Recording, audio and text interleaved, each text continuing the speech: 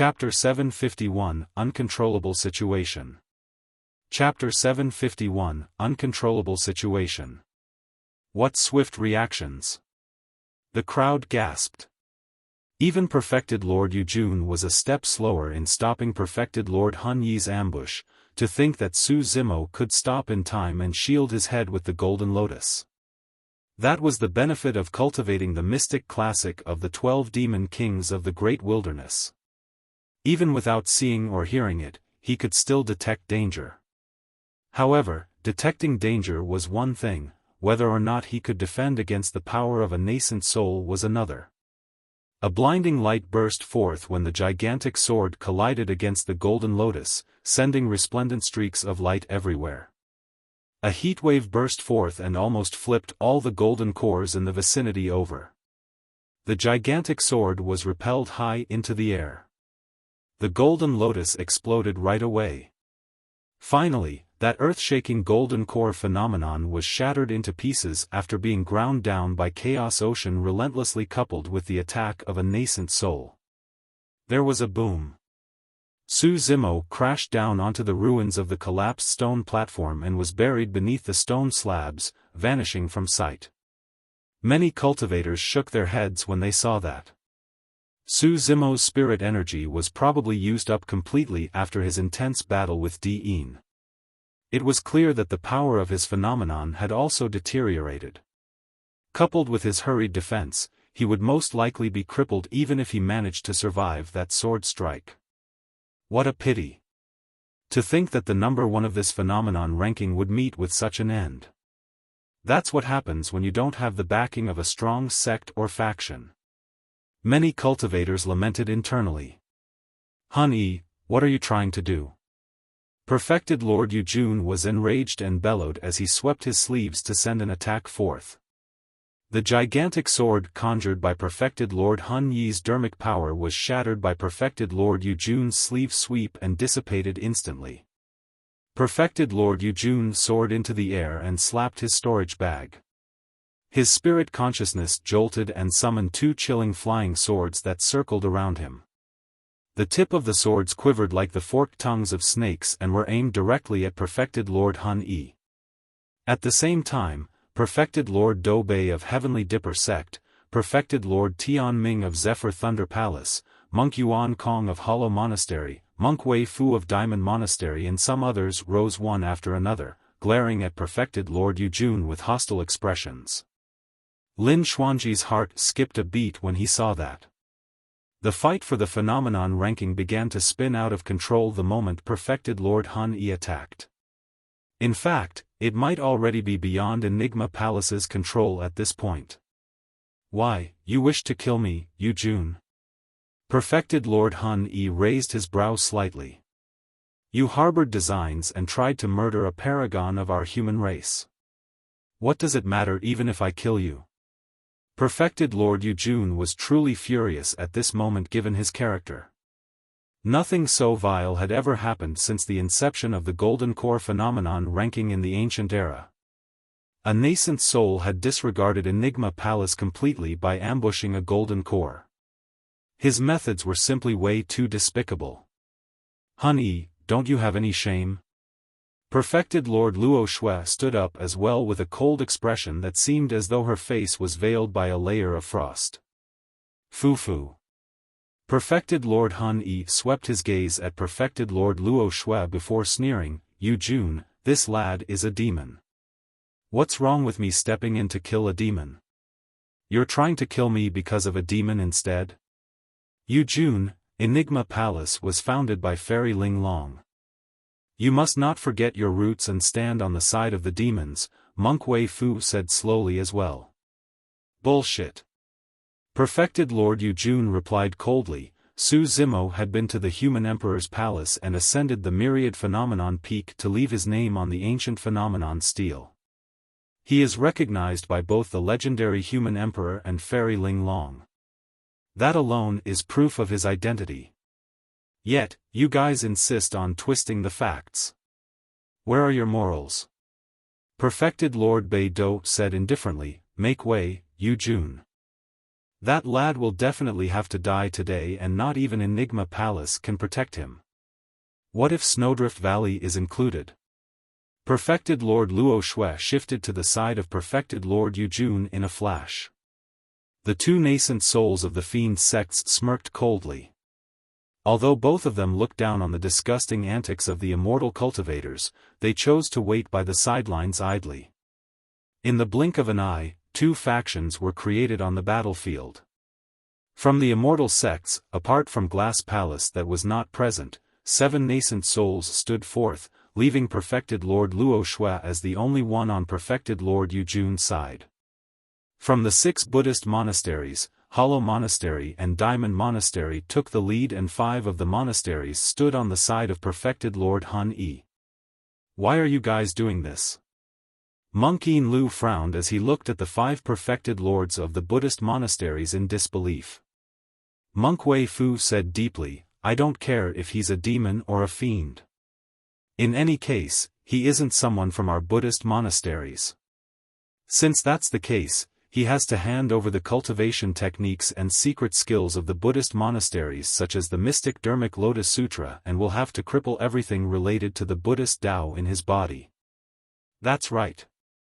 The Tao of Buddhism must not be leaked to outsiders. The perfected Lord of Clear Heart Nunnery nodded as well. What are you talking about? Monk Yin Lu said, Buddhism places emphasis on the idea of karma. It's his karma that brought him the opportunity to cultivate the world-cleansing green lotus. You guys. When he saw the gazes of Monk Yuan Kong and the others, Monk Yin Lu was enlightened and suddenly stopped speaking. The people opposite him were not trying to kill Su Zimo for some righteous reasons. They were merely doing it out of greed. Monk Yin Lu sighed and rose before walking to Perfected Lord Yujun's side. Even so, Perfected Lord Yujun's group only consisted of the 3 of them. However, there were a total of 12 nascent souls on Perfected Lord Hun Yi's side. The difference in numbers was clear. In midair, the atmosphere between the two factions was extremely tense. The 100,000 or so golden cores on the ground were also gradually divided into factions. The majority of them, close to 70,000 people, chose to sit by the sidelines. Many cultivators from immortal sects were gathered, led by Chaos Essence Sect and Zephyr Thunder Palace. There were almost 30,000 of them, and they surrounded Little Fatty, Ji Cheng Tian, Xiaoning, Demonis Ji, and the others. Su Cheng and Heng Qiuyu from the immortal sects and Monk Jian Kong and Monk Zhu Chen of the Buddhist monasteries were among them as they glared at Little Fatty and the others greedily. As long as the order was pumped down from midair, a battle would break out on the ground instantly as well. Anyone that's unrelated should get as far away as possible. Su Cheng glared at Little Fatty, Ji Cheng Tian and the others before sneering, don't think that we won't dare to lay our hands on you just because you're a cultivator from some of the unorthodox groups or heretical doctrines. Anyone on Su Zimo's side is my enemy, so don't blame me for not showing mercy. Right now, Dean was severely injured and was swallowing elixirs to heal up. Su Zimo had fallen into the ruins. Although his fate was unknown, he was most likely crippled. Ren Tu of Azura sect, who was ranked number 3 on the phenomenon ranking, did not intervene. As such, Su Cheng, who was ranked number 4, was definitely qualified to make such a statement. Spat. The spirit tiger rolled his eyes and scolded, "Who do you think you are?" Su Cheng gave a menacing laugh and pointed to Monkey and the other demons behind Little Fatty, saying with a murderous aura, "None of you shall escape today. I'm going to peel your skin and crush your bones into ashes." Roar. Monkey, the spirit tiger and the others roared and reverted to their demon forms. Unknowingly, Night Spirit's figure had already vanished from the spot. Nobody knew how he left. Nobody could even spot any traces of him. Yujun, make way. Perfected Lord Hun Yi raised his chin and said coolly with a sharp gaze, "Su Zimo has to die today, that's the main point. Even Enigma Palace won't be able to stop us." Boom. Right then, a tremendous explosion could be heard from the ruins on the ground. Sand and gravel flew everywhere. In the billowing dust, a green figure could be seen rising faintly with dancing black hair. He gave off a terrifying aura and his eyes shone coldly with a torrential killing intent. Chapter 752, Chaotic Battle. Chapter 752, Chaotic Battle. The dust dispersed and revealed the true appearance of the figure. It's Su Zimo. He's not dead. That golden lotus phenomenon that was dimmed and on the verge of dispersing was able to withstand a sword strike from a nascent soul?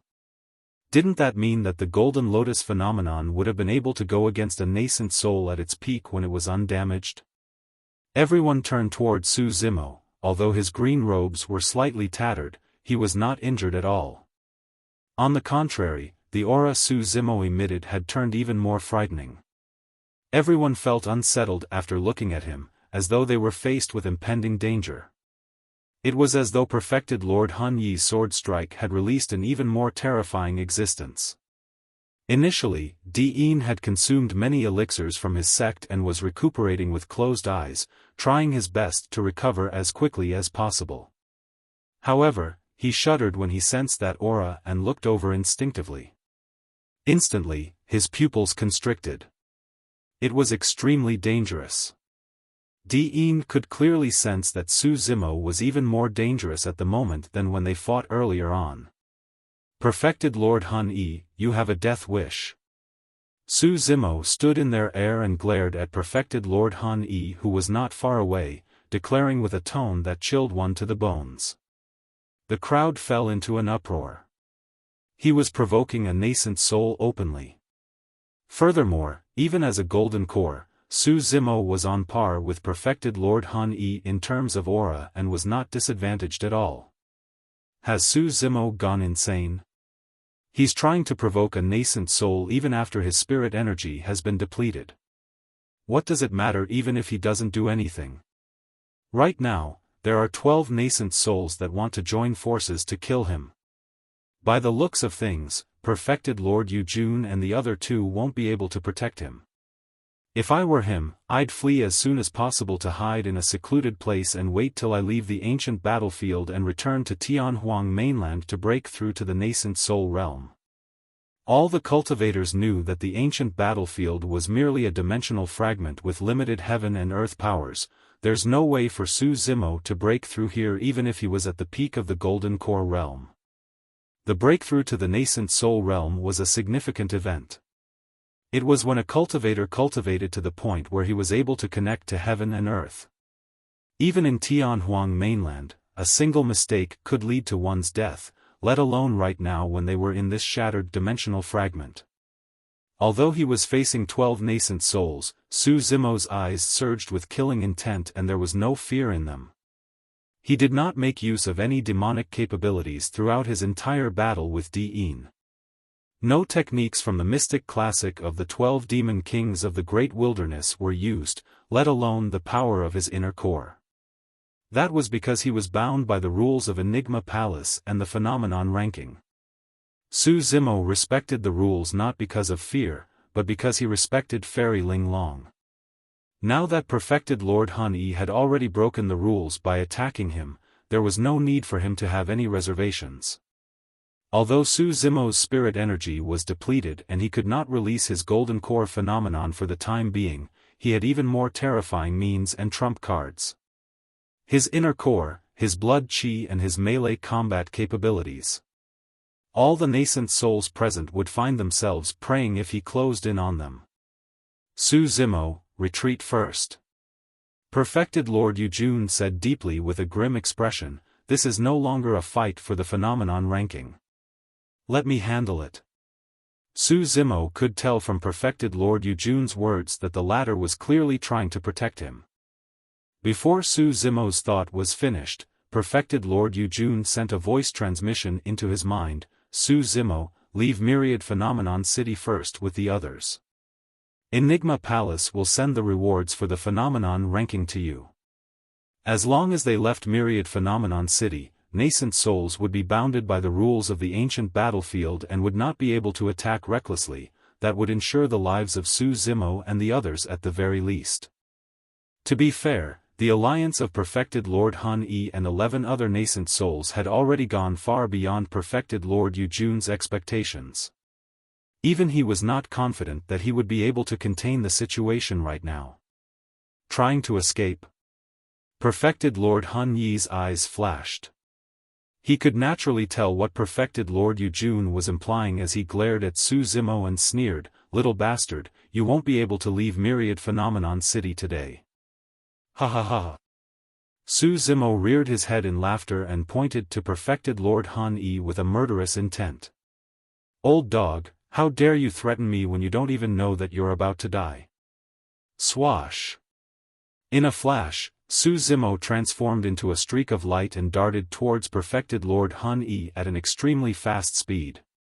Su Zimo had taken the first move against the alliance of 12 nascent souls. "Bastard, you're courting death. You truly don't know what's good for you. Kill him." Perfected Lord Han Yi, Perfected Lord Tian Ming and many other cultivators attacked in succession, locked onto Su Zimo. With that order, Su Cheng and Monk Jian Kong's faction on the ground broke out into a massive fight against Little Fatty, Ming Zhen and the others.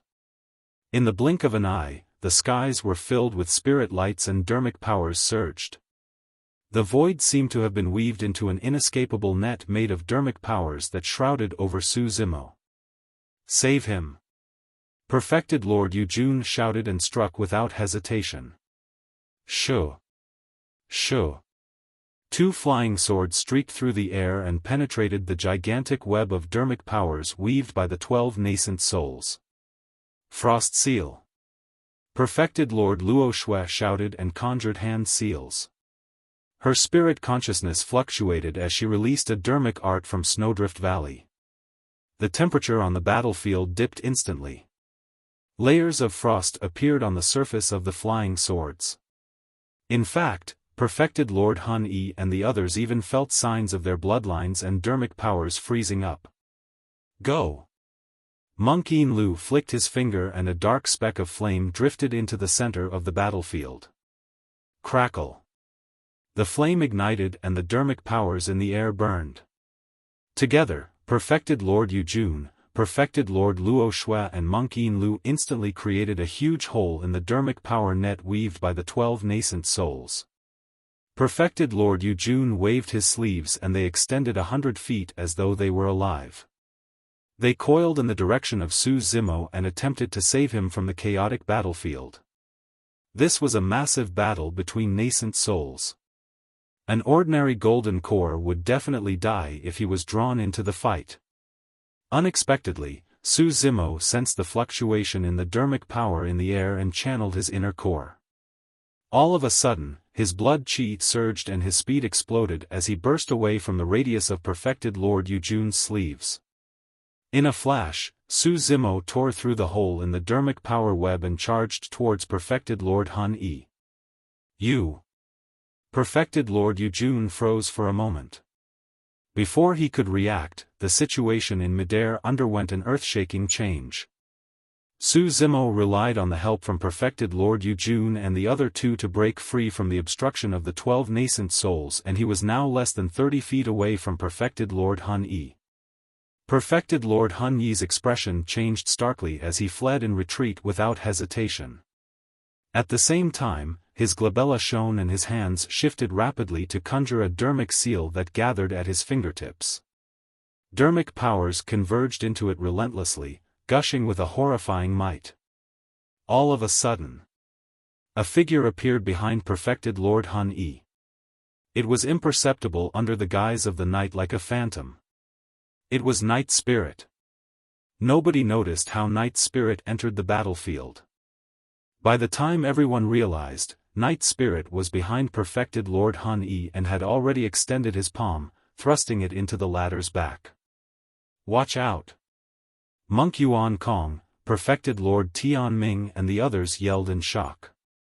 Perfected Lord Han Yi was a top-tier expert of the nascent soul realm after all. He reacted within a split second and Dharmic powers exploded from his robes with a bright glow. 5 Dharmic patterns. He was wearing a perfect-grade defensive Perfected Lord Dharmic weapon. As a top-tier expert of the nascent soul who had undergone countless battles and a Perfected Lord of Chaos Essence sect, there was no way he would not possess some treasures. How could he be killed in melee range so easily?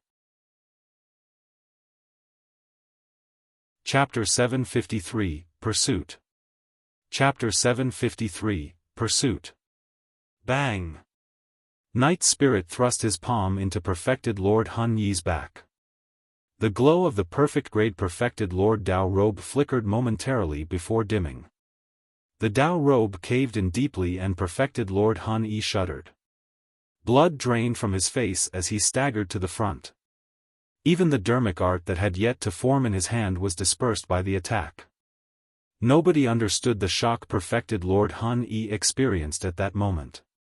It was lucky that he wore a perfect-grade Perfected Lord Dao robe.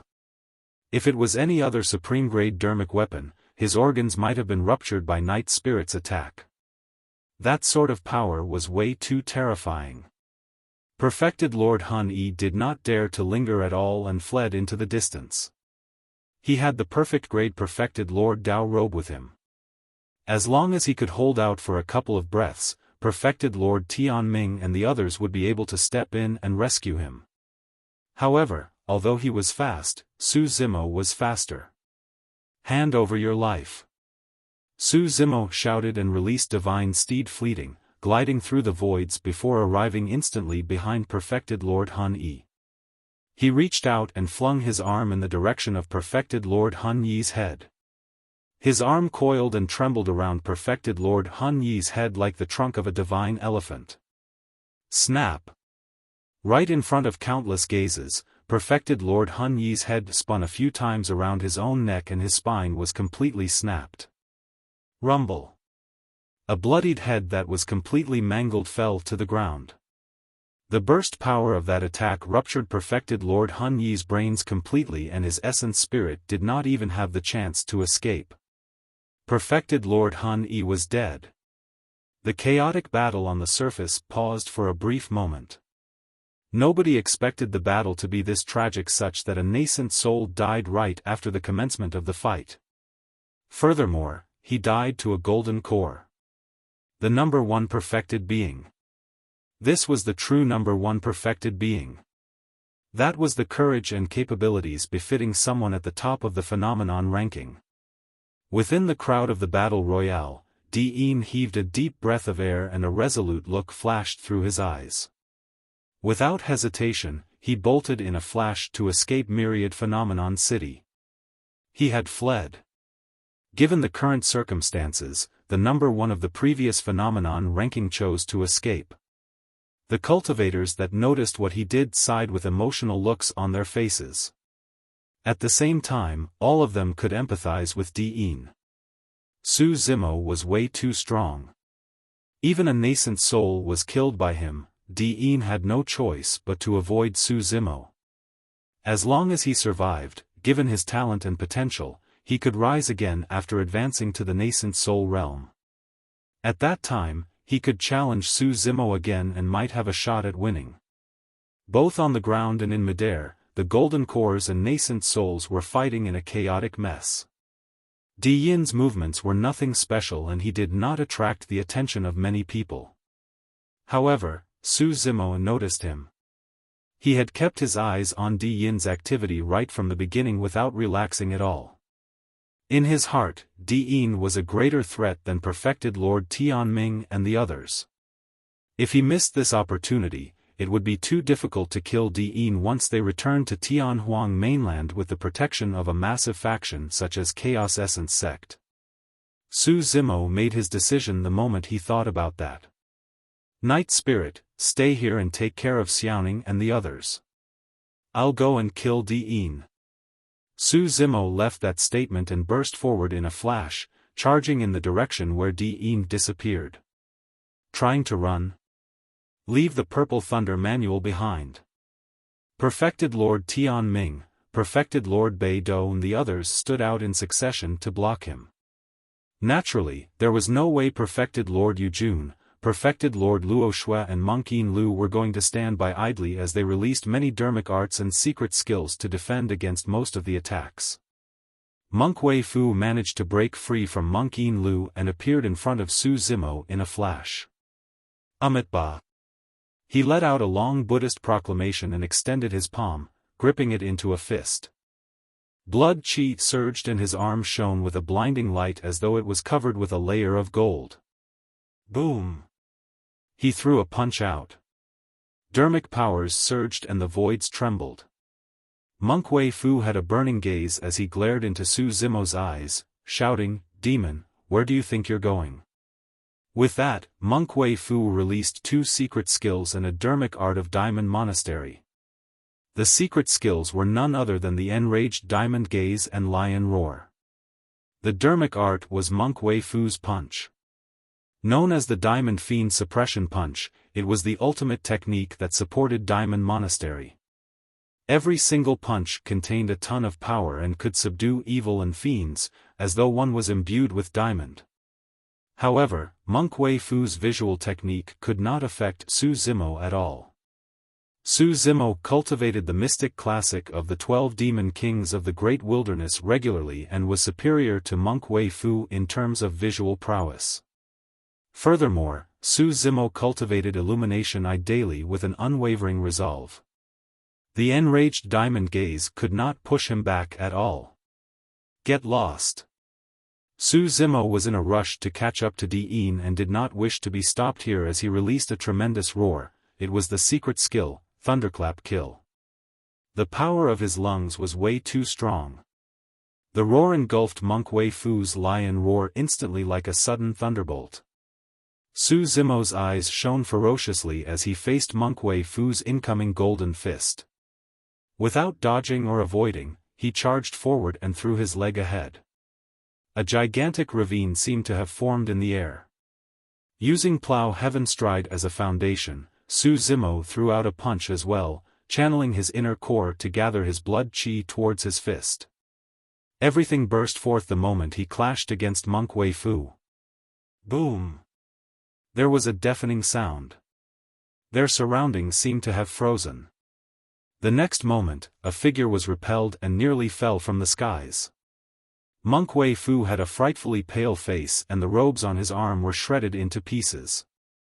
His flesh split apart with a series of frightening bloody rips. Pust.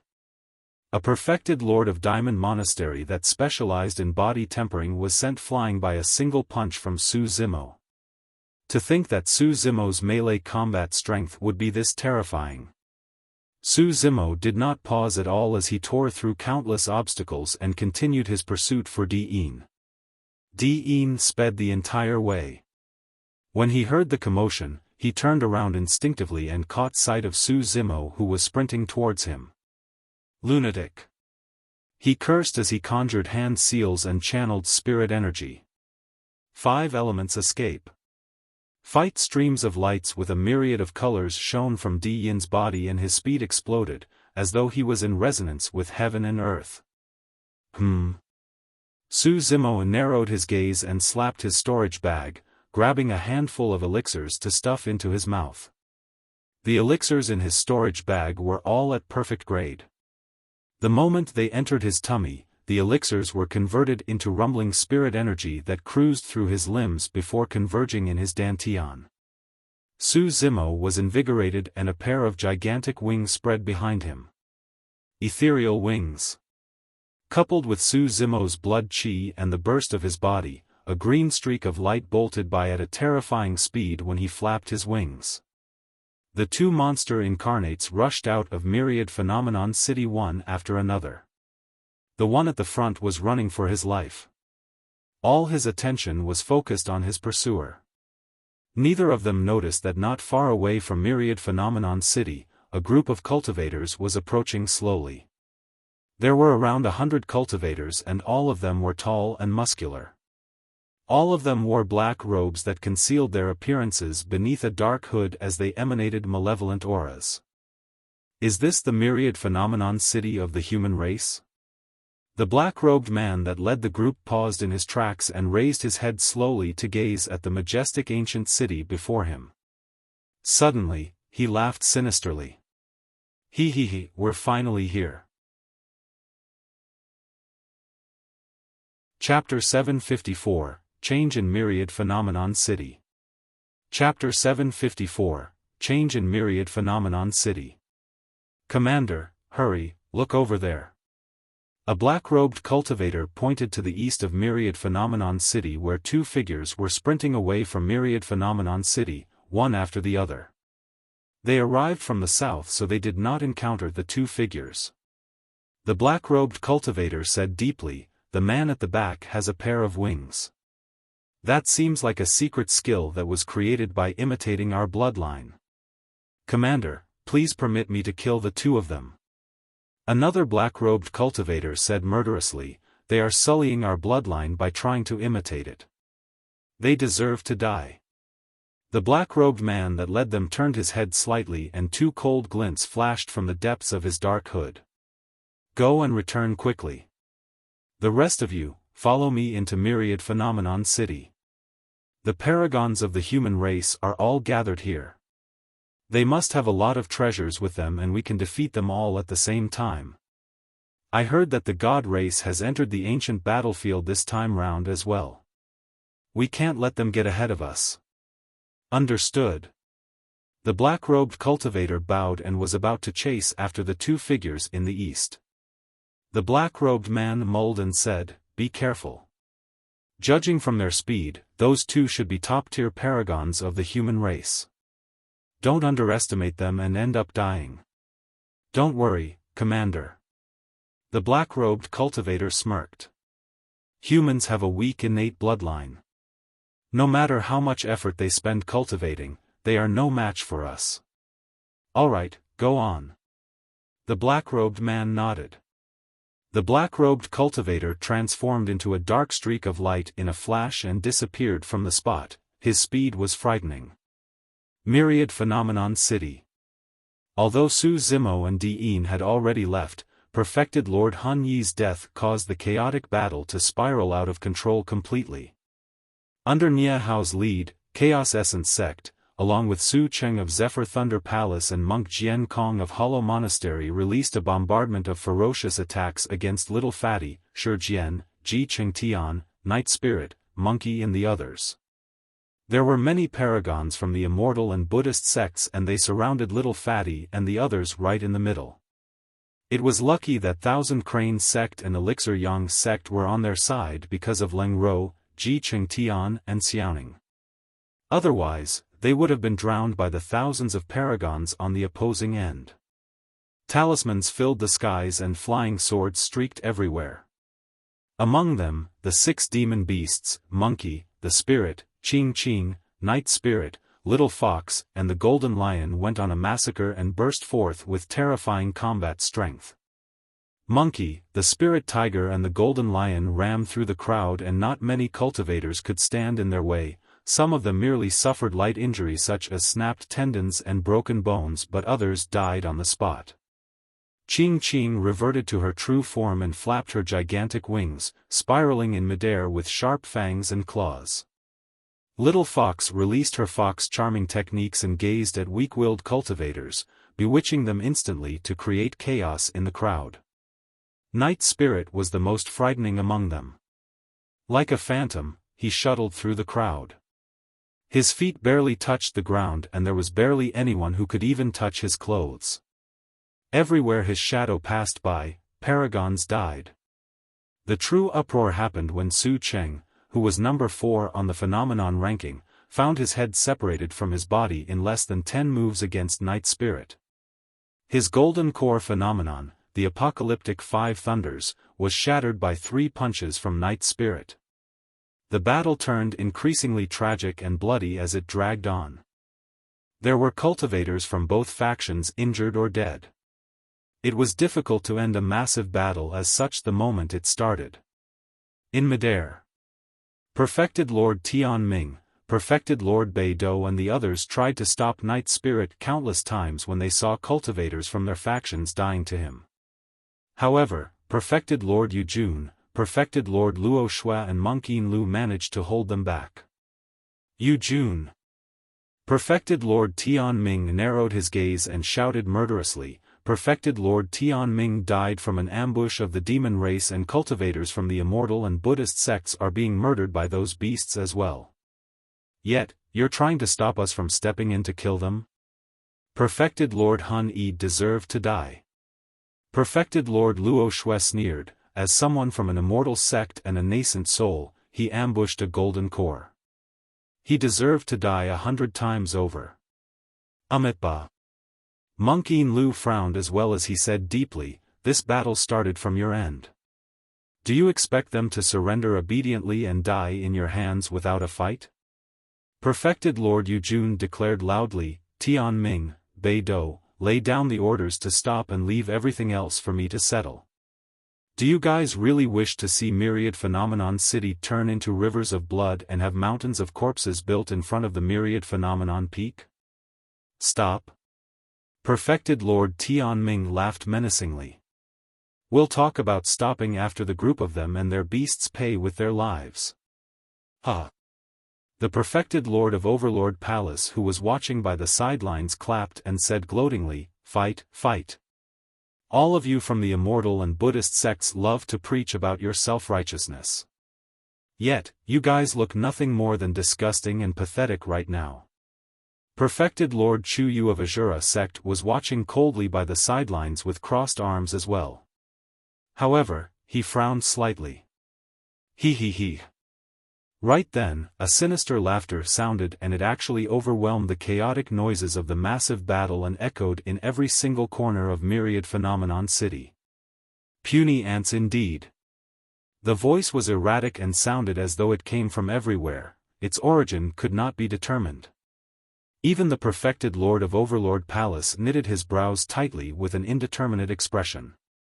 His glabella shone as he spread his spirit consciousness all around in a continuous search.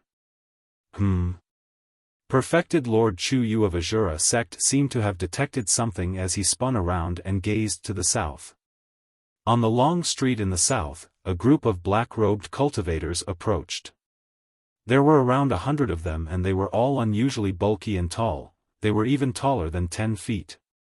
Although they wore black robes and their appearances could not be seen, it was clear from their figures that they were not humans.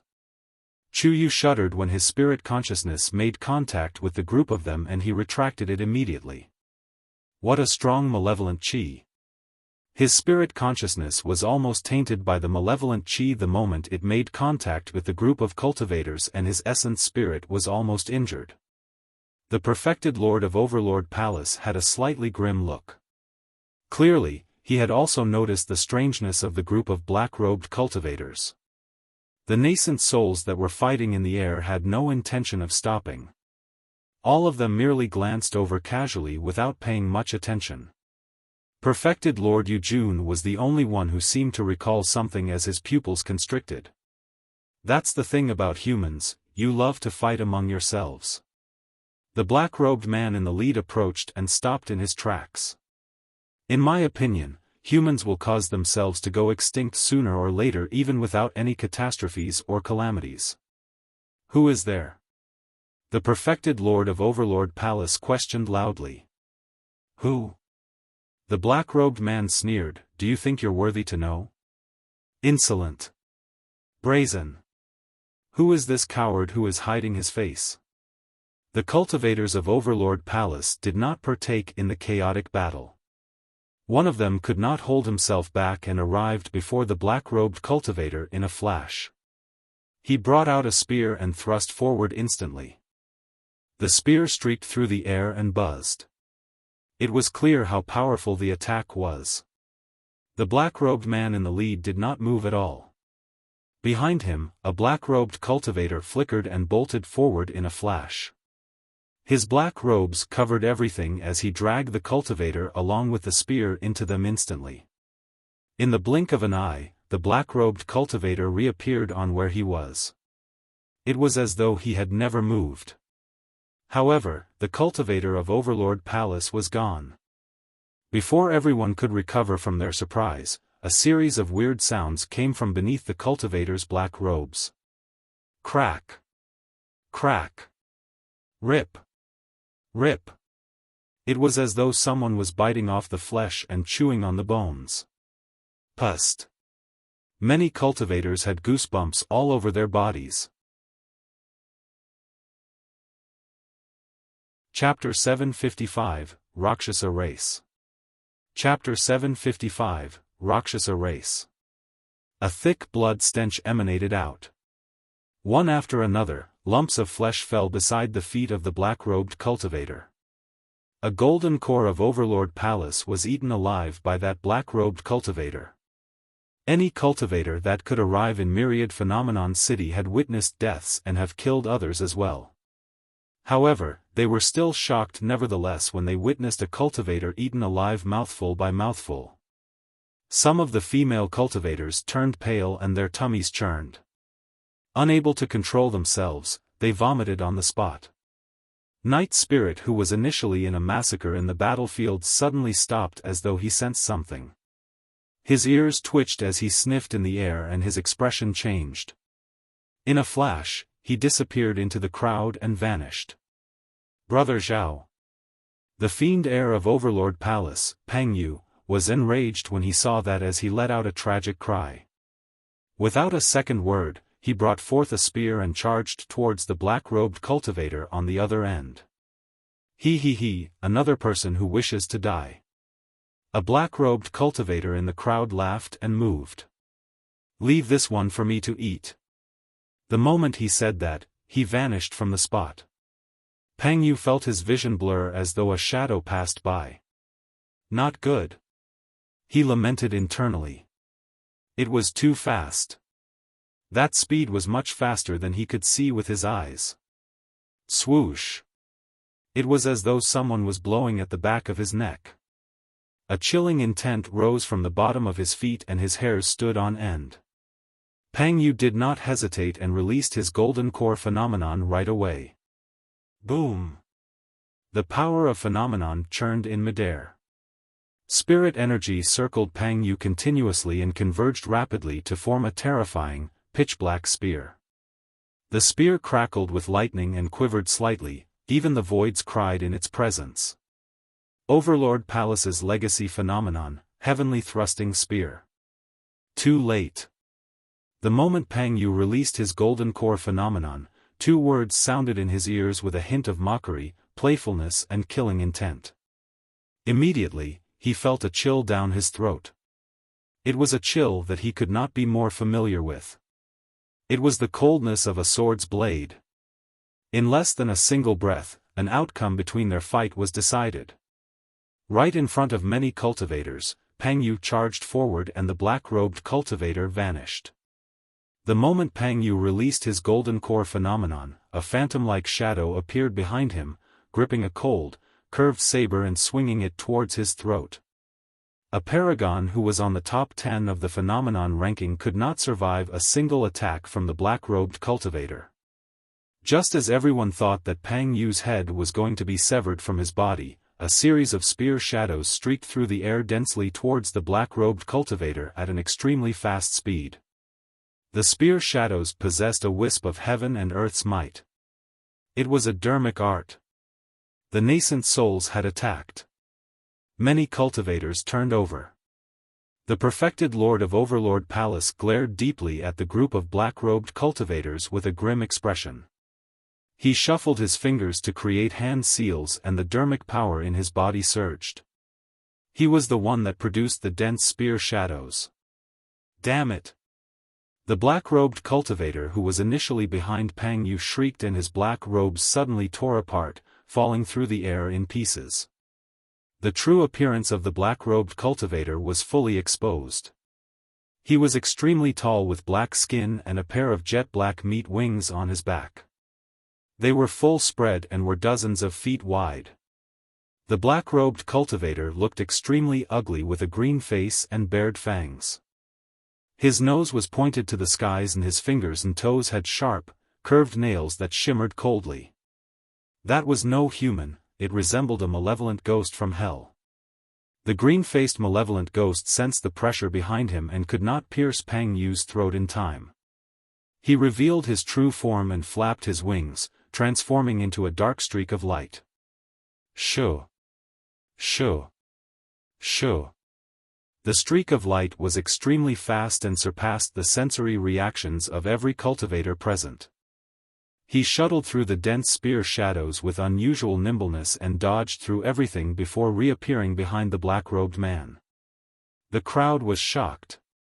On the one hand, they were shocked at the repulsive and ugly appearance of the creature. On the other hand, they were shocked at his capabilities. There was no Dharmic power fluctuation from the green-faced malevolent ghost.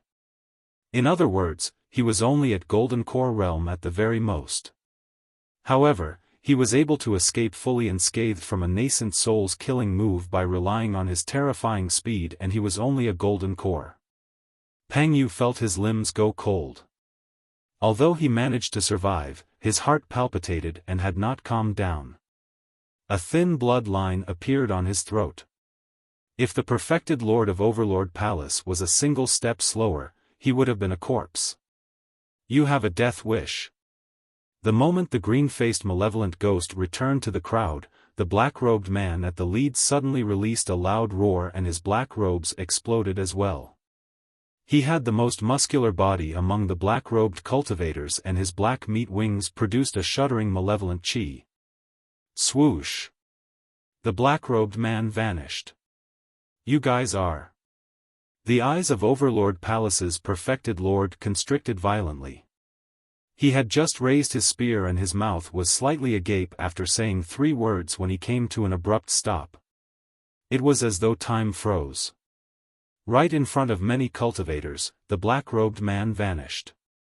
By the time he reappeared, he was already behind the perfected Lord of Overlord Palace and his wings were retracted. The black-robed man wielded 2 extremely curved sabers that were etched with complicated, ancient patterns in each hand. Drip. Drip. Grisly blood droplets fell slowly one after another from the sharp blades. Rumble. The head of Overlord Palace's perfected lord slid down from his neck and rolled a few times on the ground. The eyes of the bloodied head were wide open, as though they experienced immense shock up till his death. The perfected Lord of Overlord Palace was dead. He could not survive a single attack from the black-robed man.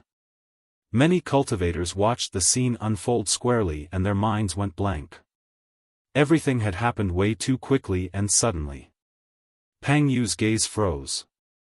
Before he could even rejoice over his survival, his sect's senior who stood in to save him was already dead. The nascent souls who were initially fighting to their deaths in midair came to a stop in unison. Perfected Lord Yujun, Perfected Lord Bei Do, Perfected Lord Tian Ming, Monk Yin Lu and the others had grim expressions as they stared at the creatures with green faces and bared fangs on the long street. There was a deep cautiousness in the depths of their eyes. In fact, it was fear.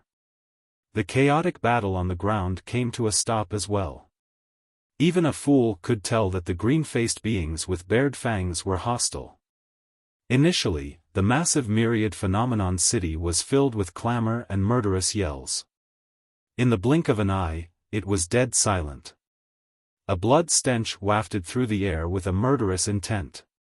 Night Spirit was hidden among the crowd. He glared at the green-faced beings with bared fangs. Although his eyes surged with killing intent, they deepened as he retracted his aura and tried his best to conceal his gaze so that the opposing faction would not notice. Little Fatty stood right beside Lin Xuanji and could clearly detect the minute actions coming from the latter. Lin Xuanji's hands behind his back were trembling slightly. "Brother Lin, what's their background?" Little Fatty whispered. With an ashen expression, Lin Xuanji gulped before replying slowly, "One of the primordial 9 races, the Rakshasa race." Chapter 756, Giving Up Without a Fight. Chapter 756, Giving Up Without a Fight. Little Fatty and the others were shaken by what they heard. Instantly, the stories and legends of the primordial 9 races surged into their minds. Legend has it that in the primordial era, there were 10,000 races that stood dominant. Among them, 9 of them reigned supreme, and they were later known as the primordial 9 races. The 9 races reigned above the 10,000 races, and their status was unshakable. Bloodlines, legacy memories, secret skills and cultivation techniques that were passed down from the 9 races were way too strong and could suppress the 10,000 races. Unlike humans who were innately weak, the 9 races were incomparably strong from birth. Even without cultivating, they were strong enough to dominate the 10,000 races, let alone humans who were oppressed right at the bottom as slaves. In the eyes of the primordial 9 races, humans were even cheaper than ants. A legendary war broke out in the primordial era that exterminated countless races with bones laid everywhere and rivers of blood. Because of that, the primordial 9 races was severely injured as well. Otherwise, the human race would not have had any chance to rise. In the ancient war thereafter, humans secured a tragic victory. The primordial 9 races were severely injured and scattered all around Tianhuang mainland to live ignobly. Those were later on known as the 9 Forbidden Grounds. Be it seniors from Immortal, Buddhist of Fiend sects, they would always instruct their disciples to never ever step foot into the 9 Forbidden Grounds. Even during the golden era of the human race where multiple emperors rose and a legendary talent such as the human emperor was born, the primordial 9 races could not be wiped out entirely. That was enough to show the terror of their foundation. For most cultivators, their knowledge of the primordial 9 races only came from some sparse descriptions in ancient books or from brief descriptions from seniors of their sections.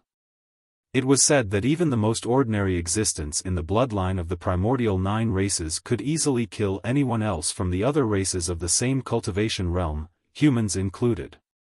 For the primordial 9 races, the strongest among them with the purest bloodlines could even kill cultivators who were in major cultivation realms above them. Those were originally merely legends. But now, it has turned into a bloodied truth. The most muscular Rakshasa was clearly one of those with strong bloodlines. Although he was at the Golden Core realm, his movement techniques were extremely swift such that even nascent souls could not react to him. In midair, perfected Lord Tian Ming, perfected Lord Bei Do and the others had grim expressions. If they were in the position of Overlord Palace's perfected Lord, they would have died as well. Sigh, we did not manage to avoid this in the end. Perfected Lord Yujun gave a long sigh and revealed a deep look of worry in his eyes. The reason why the phenomenon ranking was pushed forward for more than a month this time round was because he had caught wind of news that clansmen from the primordial 9 races had entered the ancient battlefield.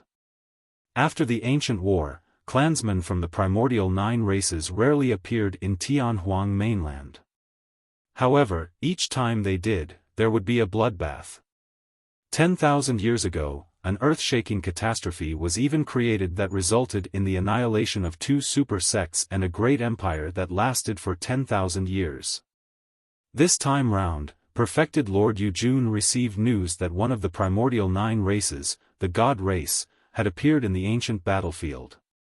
The God race definitely had a motive for entering the ancient battlefield, but he did not know exactly what it was. However, in order to avoid any clashes with them, perfected Lord Yujun chose to push the fight for the phenomenon ranking forward. To think that they could not avoid it eventually. Furthermore, judging from the current situation, the circumstances were worse than he had imagined. The Rakshasa race had already entered Myriad Phenomenon City before the God race appeared. They waged a massacre the moment they attacked. They were hostile. The Rakshasa race was the most violent among the primordial 9 races. With meat wings behind their backs, they were extremely swift and ate people. Furthermore, they loved to consume flesh and bones. Among the Rakshasa race, the men were extremely hideous with dark skin, red hair, green eyes and faces with bared fangs. They looked absolutely terrifying. However, the women were beautiful, charming and looked no different from humans. The Rakshasa race also possessed the fastest speed among the primordial 9 races. Perfected Lord Yujun glared at the tallest and most muscular Rakshasa leader before asking deeply, "Why has the Rakshasa race visited Myriad Phenomenon City that belongs to our human race? We're naturally here to eat some humans." The Rakshasa leader laughed sinisterly and revealed a pair of bloodied and sharp fangs. "Ow, ow." The Rakshasa clansmen behind him became extremely excited and peeled off their black robes. Each of them spread their black meat wings and revealed their true appearances, smacking their lips as though they wanted to charge forward immediately. Perfected Lord Yujun's face flashed with rage before slowly calming down. However, Perfected Lord Tianming, Perfected Lord Beidou and the others had shimmering gazes as they glanced out of Myriad Phenomenon City from time to time in deep thoughts. Perfected Lord Yujun said coldly, "Every one of the Rakshasa race, Myriad Phenomenon City is a sacred place for the human race and there are more than 100,000 human paragons gathered here right now. There's only slightly more than 100 of you. If we truly break out into a fight, how many of you can manage to scrape out alive?" His tone was murderous and robust. As the successor of Enigma Palace, no matter how cautious he was in his heart, he could not retreat. Furthermore, there were many paragons of the human race in Myriad Phenomenon City. If they banded together, they would be a force to reckon with and the 100-odd Rakshasa clansmen might not be able to win. Human paragons? The Rakshasa leader extended a grisly red tongue and smacked his lips before snickering. "I love to eat the flesh and drink the blood of paragons." The moment he said that, his figure vanished. The expressions of Perfected Lord Yujun and the others changed starkly. Immediately after, the Rakshasa leader's voice sounded. It was erratic and his exact location could not be determined, but his voice spread through the entire Myriad Phenomenon City. "There's so much fresh meat here. Kill them." More than 100 Rakshasa clansmen soared into the air and transformed into streaks of dark light that bolted into the crowd for a massacre. "How dare you!" Perfected Lord Yujun was enraged and summoned his destiny flying sword immediately. It hovered in front of his chest as he shouted, "Everyone, don't panic. As long as we stick together." Before he could finish his sentence, he was interrupted by another voice. "Cultivators of Zephyr Thunder Palace, heed my orders and swiftly follow me to leave Myriad Phenomenon City." Perfected Lord Tianming's voice sounded and lightning crackled around him as winds howled. He had released his sect's secret skill, Zephyr Thunder Escape, to flee out of Myriad Phenomenon City. "Cultivators of Heavenly Dipper Sect, heed my orders. All of you, get out of this place." Perfected Lord Beidou's figure flashed as he fled out of Myriad Phenomenon City with a panicked expression without hesitation. Immediately after, monks Yuan Kong and Wei Fu pumped down similar orders. There were more than a dozen nascent souls, but in the blink of an eye, half of them chose to flee without fighting. The many golden cores present were undecided in their flusters to begin with. When they heard the voices, many cultivators fled away from Myriad Phenomenon City instinctively. Instantly, the long street was in chaos. There were screams and tragic cries. "You guys!" Perfected Lord Yujun's eyes were widened as chills ran down his body. Initially, their only shot at survival was if they joined forces and let go of bygones to stand together against the Rakshasa race.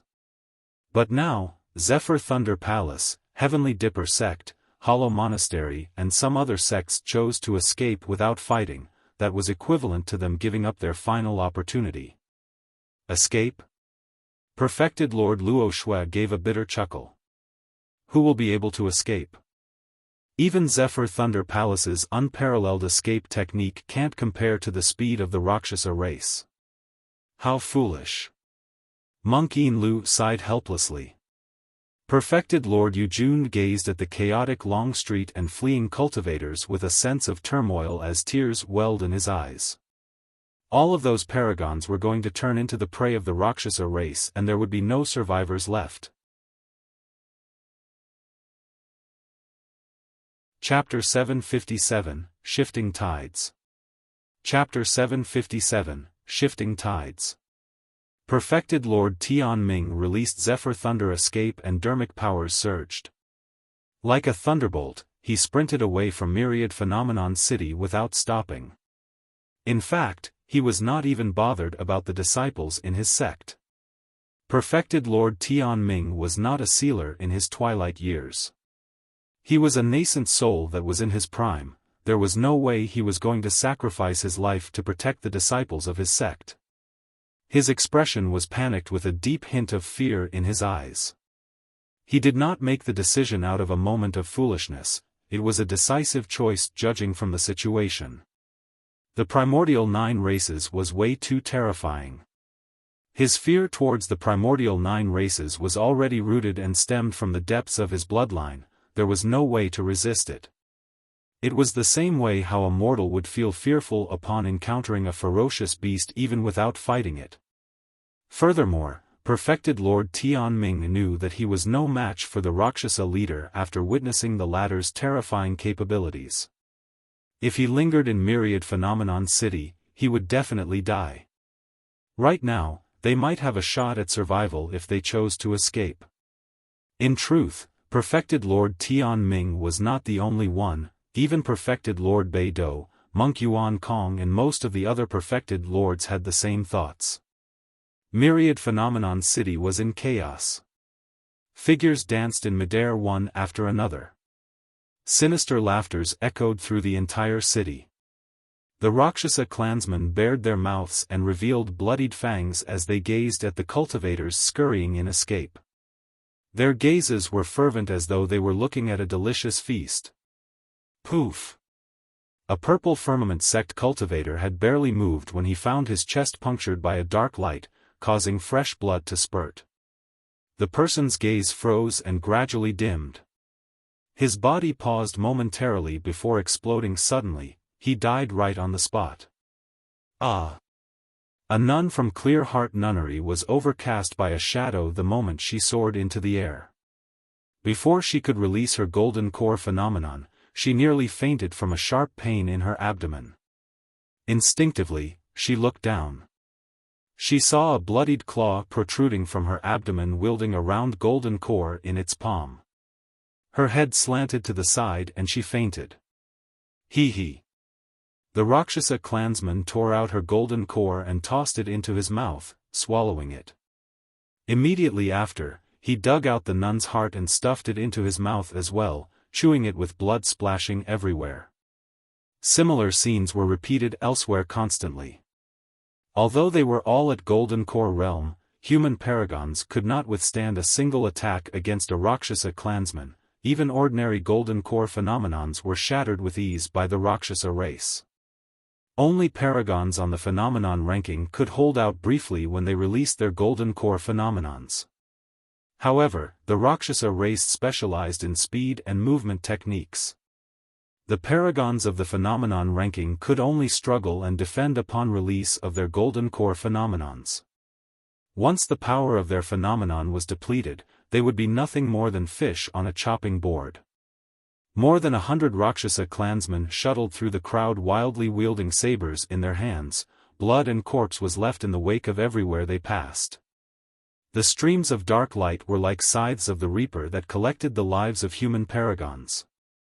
There were more than 100,000 cultivators fleeing in all directions. Little Fatty and the others were gathered together and their small group had yet to attract the attention of the Rakshasa race. What should we do? Little Fatty's forehead was filled with sweat as he asked softly. The group of them was gathered purely because of Su Zimo. Now that he wasn't around, none of them had any plans. They had various expressions and different thoughts. What's there to be afraid of? Monkey's eyes were bright and bloodshot as he glared at the Rakshasa dark lights that streaked through the air one after another. With a fierce gaze, he said in a chilling voice, "We'll just kill the hell out of them no matter what race they are." Heis. Ji Qingtian sighed. While that may be the case, the Rakshasa race is simply way too terrifying. Although he had a pained expression when he looked at cultivators in the city dying one after another with their heads severed, he felt a sense of helplessness. Xiaoning pursed her lips tightly and was about to tear up. Even with Leng Rou's cold personality, her heart wrenched at the sight of her fellow sect mates from Thousand Crane sect dying, and she had a bitter expression. The spirit tiger gulped and his eyes shone as he whispered, "Brother Monkey, the Rakshasa race has yet to provoke us. Let's avoid their brutality for the time being." Lin Xuanji sighed at the sight of this. Even within their group, everyone had varied opinions, let alone 100,000 cultivators that came from all over Tianhuang mainland from different sects and factions. It was completely unrealistic for the 100,000 cultivators to band together. Their cohesiveness was gone. It was going to be difficult for the human paragons to escape from today's calamity. Notwithstanding Little Fatty and the others, even the demon beasts on Su Zimo's side such as Little Fox, Ching Ching, the Golden Lion and the Spirit Tiger were flustered with fear in their eyes. Monkey was the only one with a prideful gaze and sustained ferocity. Night Spirit was expressionless as he followed behind everyone with a cool gaze, nobody could read his thoughts. "Night Spirit, what do you think?" Monkey turned to ask. "We'll take advantage of the chaos to escape." Night Spirit spoke with a deep voice, "If we get into a fight, it'll be difficult for us to escape unscathed." Monkey calmed down and gathered his thoughts. Even if he was confident in his unparalleled combat strength, he would only be able to take on up to 2 Rakshasa clansmen at best. The group of them merely consisted of slightly more than 10 people. However, there were more than 100 from the Rakshasa race. Furthermore, there was an even more terrifying Rakshasa leader who could kill nascent souls.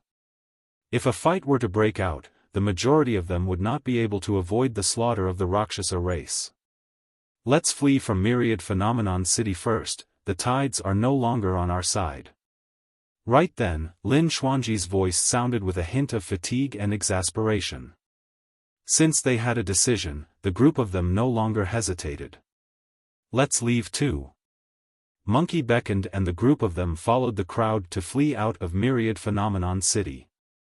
In midair, Perfected Lord Tianming sprinted the entire way with lightning speed. Hot on his tails was a sword light that traveled at an extremely fast speed. "Yu Hua, get lost." Perfected Lord Tianming caught sight of the sword light from the corner of his eyes and his expression changed as he hollered. The sword light was Perfected Lord Yu Hua from Sword Sect who had released Sword Escape. Perfected Lord Tianming knew that if 2 nascent souls were gathered together, they would become a greater target and attract the attention of the Rakshasa race more easily. "Why don't you scram further instead?" Perfected Lord Yu Hua was not willing to relent and rebutted instead. Before his sentence was finished, both Perfected Lord Tianming and Perfected Lord Yu Hua felt a chill down their spines. An evil gust of wind blew and a dark light tore through the air. It was too fast. The Rakshasa leader had actually caught up to them in a flash. Perfected Lord Yu Hua was fully focused on escaping and reacted a tad too late. A blood light flashed and the next moment, his head was severed from his body. A tiny man that glowed flew out of Perfected Lord Yu Hua's glabella with a flustered expression. After leaving the body, it trembled all over, clearly unable to withstand the killing intent and bloodlust shrouding around Myriad Phenomenon City. The essence spirits of nascent souls were way too fragile. The moment the essence spirit of a perfected lord leaves his body, it is extremely susceptible to irrecoverable damage and might even die. However, at that moment, Perfected Lord Yu Hua could not afford that many considerations. Yet, the moment his essence spirit escaped, it was gripped by a pitch-black muscular palm. "Caw, caw." The Rakshasa leader's laughter sounded. "I've yet to experience the taste of a perfected lord's essence spirit. I'll savor it today." He stuffed Perfected Lord Yu Hua's essence spirit into his mouth and crushed it within a few chomps. Perfected Lord Tianming felt chills run down his spine at the sight of that. His limbs went cold and he almost fell from midair. Chapter 758, Arrival of the God Race. Chapter 758, Arrival of the God Race. The Rakshasa leader consumed perfected Lord Yuhua's essence spirit and shifted his gaze towards perfected Lord Tianming, who was not far away. He snickered and revealed a row of blood-stained and menacing fangs. It's over. Perfected Lord Tianming was devastated and had even given up on resisting entirely. How dare you, outsider race! Prepare to die. A series of deafening yells sounded from midair. It was perfected Lord Yujun, perfected Lord Luo Shui and Monk Yin Lu who had arrived just in time. They struck at the same time without hesitation and released the strongest secret skills of their sects. Instantly, Dharmic powers surged and the weather changed. The Rakshasa leader could sense the terror of the power, although perfected Lord Yujun and the others were behind him. While the Rakshasa race was one of the primordial 9 races and he could kill nascent souls who were a major cultivation realm above him, it did not mean that his power was enough for him to take on nascent souls head-on. Furthermore, this was an attack from 3 top-tier perfected lords of Tianhuang mainland.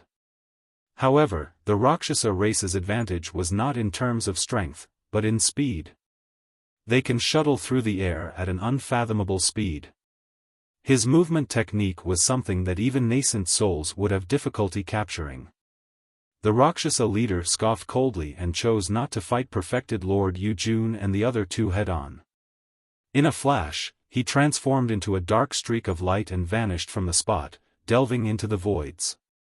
Perfected Lord Yujun and the other 2 were relieved when they saw the Rakshasa leader escape.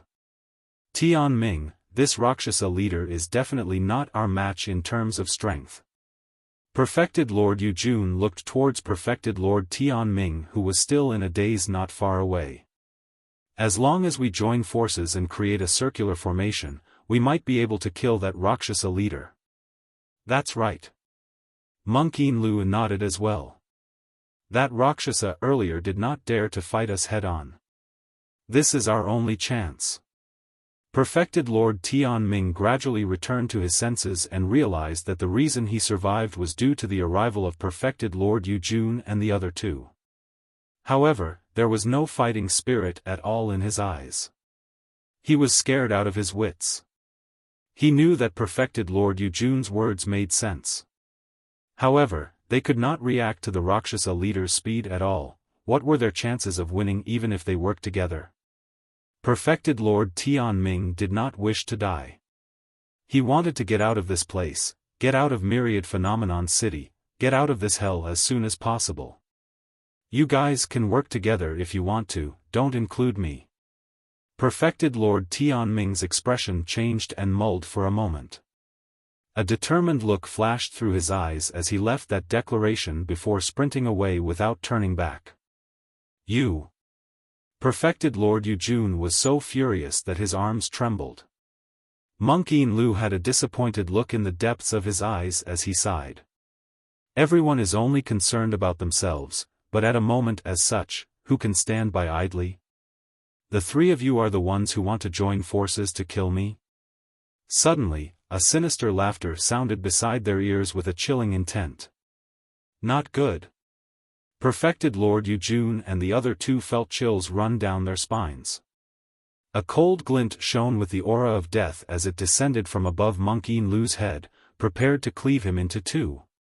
Hurry, retreat. Perfected Lord Yujun released a burst of power and jerked Monk Yin Lu away. A blood light flashed. An arm was flung into the air with blood spraying everywhere. Although Monk Yin Lu managed to survive, perfected Lord Yujun lost an arm and blood spewed from his wound. Perfected Lord Luo Shui rendered assistance hurriedly and shielded perfected Lord Yujun. With a wave of her hand, she laid down layers of ice crystals that reflected different light rays to distort one's vision, blocking the Rakshasa leader for the time being. Perfected Lord Yujun's face was extremely pale. The weapons of the Rakshasa race possessed an extremely evil type of power. They rendered injuries with unstoppable blood flows. After losing an arm, his blood chi was severely depleted and his combat strength was almost non-existent by now. Furthermore, the injury was serious and almost irrecoverable. Regeneration of limbs was only available at the conjoint body realm. However, the path of cultivation was arduous and treacherous. It was unknown whether he could even cultivate to the void reversion realm, let alone the Dharma characteristic and conjoint body realms later on. Perfected Lord Luo Shui rescued Perfected Lord Yujun, but the Rakshasa leader did not continue his pursuit of them. A dark light flashed. Monk Yin Lu's reaction was delayed because he was worried about Perfected Lord Yujun's wounds. Instantly, a massive cut appeared across his abdomen and his organs nearly spilled out. Ugh! He grunted deeply. Monk Yin Lu knew that the Rakshasa leader had not gone all out. Otherwise, he would have been a corpse by now. He. Sinister laughter echoed through the air erratically. A moment ago, it was at the front. The next moment, it appeared behind Perfected Lord Luo Shui's back. Watch out! Perfected Lord Yujun shouted to remind her, but he was still too late. A half-foot-long cut sliced down from the top of Perfected Lord's back, any deeper and she would have been split into two. Ah! Due to the pain and immense loss of blood, Perfected Lord Luo Shui could no longer control her body as she fell from midair along with Perfected Lord Yujun and Monk Yin Lu. The three of them smashed to the ground in a wretched state, stained with blood and mud as their faces turned increasingly pale. Yes, delicious. In midair, the Rakshasa leader held Perfected Lord Yujun's arm and was chewing off its flesh, chomping down in huge mouthfuls. Perfected Lord Luo Shui felt her stomach churn at the sight of it and nearly vomited. Perfected Lord Yujun's body shook in rage and flames of anger spewed from his eyes. He was grinding his teeth so badly they were almost crushed. The life essence from your flesh is even richer and rarer. I'll keep your lives for now. If I kill all of you now, your flesh won't remain fresh. He. The Rakshasa leader laughed menacingly. Right then, as though he sensed something, he spun around furiously and glared towards the west. 8 figures streaked through the air from the west of Myriad Phenomenon City. There were men as well as women. The men were handsome and the women were gorgeous. Among them, a woman's hands and legs were bound and she looked fatigued. However, the other 7 of them glowed with a faint light. Perfected Lord Yujun and the other 2 turned around instinctively as well. In midair, 4 nascent souls were speeding towards the west. One of them was Monk Wei Fu from Diamond Monastery and the other was Monk Jian Kong from Hollow Monastery. The other 2 people were the Perfected Lords of Purple Firmament Sect and Clear Wind Temple. The 4 nascent souls encountered the incoming 8 figures. Scram!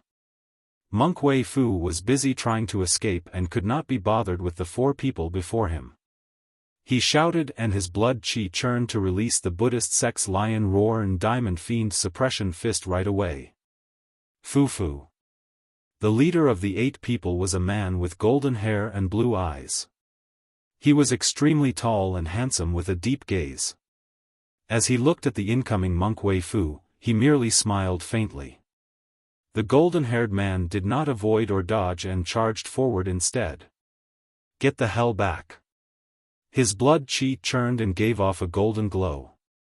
As his bloodline channeled, there were even sounds of tsunami.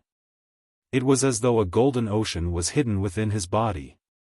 The golden-haired man extended his arm similarly and threw out a punch as well. Bang! The 2 fists collided. Time seemed to have frozen. Monk Wei Fu looked like he was in endless pain and the sound of bones cracking could be heard from his arm. Poof! He spat out a mouthful of fresh blood and his gaze dimmed as he fell from midair. His arm was ruptured. Pust! The cultivators that were fleeing were scared out of their wits when they saw that. The god race is here as well. Perfected Lord Yujun's eyes were filled with despair as he lamented tragically. Are our human paragons truly going to endure such a calamity in Myriad Phenomenon City? Chapter 759, Rivers of Blood, Catastrophe of Paragons. Chapter 759, Rivers of Blood, Catastrophe of Paragons. The god race was one of the primordial 9 races, but they were unlike the Rakshasa race. If the Rakshasa race was well known for their speed, the god race would be feared for their bloodline. The bloodline of the god race was not red, but golden. Beings of the god race possessed extremely frightening power of blood chi, physique and melee combat capabilities. Monk Wei Fu of Diamond Monastery specialized in body tempering. However, he could not endure a single blow from the leader of the god race, and his arm was ruptured by a single punch. Thereafter, the god race leader caught up to him with a couple of steps and stomped his body into pieces, destroying his essence spirit in the process. If even Monk Wei Fu could not win in melee combat, there was no hope for the other nascent souls. The god race had a noble bloodline and proclaimed themselves to be the god of all 10,000 races back in the primordial era. Their lifespans were in union with heaven and earth, and they shared the brilliance of day and night. Their bloodlines were similar to the spirit chi of heaven and earth, and they could manipulate spirit chi and Dharmic powers with ease. Beings of the god race were adept in learning spirit arts and secret skills. Not only that, the power of the skills would be amplified when it was released by them. The Rakshasa leader did not dare to take on the human nascent souls head-on and could only rely on his movement techniques and speed. However, the strength of the god race leader was enough to suppress human nascent souls head-on. The descent of the god race was absolutely devastating for the humans who were struggling to survive from Myriad Phenomenon City. The god race leader's sudden attack caused golden blood chi to shroud around him. As though he was encircled by a golden ocean, he shone brilliantly like a divine being. "Nobody is allowed to leave without my permission." Although his tone was calm, it was unquestionable. The golden hair of the god race leader danced and his eyes shone brightly. He single-handedly held back Monk Yuan Kong and the perfected lords of Purple Firmament Sect and Clear Wind Temple. Even as a golden core, he was strong enough to fight against 3 nascent souls. That was the terror of the god race. Among the remaining 6 clansmen of the god race, one of them suppressed the woman with her hands and legs bound personally. The other 5 charged into the group of human paragons who were fleeing and killed on a whim. Galaxy Vortex. The Paragon of Heavenly Dipper sect saw that the city gate was right before him and knew that he could escape from Myriad Phenomenon City the moment he rushed through it. He gathered his courage and released his golden core phenomenon to welcome the attacks. Insignificant strength. Break. The god race clansman opposite him did not avoid or dodge, and his eyes were filled with deep disdain. With a smirk, he reached out and punched the countless stars before him. Boom! The sky of stars dispersed. The phenomenon vanished. Galaxy Vortex was ranked 12th for the phenomenon ranking this time round. But now, it was shattered by a bare-handed punch from a god race clansman. That terrifying blood chi, horrifying physique and frightening strength was absolutely unstoppable. There was no way to fight against it. It happened at almost the same time. All the other golden core phenomenons of the human paragons were shattered by the god race clansmen. Phenomenon ranking? Paragons? You're nothing but a bunch of jokes. A group of ants who are merely deceiving themselves. The clansmen of the god race reared their heads in wanton laughter. Ren Tu, who was 3rd on the phenomenon ranking, released his corpse mountain blood sea and managed to defend against a god race clansman. However, the god race clansman's attack caused his golden core phenomenon to sway with a dim glow, as though it could dissipate at any moment. Ren Tu had a terrible expression and was forced to retreat continuously. It was only a matter of time before he was defeated. In midair, among the 3 perfected lords that were fighting against the god race leader, 2 of them were already dead. Monk Yuan Kong, who was remaining, was also at the end of the road. Within a few attacks, the god race leader caught hold of an opening and punched him in the chest. Monk Yuan Kong's heart exploded as he fell to the ground with fresh blood flowing out of his mouth. He died on the spot. The God Race leader stood in the air and blocked the path of escape to the west of Myriad Phenomenon City. He had a divine might and no cultivator dared to advance at all. The dense crowd of human paragons had just surged forward when they began to retreat only to find themselves killed by a dark light streaking through the air at the back. The eyes of the Rakshasa leader shifted towards the God Race leader as he smirked coldly before saying in an odd manner, "The God Race sure got here early. We're both the same." The God Race leader replied indifferently, but he did not stop in his massacre. Poof! Perfected Lord Bei-Dou's head was ruptured by a single punch from the God Race leader and his essence spirit was destroyed. Another nascent soul was dead. Myriad Phenomenon City resembled the purgatory with corpses strewn all over and rivers of blood. The human paragons were experiencing an unprecedented catastrophe. It wasn't that there were no humans that resisted as everything happened. However, against the terrifying combat strength of the Rakshasa and God Race, the cultivators did not manage to create much of an impact before being suppressed.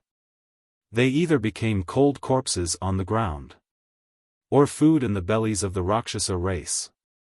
Of the 17 nascent souls, only Perfected Lord Yujun, Perfected Lord Luo Shui, Monk Yin Lu, Perfected Lord Chu Yu of Azura sect and the Perfected Lords of Soaring Feather sect and Wisdom Monastery were left. Furthermore, all 6 of them were severely injured and sat on the ground crippled. They could not do anything but watch with despaired gazes. Sinner. I'm a sinner. Perfected Lord Yujun struggled and stood up quivering, as though he had grown significantly older within an instant. When he saw the human paragons slaughtered in the hands of the Rakshasa and God Race clansmen like fish on a chopping board, it felt as though his heart was being sliced apart. This was Myriad Phenomenon City, a sacred ground for the human race. In the ancient era, the Golden Era with the birth of the human emperor alongside multiple emperors, how could any other race dare to step foot into the city? The ancient phenomenon steel was here.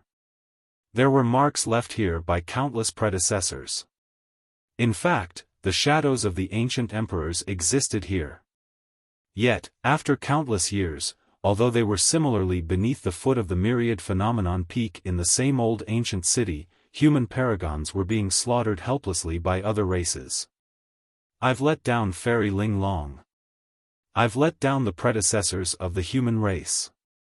Perfected Lord Yujun's face was frightfully pale due to immense blood loss as he knelt on the ground and kowtowed repeatedly towards the ancient phenomenon steel with a sorrowful expression. Heis. Monk Yin Lu sighed.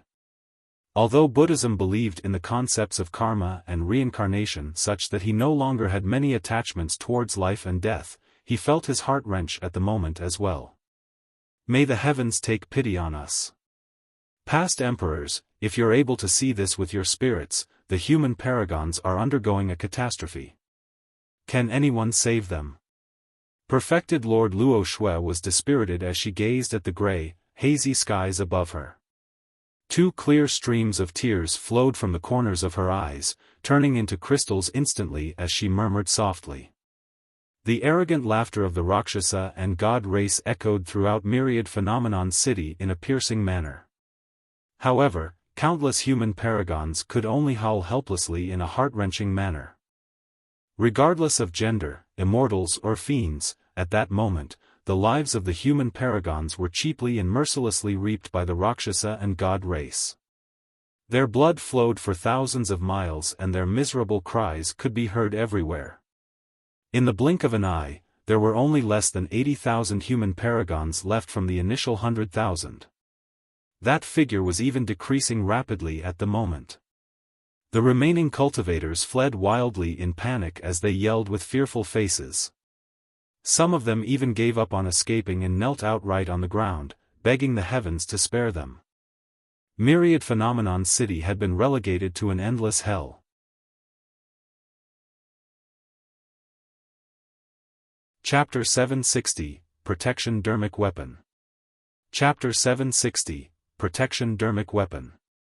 Perfected Lord Tianming sprinted the entire way and was drenched in sweat. Part of the reason was because he had exerted his Dharmic powers to their limits. Another part of the reason was because he broke out in cold sweat due to the excessive shock he received. Myriad Phenomenon City was already far behind him. Perfected Lord Yujun, Monk Yin Lu and Perfected Lord Luo Shui stepped in and rescued him from the Rakshasa leader. Coupled with the arrival of the god race, he managed to take advantage of the chaos to escape from the city.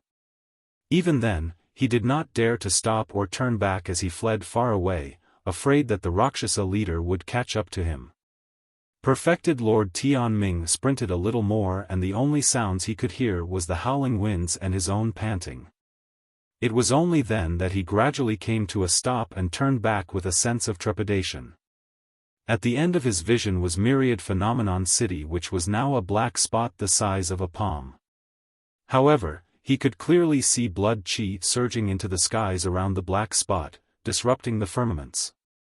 The arrival of the Rakshasa and god race in Myriad Phenomenon City was an extreme catastrophe and probably less than a tenth of the cultivators would be able to escape. At the very least, the strength of Tianhuang Mainland's cultivation world would be immensely crippled for the next 100 years. Su Zimo sure is lucky that he managed to leave earlier by coincidence, allowing him to avoid this catastrophe. Perfected Lord Tianming remarked spitefully, if he was in Myriad Phenomenon City, I could have killed him with the help of the Rakshasa and god race and that will be a huge problem resolved. He stood in midair with an indeterminate expression in deep thought. A moment later, Perfected Lord Tianming's eyes flashed with a firm look, as though he had decided on something. In a flash, he vanished from the spot. Di-Yin had a dark expression. He fled the entire time after leaving Myriad Phenomenon City, but Su Zimo was like a shadow hot on his tails. No matter how many cultivation techniques and secret skills he released, he could not shrug the latter off. The distance between them closed up instead. Di-Yin's spirit energy was almost depleted. He could not sustain his immense expenditure although he was consuming elixirs continuously. He believed that Su Zimo was definitely not in a great state either. Even so, the lunatic behind him did not have any intention of stopping and a chilling intent could be sensed piercing his back. What a lunatic! Di-Yin cursed internally. His legs were almost completely numb and he felt a giddy sensation in his head. If he continued running, he would die of fatigue before Su Zimo caught up to him. As a peerless monster incarnate, Di-Yin was prideful and would naturally not beg for mercy. Furthermore, he knew that the situation between them was irreconcilable. If their positions were exchanged, he would not let Su Zimo off either. He once declared that not only was he going to kill Su Zimo, he was going to kill everyone close to him down to the very last person. In truth, that was also the exact reason why Su Zimo was bent on killing Di-Yin. Kill.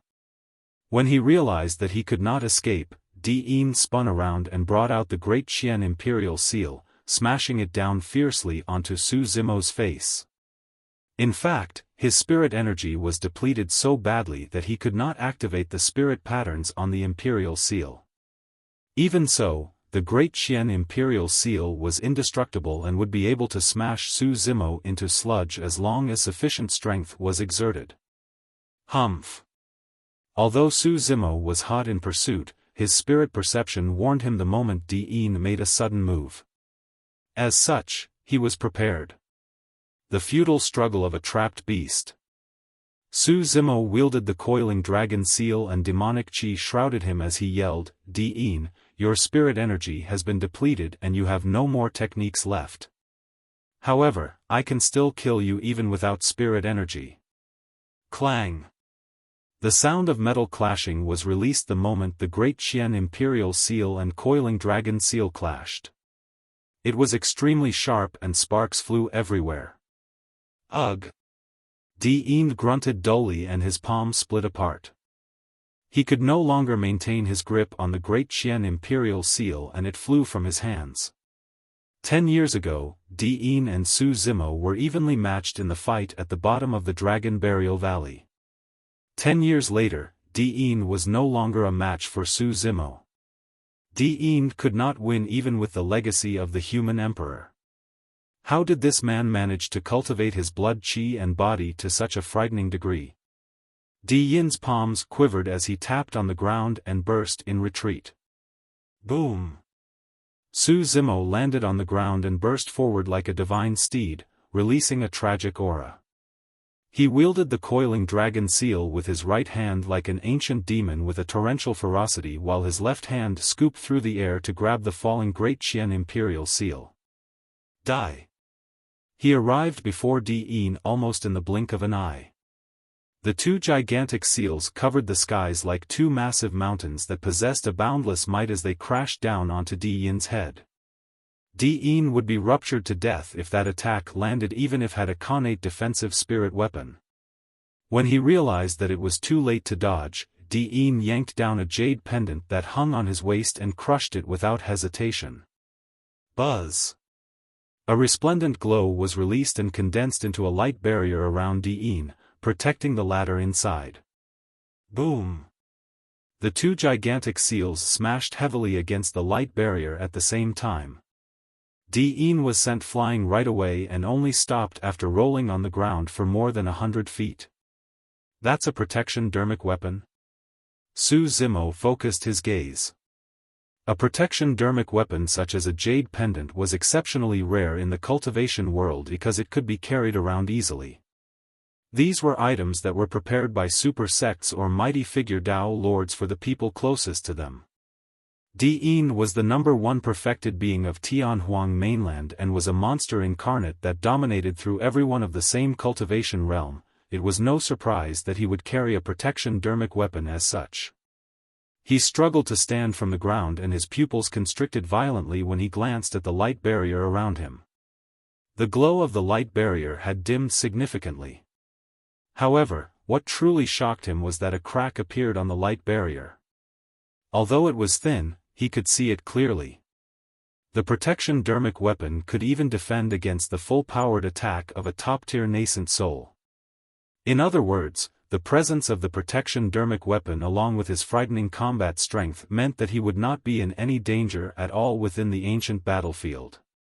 To think that a single attack from Su Zimo would cause a crack in the light barrier. Even the protection Dharmic weapon won't be able to protect you. Su Zimo had a cold gaze and charged towards Fiend in huge strides. Do the heavens truly want me to die? Fiend glared at the incoming Su Zimo with a snarling expression and his eyes were filled with indignance. All of a sudden, a mocking voice sounded in midair. Fufu, these two ants are sure in a rather intense fight. The voice was erratic and sounded distant yet close at the same time. There was no way to determine its origin. Su Zimo narrowed his eyes and shifted his gaze. Electricity crackled through his eyes as he spotted a dark light that shuttled through the air not far away. The dark light stopped and revealed its true appearance. The intruder was tall and bulky with a dark complexion. He had red hair, green eyes and a green face that was hideous, while a gigantic pair of meat wings flapped gently behind his back. Those two gigantic seals are decent. I want them both. The intruder looked down with an arrogant expression and stared at Su Zimo and Fiend as though he was looking at two dead men. This seems to be. Su Zimo furrowed his brows slightly. Fiend glared at the intruder and frowned deeply. Suddenly, his expression changed as though he recalled something as he yelled, "Rakshasa race." Indeed. Su Zimo's gaze turned cold. In the ancient books at the bottom of the Dragon Burial Valley, he had read partial descriptions of the primordial 9 races. Fiend's remark further verified his guess. Chapter 761, Escape. Chapter 761, Escape. Upon the arrival of the Rakshasa race, Fiend's eyes first flashed with shock. Thereafter, he gradually realized something and was delighted. The heavens are on my side. Di was way too smart and realized before long that this might be his only shot at escaping. Su Zimo did not have much of an impression towards the primordial 9 races. After all, that was an era long forgotten. In Su Zimo's opinion, there were good, bad, kind and evil people from every race. That was the case even among the human race. However, the Rakshasa before him targeted his great Qian imperial seal and coiling dragon seal from the get-go, that ignited Su Zimo's killing intent. It was clear that this intruder was hostile and wanted to kill for his treasure. Su Zimo was expressionless and put the great Qian imperial seal and coiling dragon seal away in his storage bag. "You have a death wish." The Rakshasa in midair was enraged when he saw what Su Zimo did. He smirked coldly and revealed blood-stained fangs as he declared with a cold voice. Suddenly, Di spoke and said darkly, "Su Zimo, let's stop fighting and escape to survive respectively." Escape? Su Zimo shook his head. "Be it up in heaven or down in hell, there's nowhere left for you to run. Fufu, the Rakshasa race has already arrived and you can't even guarantee that you can get out alive. Yet, you want to kill me?" Di laughed coldly. "Additionally, even if you can survive, can you guarantee the same for your friends back in Myriad Phenomenon City?" Su Zimo's heart sank. In truth, the moment the Rakshasa appeared, he thought about how many of them there were. If this was not the only one, where were the other Rakshasas? The god race that abducted Nianqi had not shown themselves as well, where were they now? Could the appearance of the Rakshasa and god race in the ancient battlefield be the reason why the phenomenon ranking was brought forward this time round? Uneasy thoughts bubbled in Su Zimo's mind. "Su Zimo, I'd advise you to hurry back to Myriad Phenomenon City as soon as possible to check up on your friends and spirit beasts. You might be able to salvage their corpses if you get back earlier," Di said as he retreated. Su Zimo's expression darkened instantly and a furious glint flickered through his eyes. He strode forward and said coldly, "I'll make sure I kill you before I return. How dare the two of you ants ignore me?" The Rakshasa in midair widened his eyes and shrieked, feeling as though his dignity had been challenged severely. There was no way he knew that the two people before him were the top 2 of the phenomenon ranking. They could be considered as the strongest paragons of this generation and rare monster incarnates of history. Even Di first reaction upon seeing the Rakshasa was not to escape, let alone Su Zimo. Di believed that if he was in peak condition, he was definitely strong enough to defeat this Rakshasa before him. What truly threatened Di was Su Zimo still. Di retreated rapidly while Su Zimo chased hot on his heels. The two monster incarnates ignored the Rakshasa completely. Shoo! A dark streak of light tore through the air. Before it arrived, Su Zimo already felt his scalp prickling. The Rakshasa had attacked.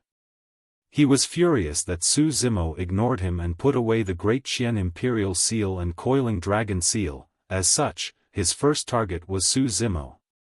How fast? Su Zimo's heart skipped a beat. Even if he was in peak condition, he might not be able to reach that level. However, Su Zimo cultivated the mystic classic of the 12 demon kings of the great wilderness and possessed the ability of precognition. The cicada senses autumn coming before the wind even starts to blow. His body flattened and he was almost stuck to the ground like an anaconda. While he dodged the dark light, he slithered through the grass in Di direction without a decrease in speed. In Di's view, Su Zimo had vanished from sight and was hidden in the grass. Click. Clack. Click. The grass swayed, as though an ancient anaconda was slithering through it with a ferocious aura. Pust. Di's expression changed and he felt his scalp prickle. Without hesitation, he punched in reverse violently. Su Zimo's body suddenly turned soft against that incomparably tough attack. He propped both arms onto Di's body and wrapped around him. He released Anaconda Coil right after avoiding Di's punch. Diin was petrified and hissing sounds echoed beside his ears, as though a massive wind box was being pulled constantly. It was Su Zimo opening his mouth to breathe in. Su Zimo's body expanded at a visible speed and blood chi surged as he released a terrifying pressure to constrict Diin's body continuously. That was a killing move from the mystic classic of the 12 demon kings of the Great Wilderness. The number 1 perfected being of the North region, Shiwuya of Glass Palace, died in Su Zimo's hands from this technique as well. Today, Su Zimo was going to murder the once number 1 perfected being of Tianhuang mainland using Anaconda Coil as well. Crack! Crack! Crack! A jarring sound echoed from the light barrier around Diin and it flickered as though it could shatter at any moment.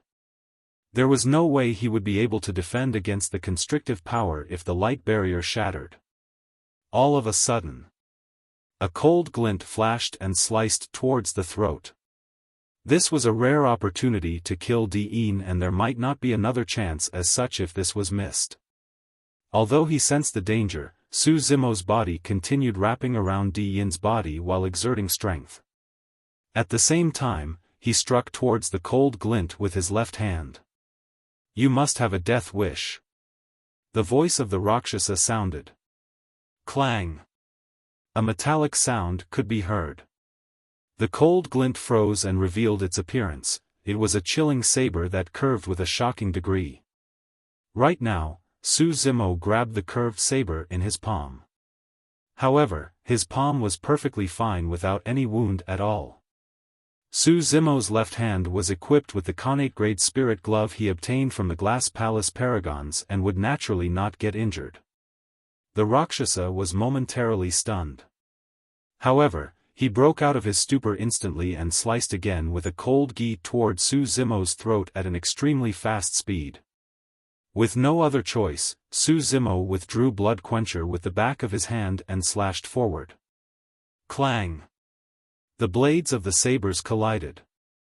The Rakshasa's body shuddered and a look of shock flashed through his eyes. The strength of this human cultivator was boundless like the ocean and impossible to defend against. Although it was merely a single slash, he could already feel his arms go numb and his curved saber nearly flew from his hands. Impossible. Humans are innately weak with a cheap bloodline. They're the most inferior ants around. How can there be a cultivator as such? I can't fight against him in terms of strength. In a flash, the thought crossed the Rakshasa's mind and he stopped underestimating his opponent. In the blink of an eye, he appeared behind Su Zimo. His movement technique was absolutely unfathomable. In order to defend against the Rakshasa, Su Zimo had to free both hands. However, he could no longer restrain Diin with just his arms and waist. Herg! Diin grunted deeply and the sound of bones cracking echoed from within his body as his tendons and bones sounded together. Suddenly, his body shrank and he seized the opportunity to escape from Su Zimo's coil. Fufufu! Diin sprinted into the distance and laughed sinisterly. Su Zimo, we'll meet again in the future. I'll definitely take my revenge during our next encounter. What a pity. Su Zimo looked at Diin's fleeing figure and lamented internally. He was entangled by the Rakshasa and could not afford to continue his pursuit of Diin. Furthermore, he was indeed worried about Myriad Phenomenon City. There was no way to determine how much more time he had to spend if things with Diin continued to drag out. I've got to kill this Rakshasa and hurry back. At that thought, Su Zimo shrugged his wrist and Blood Quencher buzzed loudly with an immense blood chi. Su Zimo caressed the blade gently and said with a murderous tone, "Brother, today, I'll let you know what the blood of a Rakshasa tastes like."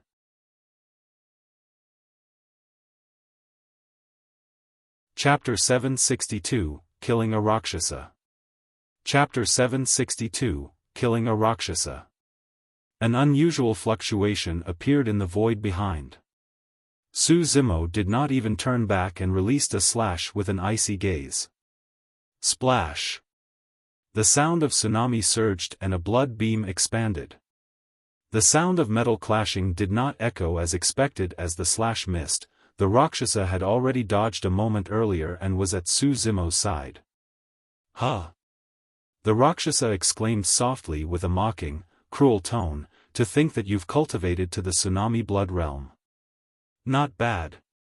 Your flesh must be exceptionally delicious. Dreaming of eating my flesh? You truly don't know what's good for you." Suzumo sneered.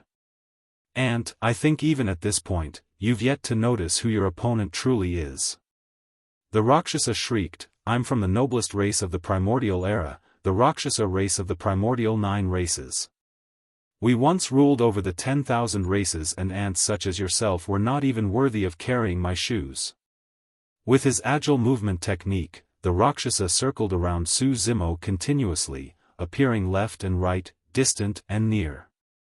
His movement technique was unpredictable like a phantom. Suzumo changed his saber technique continuously, tough and resolute for a moment and soft and fluid for another. However, the Rakshasa refused to fight him head-on and separated at every single touch. "Hee, ant, you can't even touch my sleeves." The Rakshasa laughed gleefully. Suzumo stood on the spot and frowned slightly. If he was in his peak condition, he could definitely match the speed of the Rakshasa by channeling his golden core and inner core at the same time to release his blood chi and a burst of his body. However, his spirit energy was almost entirely depleted after his massive battle and pursuit of Deen. He truly could not catch up to the Rakshasa with just his inner core, blood chi and burst of his body. "I don't mind telling you something else." The Rakshasa harumphed coldly. "The spirit wings that you cultivated was a secret skill created after you humans observed the movement techniques of our Rakshasa race. Unfortunately, humans are way too stupid to comprehend even a fraction of the obscurity of our Rakshasa race's movement technique. The bloodline of the human race is way too cheap and you guys are innately impossibly weak. There's no way you can control the secret skill of our Rakshasa race with ease." It was true that Ethereal Wings was inspired from the Rakshasa race. Unfortunately, humans and Rakshasas were two different races at the end of the day. The structure of a Rakshasa's body and even their bloodline had evolved after a long time. Coupled with their wings, they had almost zero resistance when they flew in the air. However, humans had a distinctly different body from the Rakshasas. Naturally, Ethereal Wings could not attain the same speed of the Rakshasa race as well. Suzumo's face was calm as water and he thrust Blood Quencher into the ground. His arms slumped naturally and his eyes were half shut, he could not be bothered to converse with the Rakshasa. He was trying his best to empty his mind and maintain a state of clarity. "Humph, you want to wear me out?" The voice of the Rakshasa sounded once more. "I travel through the air just like how you humans walk on the ground. I don't feel fatigue at all. And, you can't wear me out." Suzumo remained silent. The Rakshasa was biding his time to search for an opportunity to strike. It was the same for Suzumo. One of them was active and the other was passive. Although they did not have any physical contact, both of them were filled with killing intent that once burst, would definitely result in the death of either one. The Rakshasa was extremely careful and did not charge recklessly. He merely tested the waters continuously. However, Suzumo was immobile like an old monk in meditation. "I heard that you've got some friends back in Myriad Phenomenon City."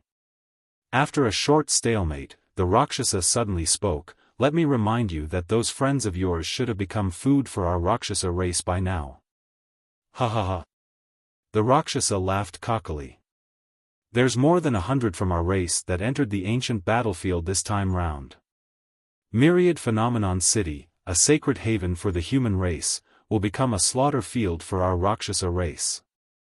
Suzumo's arm quivered slightly, as though he was dealt a grave shock mentally.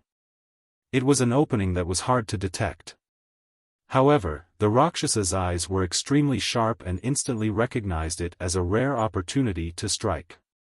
The killing intent in his eyes intensified and he charged toward Su Zimo in a flash. The opening lasted for a brief glimpse at the very most. However, in a fight between top-tier experts, especially a Rakshasa with that terrifying speed, the brief glimpse was all that was required. A glimpse would decide victory or even life and death. All of a sudden, between his swaying black hair, Su Zimo's eyes jolted open with a glaring glint and a hint of mockery. Not good. The Rakshasa was alarmed when he saw the look on Su Zimo's face. He must have revealed that opening intentionally. I've been tricked. It was too late by the time the Rakshasa realized it. That glimpse was also enough for Su Zimo. The Rakshasa channeled his bloodline and forcibly switched directions. He adjusted his angle of motion and fled into the air at an extremely fast speed. His reaction time was the absolute fastest. The Rakshasa believed that even if Su Zimo was prepared, he would not be harmed. However, his expression changed starkly the next moment when he saw what happened from the corner of his eye. Su Zimo did not chase and merely stood motionlessly on the spot. Unknowingly, a gigantic moon-colored bow that shone with 6 spirit patterns had appeared in his hands. He pinched a dark gold-colored arrow with 2 fingers and it shone with 6 spirit lights as well. The moon concealment bow and black gold arrow. 2 connate spirit weapons. After the battle at the Great Xian Ruins in the North region, Su Zimo was down to a last black gold arrow.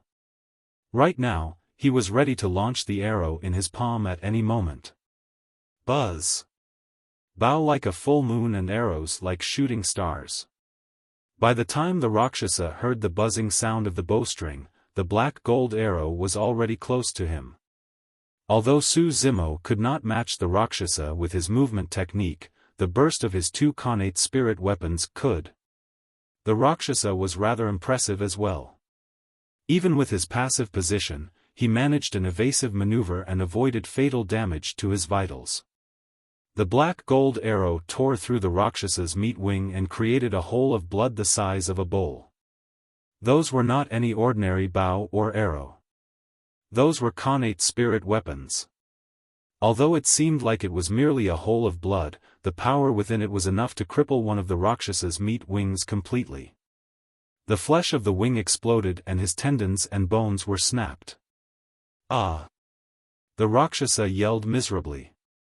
Su Zimo did not stop at all after firing the arrow as he withdrew blood quencher that was embedded into the ground. He stomped and soared into the air with a boom. His motion was fluid as water and the Rakshasa had no time to react at all. Slash!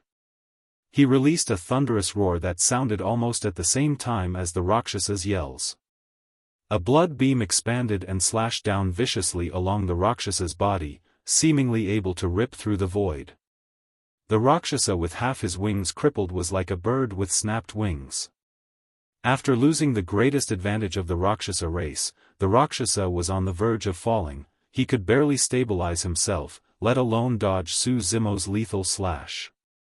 Blood spewed and sprayed from midair. The tall and bulky body of the Rakshasa was cleaved into 2 in the middle by blood quencher and his organs splattered down with a retching stench. The top half of the Rakshasa fell onto the ground and his eyes dimmed. He was not dead yet as blood flowed out from his mouth. He glared at Su Zimo with eyes that resembled a dead fish and stuttered. "You will definitely die here. And my leader will take our revenge for me. Die in peace. I'll slay your Rakshasa leader together so that he can accompany you in hell." Su Zimo strode forward and ruptured the Rakshasa's head with a stomp.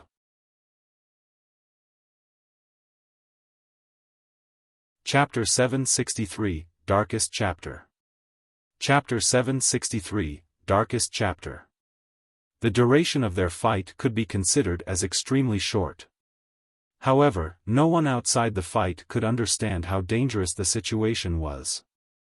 If Su Zimo was mentally affected by the Rakshasa's words and had indeed revealed an opening, or if he had been a teeny bit slower, he would have been the one laying on the ground. Su Zimo glared at the Rakshasa's corpse with a dark gaze. Most of what the Rakshasa said was true. Su Zimo was not a saint and had never thought of rescuing everybody.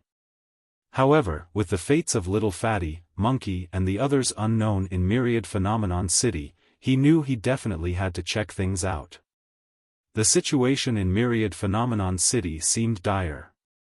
Perhaps it might be even worse than he had imagined.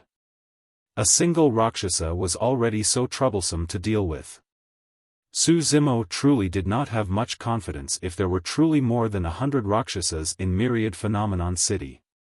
Furthermore, through the dead Rakshasa, Su Zimo discovered that there was a Rakshasa leader as well. The strength of the Rakshasa leader might be comparable to a nascent soul. Naturally, the safest option right now was to consume elixirs and recuperate on the spot. Even if he could not recover to his peak condition, he had to recover his spirit energy by at least 80% before returning with his golden core phenomenon. That was the safest option. However, Su Zimo was truly worried about Little Fatty and the others. The more he thought about it, the more uneasy he felt. After a momentary silence, he decided to return to Myriad Phenomenon City immediately. Please let nothing happen to them. Su Zimo murmured softly with a cold gaze. In a flash, he sped in the direction of Myriad Phenomenon City.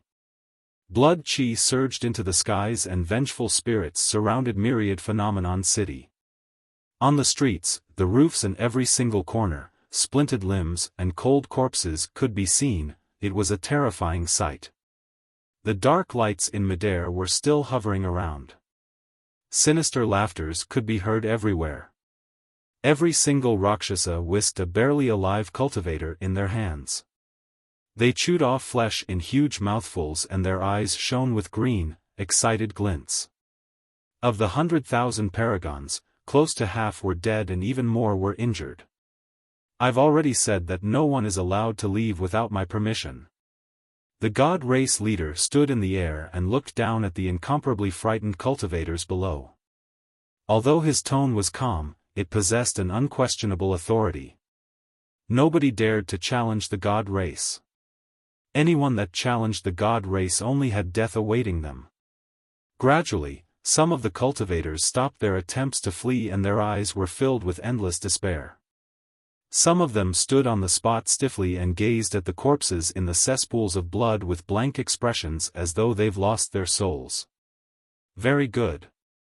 The god race leader's lips curled and gave a chill remark, as long as you guys stay here obediently, I won't kill unreasonably nor would I consume you guys as food like the Rakshasa race. In the eyes of the god race, humans were extremely cheap and their flesh were incomparably dirty, they could not bring themselves to consume something this lowly. Humph. When he heard that, the Rakshasa leader in midair harumphed coldly and raised his arm before hollering, "Clansmen, have you had your fill? My stomach's almost bursting." Enjoyable. A Rakshasa roared in laughter. The Rakshasa leader nodded and waved his hand before declaring, "Ants of the human race, listen up. As long as you guys stay in Myriad Phenomenon City obediently and not harbor any thoughts of escaping, the Rakshasa race can spare your lives for the time being as well. Leader, although we've had our fill of eating, we haven't had our fill for killing." A Rakshasa shouted, unable to contain the excitement in his eyes. "What do you know?" The Rakshasa leader smiled sinisterly. "If we kill the humans, their flesh won't be fresh anymore. I intend to rear them in Myriad Phenomenon City as food for us in the future." "You sure are wise, leader." Many Rakshasas shouted in unison as their eyes lit up. Perfected Lord Yujun trembled in rage when he heard that. Monk Lu sighed deeply. When he saw everything that was happening, it was as though he could feel the despair and helplessness of the human race back in the primordial era when they were subjugated by the 10,000 races. More cultivators stopped in their escape attempts. They had almost no shot at survival if they continued fleeing away from the city. If they remained in Myriad Phenomenon City, they could at least remain alive for a period of time. "Nian Qi is in the hands of the god race, I can't leave." You guys leave first and look for first. Don't let him return here no matter what. Ching Ching had a conflicted expression and eventually made the decision after mulling momentarily. Little Fatty and the others did not recognize Nyen Chi. However, Ching Ching could see it clearly. The woman with her hands and feet bound by the god race was none other than Nyen Chi. I won't leave either if you're not leaving. The spirit tiger suppressed his fear and thumped himself on the chest with a firm look on his face. Don't worry, Hubatian will be here with you. These intruders from other races will have to get by me before they can get to you. Ching Ching was touched and looked at the spirit tiger with reddened eyes. We're not leaving either. Monkey's scarlet eyes flickered as he said calmly. Brother Monkey, you. There's no need for that. We're sworn siblings, so we naturally have to go through thick and thin together. That's right. Thick and thin. The golden lion nodded as well and gripped his fists. Little Fatty scratched his head and turned to look at Leng Ro and Lin Xuanji in an undecided manner. Lin Xuanji gave a bitter chuckle. There's no way I'm going to leave. Myriad Phenomenon City was established by Enigma Palace. As the current generation's disciple of Enigma Palace, this has to be my burial ground even if I have to die. Ji Qingtian's eyes shone brightly as he said in a dark manner, let's stay here as well. Right now, most of the cultivators have chosen to stay in Myriad Phenomenon City and only few are fleeing out. If we make any reckless move, we'll definitely become a target for the Rakshasa and God race. All right. Everyone agreed. Everyone, gather around these three nascent souls. The Rakshasa leader looked at perfected Lord Yujun and the other two and said in a mocking tone. Why are you moving so slow? Do you have a death wish? A cultivator who was severely injured and staggered was chided by a Rakshasa. Instantly, his head was sliced off and he was killed on the spot. The remaining cultivators were horrified and made haste. Everyone from the god race stood with arrogant expressions with their hands behind their backs. There was no pity in their eyes as they watched coldly from the sidelines. Before long, the cultivators in the city were gathered together in a dense group. With the support of perfected Lord Luo Shui, perfected Lord Yujun struggled to stand up and look down. There were more than 100,000 human paragons in this place just yesterday. Now, there were only around 50,000 left. Half of the cultivators had turned into cold corpses that were in eternal slumber. Tragic. Half of the remaining 50,000 cultivators were injured as well and would end up as food for the Rakshasa race. Nobody will be spared. Tears streamed down the face of perfected Lord Yujun as his lips quivered. After a moment, he chose to remain silent and his voice was converted to a deep sigh. The Myriad Phenomenon Peak was behind them. The mountain peak was established here in the ancient era and had witnessed the birth of countless paragons and monster incarnates as well as the rise of the human race. It witnessed the fights and clashes of the ancient emperors. But now, the mountain peak was made to witness the massacre of 100,000 paragons by intruders of a foreign race. This day would eventually become the most humiliating and darkest chapter of the history of the human race.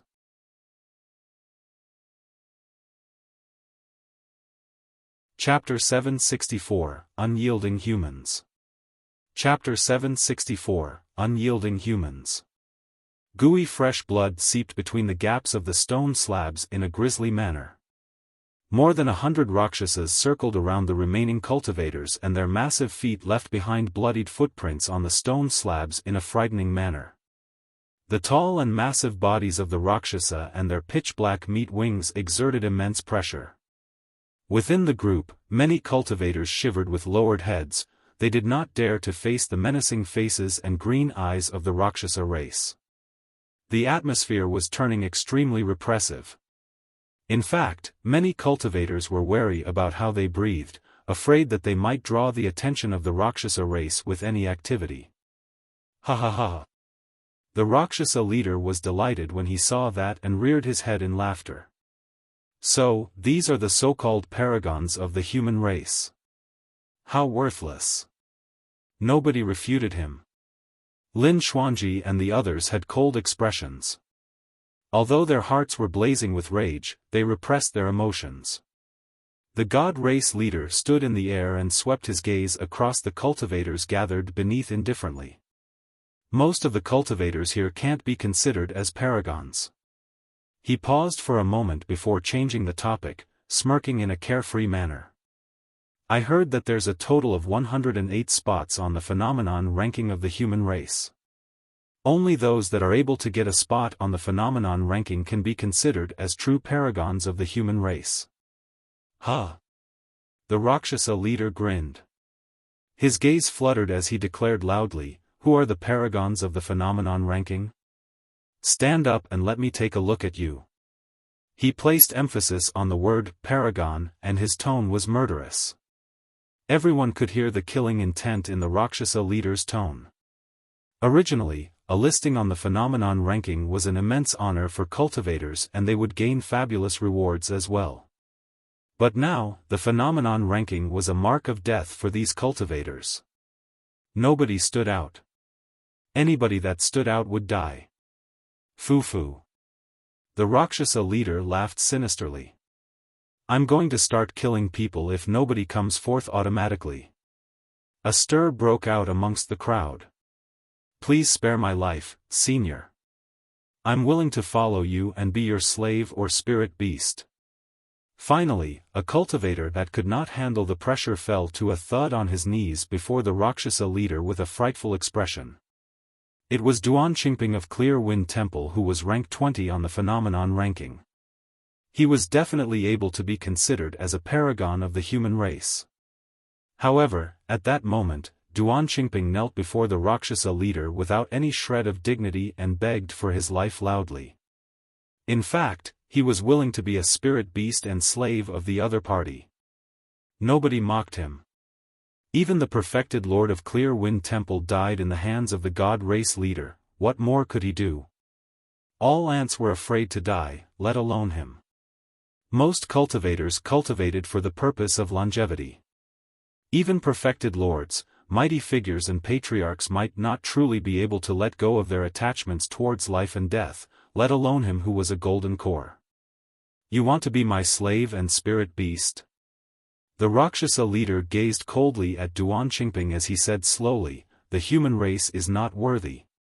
He gave a cruel laugh and severed Duan Qingping's head with a slash. With a whisk, he grabbed Duan Qingping's head in his hands before smashing it and drinking its brain juices in large mouthfuls. The Rakshasa leader whisked Duan Qingping's head and burst into laughter. Fufufu, paragon? Phenomenon ranking? You're only worthy of being food for us. The 100-odd Rakshasa race beings roared in laughter and their appearances turned even more menacing, resembling malevolent ghosts that crawled out from hell. Intruders of a foreign race, you deserve to die. Suddenly, a hoarse voice sounded from the crowd. At that moment, it appeared particularly striking. The crowd fell into an uproar. Many cultivators spun around towards the voice. Everyone wanted to see who was the person who dared to leap out with that declaration despite the situation where they could barely save themselves. The laughter of the Rakshasa race came to a sudden stop as well. The Rakshasa leader's face turned ashen immediately. A figure walked out slowly from within the crowd. The cultivator wore black robes and had black hair, but his face was frighteningly pale. He was injured and seemed extremely weak while his gaze was somewhat hollow and stoned. However, the person gave off an extremely sharp aura. He possessed an unparalleled boldness as he walked out from the crowd. Number 7 on the phenomenon ranking, Dugujian. Blood qi was torrential and corpses were strewn everywhere in Myriad Phenomenon City. Nobody could imagine the pressure he had to endure to step out despite the circumstances. Many cultivators had conflicted expressions when they looked at that lonely figure. Some were in revere, some were in pity and some were numb. Within the crowd, Hang Qiuyu slumped his head as he looked at Dugujian step forward. He lost to Dugujian in the fight for the phenomenon ranking. However, he had never acknowledged defeat even once in his heart. The two of them had a long way to go in the future. It was only at that moment that Heng Qiuyu realized he had lost completely. Sword cultivators specialized in cultivating their ferocities. They cultivated their determination and pushed forward no matter what. However, his sharpness had disappeared completely in the face of the Rakshasa race's massacre. Yet, Dugu Jian's sharpness remained and was only being honed deeper. He pointed his sword towards the Rakshasas. "Very good, you are very good." The Rakshasa leader twisted his neck with crackling sounds and laughed menacingly with a violent gaze. "Who else is indignant? Step forth. Count me in." Another voice sounded in the crowd. While it was a little tender, it was incomparably resolute. It was Su Xiaoning. This timid girl had changed significantly after experiencing the passing of her kin. At that moment, she mustered great courage and stood forth. "Although the Rakshasa race is one of the primordial 9 races and you have a noble bloodline and great innate strength, so what? During the ancient era, the primordial 9 races lost and the Rakshasa race did as well. All you could do was live life ignobly.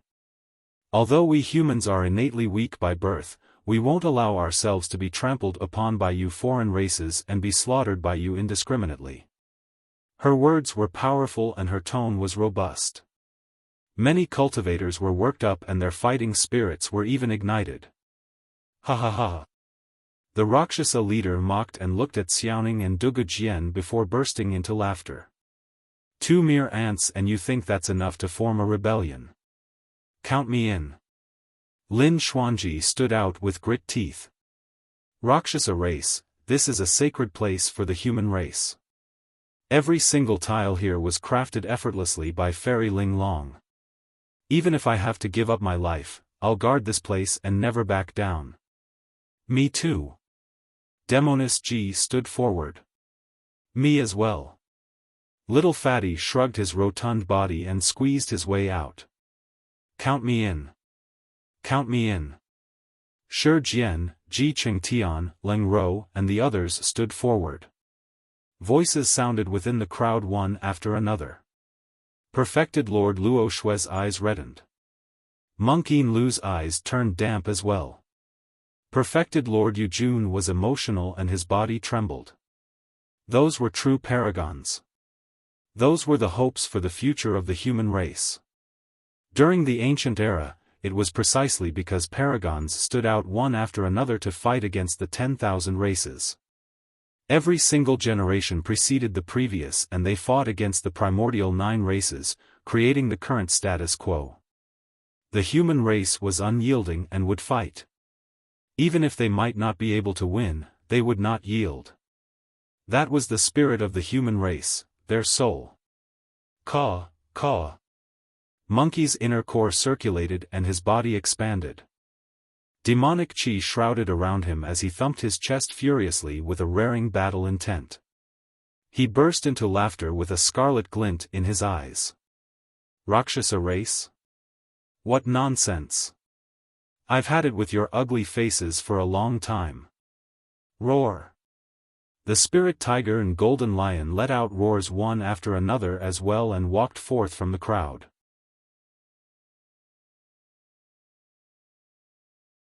Chapter 765, Hidden Night Spirit. Chapter 765, Hidden Night Spirit. Night Spirit did not speak nor did he revert to his true form. He merely stood out in silence and stood behind Xiaoning expressionlessly. His pitch-black eyes revealed a conflicted emotion. It wasn't fear. It was more like cautiousness. Nian Qi's hands and feet were bound by the god race and she had a worn-out expression. Her withered yellow hair covered her peerless features.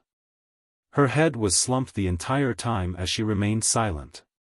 "Fufu." The god race leader raised his brow and said with a fake smile, "Seems like it's been a long time since the Rakshasa race has been out. Even these little pets dare to challenge you guys. You look more like a little pet." Since they were already in this state, the spirit tiger no longer had any reservations and shouted, "Your tiger daddy here isn't going to change my name. I'm Hubatian. You must have a death wish. The god race leader's face darkened. The Rakshasa leader burst into laughter. Seems like the god race isn't that much better off either. Even though I don't consume the flesh of humans, I heard that the bones of tigers are great tonics. Leave that spirit tiger to the god race. The god race leader looked down with an arrogant expression and said indifferently, for me, killing you is as simple as squashing an ant. Lest you claim that I'm bullying you, I'll spare your life if you're even able to defeat the weakest clansman of the god race. The moment he said that, someone from the god race stood out.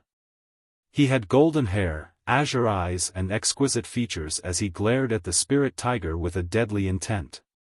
Do you think I'll be afraid of you? The spirit tiger grit his teeth and stood out boldly.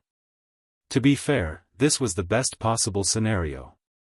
Although the Rakshasa and god race leaders were both at Golden Core realm as well, they could kill nascent souls that were above their cultivation realms. The spirit tiger was definitely not a match for them. However, if he was up against an ordinary Rakshasa or god race being, he would have a shot at victory. The Rakshasa leader was delighted and laughed menacingly. Anyone that can defeat my clansmen can have your lives spared as well. Since you guys have death wishes, I don't have to stand on courtesy. Monkey walked right to the front in huge strides and thumped his chest with both arms, yelling murderously, "Who dares to challenge me?" The tension on both sides was high. How dare a demon monkey act so insolently? You're asking to die. A Rakshasa spread his wings and soared into the air, charging towards Monkey in a flash. That single action caused a massive fight to break out on both sides. Apart from the god race that sent one person to fight against the spirit tiger, the Rakshasa race also sent 13 people to fight against Xiaoning, Little Fatty, Leng Ro, Ji Qingtian, Shijian, Mingzhen, Demoness Ji, Monkey, Qing Qing, Night Spirit, Little Fox, the Golden Lion and Dugujian. No matter it was the solo god race being or the 13 Rakshasas, all of them possessed frightening combat strength. However, Little Fatty and the others were at different levels. Monkey had a torrential ferocity and had the advantage against the Rakshasa with his powerful strength, steely fist techniques and agile movements. The Rakshasa could not get close to him at all. Mingzhen was number 4 on the phenomenon ranking and had a stable foundation. He also knew many secret skills of the Buddhist sects and was protected by the world-cleansing Green Lotus. He was equally matched against the Rakshasa. Ji Qingtian, Leng Ro, and the others could only manage to defend passively. Xiaoning, Qing Qing and the others were in extremely treacherous situations the moment they exchanged blows. They could die at any moment. Xiaoning was a disciple of Elixir Yang sect. She surpassed everyone in the same cultivation realm in terms of elixir refinement. However, her combat strength was not stellar. How could she fight against the Rakshasas? Clang! The Rakshas's curved saber transformed into a cold streak of light and was about to slice Xiaoning's throat when it was repelled by 5 fingers that darted out of the blue. The fingernails were incomparably sharp and shone with a dark glint. A trail of sparks was released and it clashed against the curved saber of the Rakshasa race. It was Night Spirit. Night Spirit broke free from the attacks of a Rakshasa behind him and had unknowingly appeared beside Xiaoning to rescue her. Stand behind me. He wasted no time to elaborate and left that remark before shielding Xiaoning behind him. The Rakshasa that was initially chasing after Xiaoning was enraged when his prey that he was about to get his hands on was taken away from him. With that, he charged towards Night Spirit. At the same time, the Rakshasa that was initially fighting Night Spirit closed in as well. 2 Rakshasas attacked at the same time. Night Spirit had a cold gaze and agile movement techniques. His figure flickered non-stop where he stood like a phantom and left a series of afterimages. He was not disadvantaged even against 2 opponents. You are rather capable to be able to defend against 2 Rakshasas. The Rakshasa leader crossed his arms and sneered. Although Qing Qing possessed wings as well, her movement technique was way inferior compared to the Rakshasas. Poof! A flash of blood light appeared. In less than 3 breaths, Qing was injured.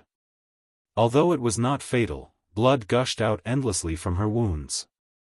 Qing's face was pale and had already lost her balance. She was on the verge of falling from midair. Die! The Rakshasa was excited and yelled before slashing down. Swash! Another figure flashed past and rescued Qing from the curved saber of the Rakshasa.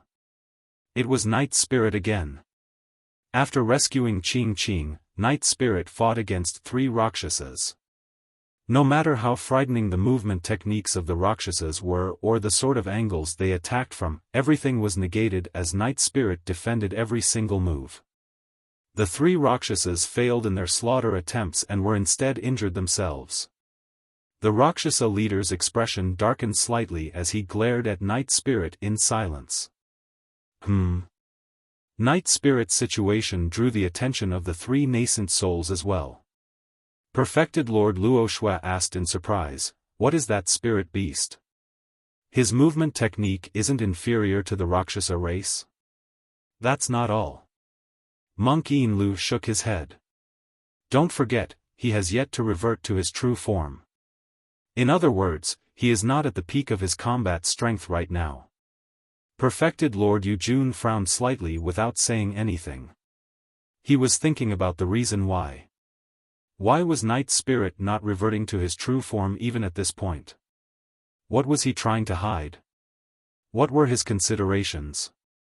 Ah! Suddenly, an exclamation sounded from the crowd. Little Fox had failed to bewitch a Rakshasa and was almost killed when Night Spirit rescued her. The bloodline of the Rakshasa race is noble and possessed an extremely frightening memory of their legacy as well as secret skills and cultivation techniques. There was no way a Rakshasa could be bewitched by Little Fox so easily. At that moment, Night Spirit was already fighting against 4 Rakshasas single-handedly. In less than 10 breaths, 3 people were defeated. Furthermore, the situation of the others was not looking good either. They could die at any moment. Although Ji Chengtian was on the phenomenon ranking, his rank was close to the end. Finally, he could not withstand the relentless attacks of the Rakshasa anymore and his phenomenon shattered. A cold light flashed. By the time Ji Chengtian reacted to it, the light was already close to him. It was too fast. Ugh! Ji Chengtian closed his eyes and sighed internally. Clang! The sound of metal clashing echoed. "Brother Ji, back down. I'll help you."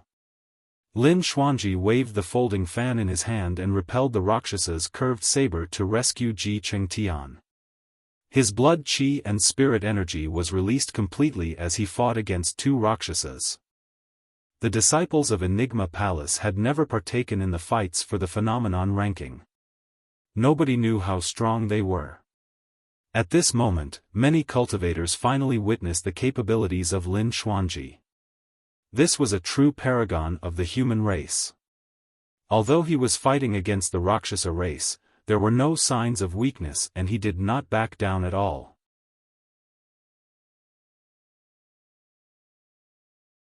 Chapter 766, Heaven Fiend Dance. Chapter 766, Heaven Fiend Dance. Poof! Poof! Poof! A flurry of talismans danced in midair with spirit lights spilling everywhere, but none of them could defend against the Rakshasa's curved saber. The protection talisman on Leng Rou's body was penetrated before long. Shoo! In a hair's breadth, a pink-colored ribbon tore through the air and rescued Leng Rou from the brink of danger. Demoness Ji was at the other end of the ribbon. Leng Rou's face was pale as she said softly, "Thank you. Demoness, you think that you're capable enough to fight 2 of us?" The Rakshasa that targeted Leng Rou shifted his cold gaze onto Demoness Ji. Boom! Demoness Ji's golden core phenomenon could not withstand the combined attack of 2 Rakshasas and dispersed immediately. Even for Ren Tu and Pang Yu, who were paragons that were on the top 10 of the phenomenon ranking, they could not defend against the Rakshasa race without the protection of their golden core phenomenons. Swish! Two figures streaked through the air and Demoness G was flustered for a brief moment. However, she composed herself before long and a demonic glint shone in her beautiful eyes. Right in front of everyone, she displayed an extremely beguiling technique. She tapped on the ground with light steps and her figure shuttled through the cold streaks of light, but she was completely unharmed. The speed of the Rakshasa race was absolutely earth-shaking. All the cultivators present could count themselves lucky if they could survive a couple of attacks. However, Demoness G managed to avoid the killing move of two Rakshasas with her movement technique. Not only that, she did not panic against the two Rakshasas and there was an indescribable beauty in her movement. Her pink figure seemed like it was dancing on the blade of a sword and was incomparably charming. Her movement is a little odd. Perfected Lord Luo Shui said softly. Perfected Lord Yujun mulled for a moment before jerking his head to exclaim, "That's the Heaven Fiend dance." Ah! A series of exclamations could be heard at the mention of Heaven Fiend dance. Legend has it that the Heaven Fiend dance was the secret skill that brought Fairy Ling Long to fame. Although she was not rendered the status of an emperor, Fairy Ling Long was able to match the attacks of any emperor relying on that movement technique. There were even legends that said that emperors fell head over toes for Fairy Ling Long after witnessing her Heaven Fiend dance. That was the most renowned secret skill of the ancient era. Although Enigma Palace was established by Fairy Ling Long, that secret skill was not passed down. To think that the Heaven Fiend dance would reappear on Demoness G. There's no mistake. Perfected Lord Yujun said deeply, when the human emperor's palace appeared 20 years ago, this pure maiden of the Fiend sex entered it as well. She must have learned the Heaven Fiend dance from the human emperor's palace. It did not resemble a movement technique at all. It was more like she was truly dancing. Demoness G's figure was elegant and her feet were light.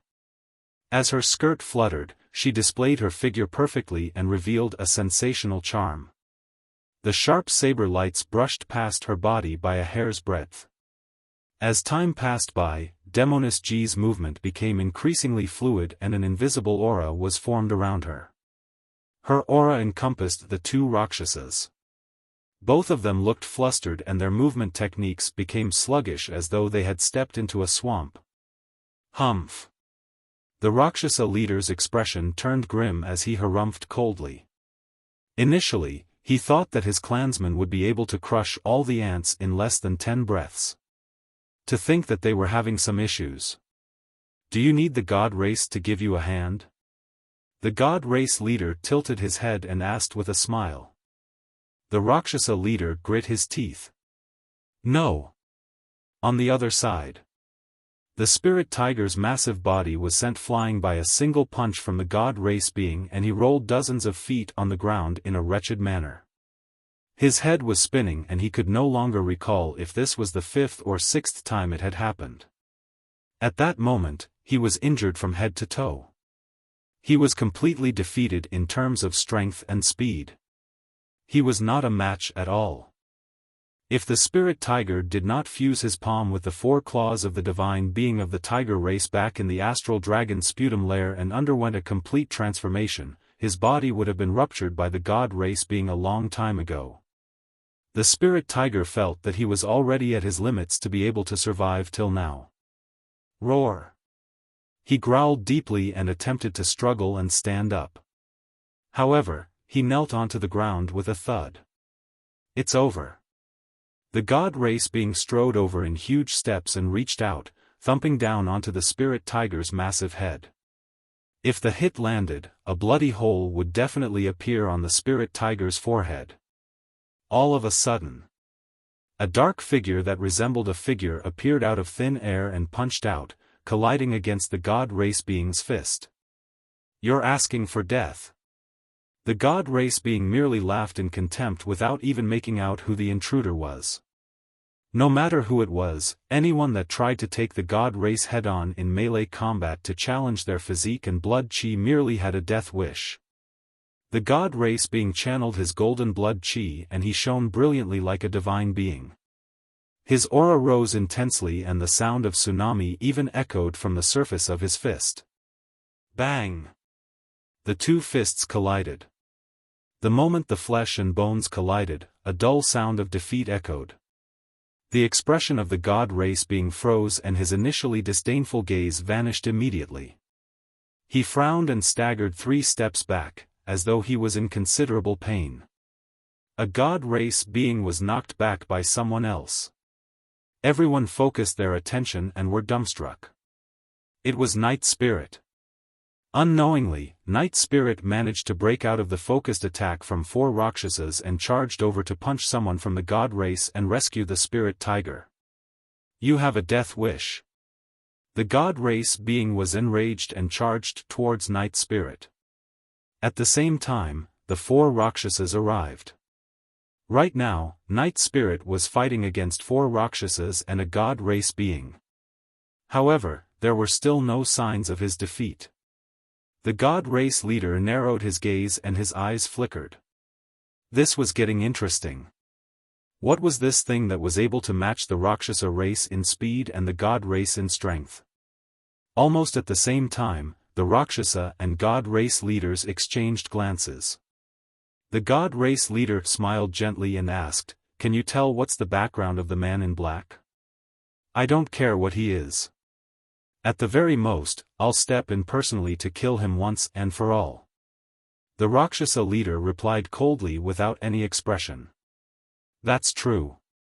The god race leader nodded. "Although he is fast and has decent strength, he's far off when compared to us." Just as the two leaders were chatting idly, something changed on the battlefield. The golden lion finally failed to defend and was slashed across the back by a Rakshasa. Almost cut into 2, he fell to the ground severely injured and passed out on the spot with blood gushing out. Xiaofan rushed over hurriedly. Night Spirit frowned slightly and a brutal killing intent flashed through his deep eyes briefly before vanishing. Roar! Monkey shielded the golden lion behind him and his eyes shone with a bloodshot shade. He let out a deafening roar and completely entered a berserk state. His bloodshot eyes seemed like they possessed boundless strength. In his berserk state, Monkey triggered the power in the depths of his bloodline and his strength and speed exploded. He had almost no sanity left and the only thought in his mind was to kill. Furthermore, he could not experience pain on his body. Among the 7 sworn siblings, apart from Night Spirit and Su Zimo, Monkey was the strongest. Monkey was even more frightening in his berserk state.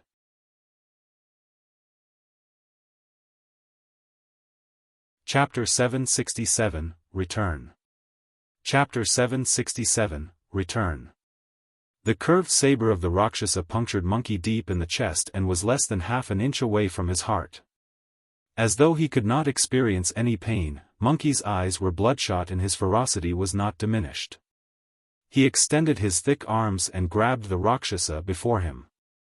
The Rakshasa had swift reflexes and wanted to withdraw his curved saber and soar into the skies instantly. However, Monkey's flesh and bones hardened and caused the curved saber to be stuck for a moment. "Get down."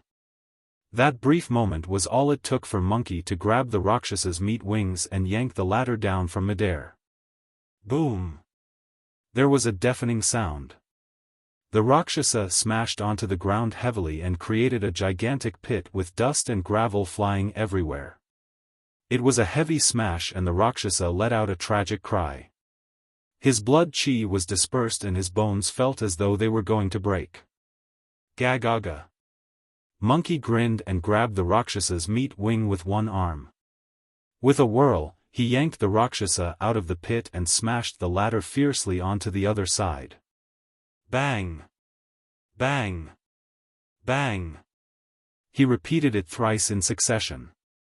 The Rakshasa was severely injured from the smashes and was barely breathing. The Rakshasa race had a frightening bloodline. If it was any other living being, they would have been smashed into sludge. A cold streak of light appeared stealthily. Another Rakshasa charged over. Although Monkey was in a berserk state and had lost his rationality, his reflexes were sharp. Instantly, his tall and mighty body curled into a ball. The shift was rather intuitive and he managed to avoid the fatal attack of the Rakshasa. Monkey's motions did not stop at all as his body suddenly spread open, pushing towards the Rakshasa as though he was offering an immortal fruit. That was a killing move from the mystic classic of the 12 demon kings of the great wilderness. Crackle. After Monkey's massive body curled up and unfurled, his tendons shuddered and his bones rang to release an unparalleled strength. Because the movement technique of the Rakshasa was too swift, it was already too late for him to avoid the move. Bang! Monkey's hands pushed up violently against the Rakshasa's lower jaw. Snap! The jarring sound of bones cracking echoed.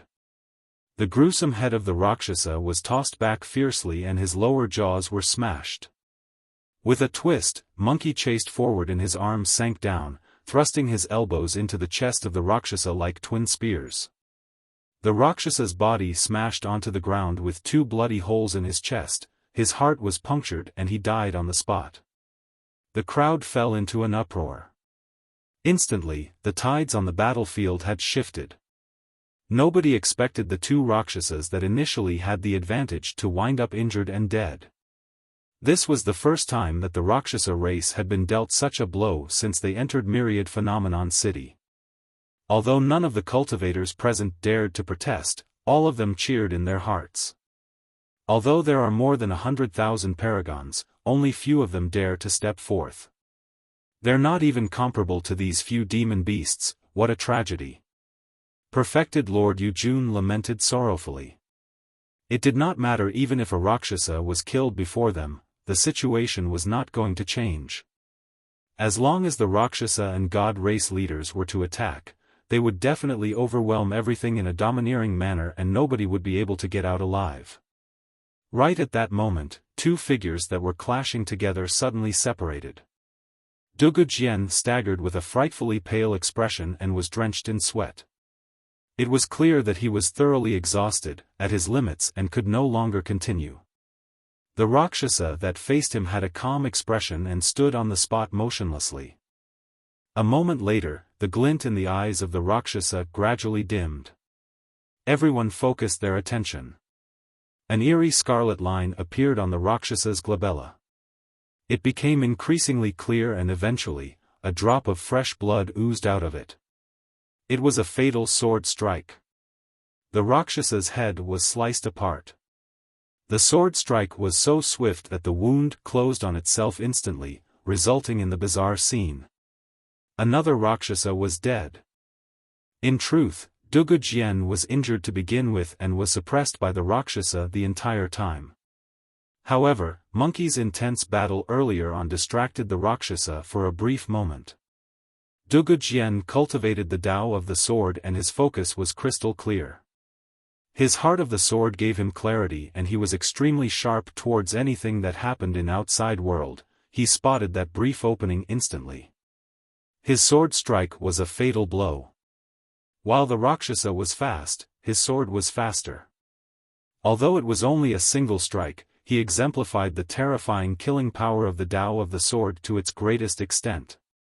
His sword strike seemed like it was sending a message to everyone: even the primordial 9 races are not invincible and will die, even they can't deal with the sharpness of the sword Tao. The Rakshasa leader's expression was completely ashen after 2 of his Rakshasa clansmen were killed in succession. Good strike, good strike. He clapped with a cold gaze and said frostily, "Initially, I was considering whether I should spare your lives. But now, I've made up my mind." The Rakshasa leader snarled word by word murderously, "None of you human paragons shall dream about leaving Myriad Phenomenon City alive. You're dishonest, reneging on your words." Xiaofan glared furiously as she pointed to Dugu Jian and Monkey. "It's clear that they won." "Dishonest?" The Rakshasa leader stared at Xiaofan and sneered, "I'm the one that sets the rules so I decide what happens. Ants like you aren't worthy of negotiating with me. I'm going to have all the paragons on the phenomenon ranking buried here. The Golden Core phenomenon ranking is the greatest joke of your human race. From this day forth, the phenomenon ranking shall become history. Nobody spoke and the atmosphere was tense. It was as the Rakshasa leader had said, if the Paragons on the phenomenon ranking were all dead and more than 100,000 Paragons were buried here, the phenomenon ranking would become the greatest humiliation of the cultivation world. Even if the phenomenon ranking was established by Fairy Ling Long and had been passed down from the ancient era, Enigma Palace would be too ashamed to carry on hosting it. I'm afraid to disappoint you. Dugu Jian said coldly, the top two of the phenomenon ranking have left Myriad Phenomenon City a long time ago. Those two are the true paragons of our human race, true monster incarnates who are comparable to the human emperor. I'm merely 7th on the phenomenon ranking, but I'm already able to slay you Rakshasas. If those two monster incarnates are here, there's no way you intruders of foreign races will be able to maintain that cockiness. The two monster incarnates that Dugu Jian was referring to were Su Zimo and Diin. He. The Rakshasa leader sneered, Paragons? Monster incarnates? Those two must be scared out of their wits such that they don't dare to return, right? His words resonated with the thoughts of many cultivators present. If they were in the same position and saw what happened in Myriad Phenomenon City, they would have chosen to flee far away instead of returning to the city. Even the nascent souls had to avoid this and chose to flee. What did it matter if they were paragons on the phenomenon ranking? The situation right now was extremely clear. Myriad Phenomenon City was an endless hell and anybody that entered will not have a chance to leave. The Rakshasa leader rubbed his chin and laughed menacingly. If those two dare to return, I guess I'll give them a chance to survive. They can be my spirit beast slaves. Kill them.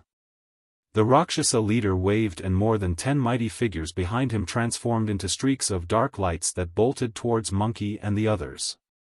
Perfected Lord Yujun and the other two bore pained expressions. Naturally, they could tell that Monkey and the others were already at the end of the road. How could they defend against the attacks of more than 10 Rakshasas? Ah! Suddenly, a long howl sounded from the distant horizons, tearing through the clouds and shattering metal and rocks. Everyone was shocked. Ah! The moment the first howl landed, a second howl sounded. The second howl was even closer.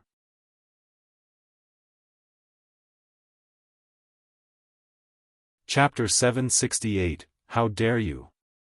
None of you shall be spared.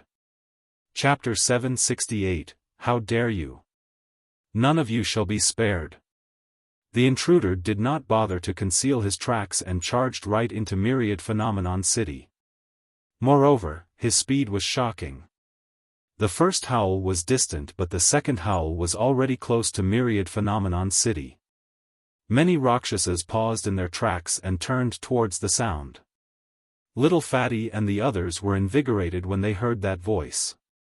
Perfected Lord Yujun and the others were first stunned. Thereafter, they could not help but stand up, as though they had recalled something. Many cultivators had lost expressions. For most of them, the howl did not sound familiar.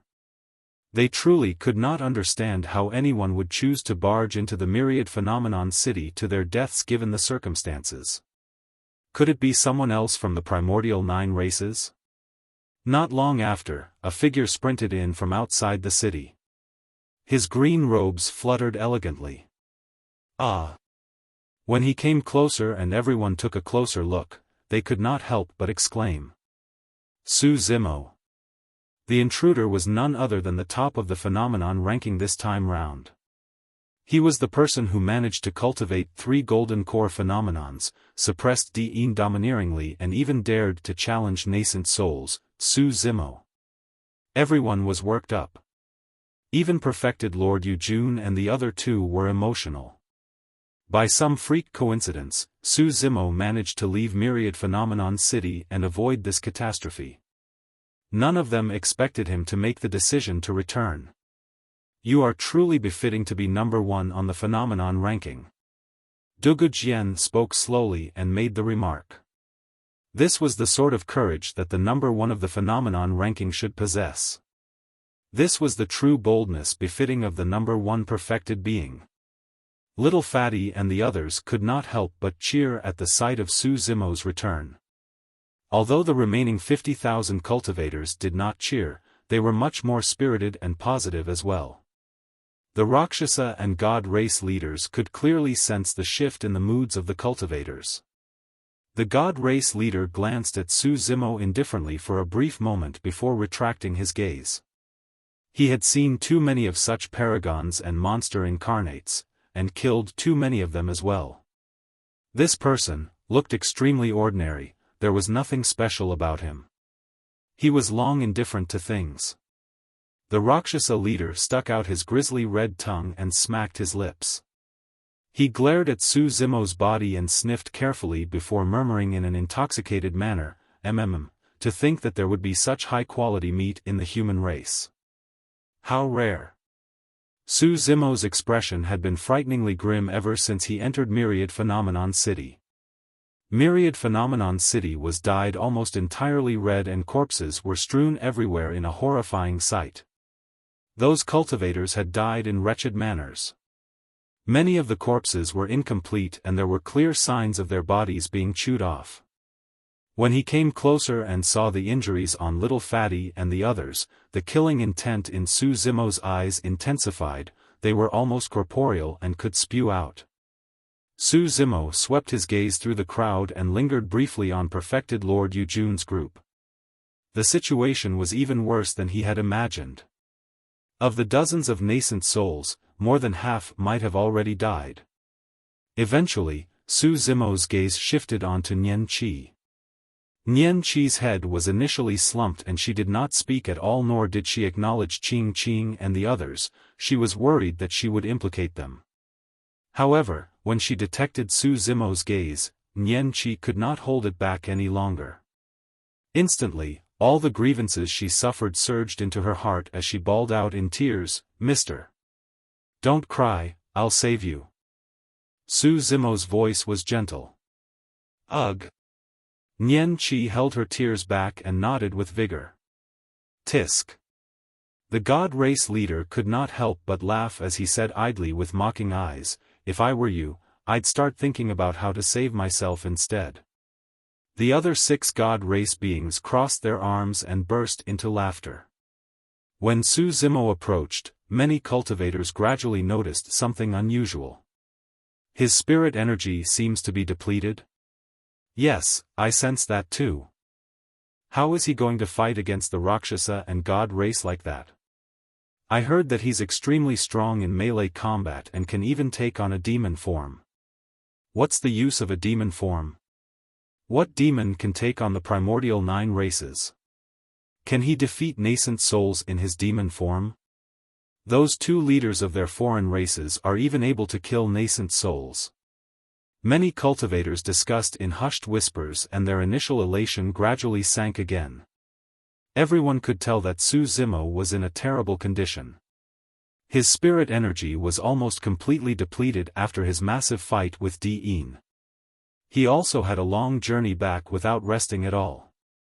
In fact, he looked weathered by the time he returned to Myriad Phenomenon City. "Zimo, hurry and leave. Leave us."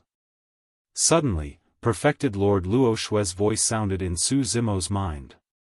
She was using her essence spirit to send him a voice transmission. Notwithstanding the fact that your spirit energy is depleted and you're unable to release your golden core phenomenon, even if you're at your peak condition, you might not be a match for the Rakshasa and God race leaders. Perfected Lord Yujun sent a voice transmission as well. You possess specialties from the Immortal, Buddhist and Fiend Daos and you're the hope of the human race. As long as you don't die, you will definitely be accomplished in the future. It's difficult for a lone tree to survive in a burning forest. The outcome here is determined and there's no need for you to force or blame yourself. This is fate. Monk Yin Lu sighed gently. Patron Su, hurry and flee. Su Zimo remained silent.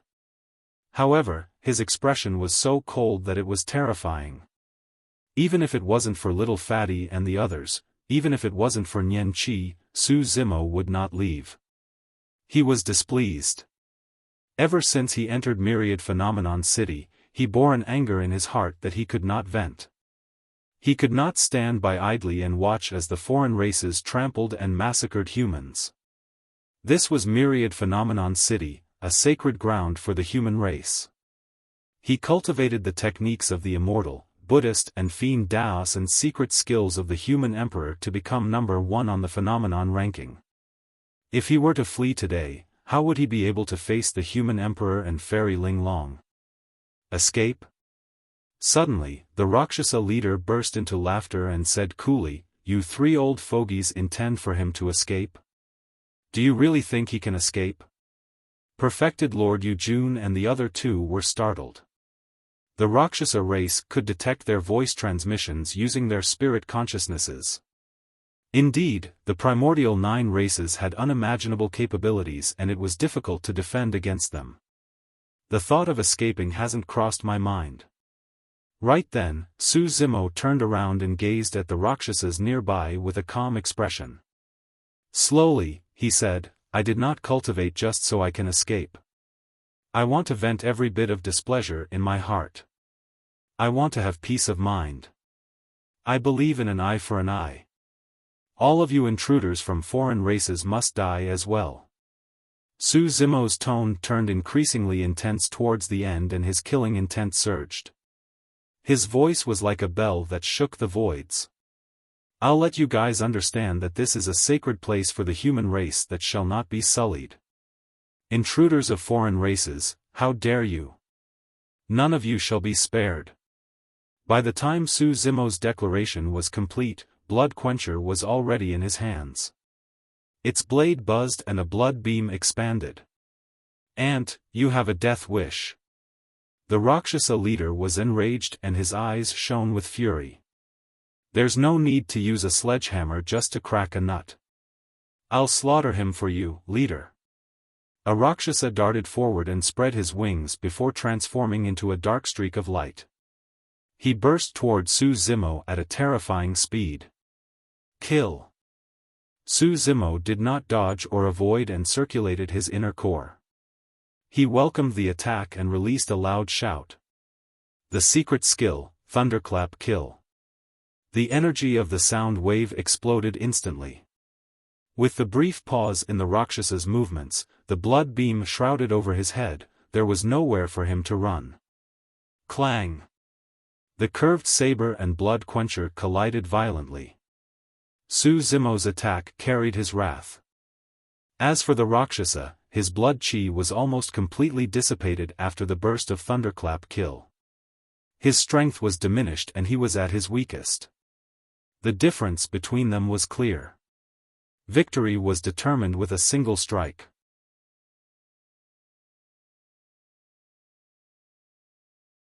Chapter 769, Massacre.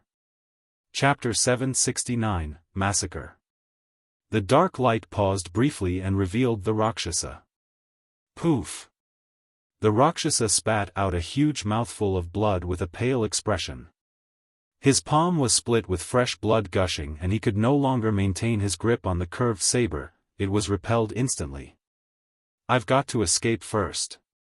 This human is too strong and I can't win him in terms of strength. I've got to wrap around him and look for another opportunity." The Rakshasa's reflexes were extremely swift and those thoughts flashed through his mind one after another. Swoosh! The meat wings of the Rakshasa flapped and wind howled. A tremendous power was released as he attempted to soar into the air and flee. Under normal circumstances, there would naturally be a brief respite between both parties after a full-on clash. However, Su Zimo's body sounded with the sound of tsunami.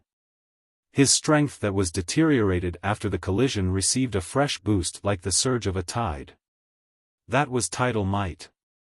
Su Zimo had a cold expression and his movements did not stop at all.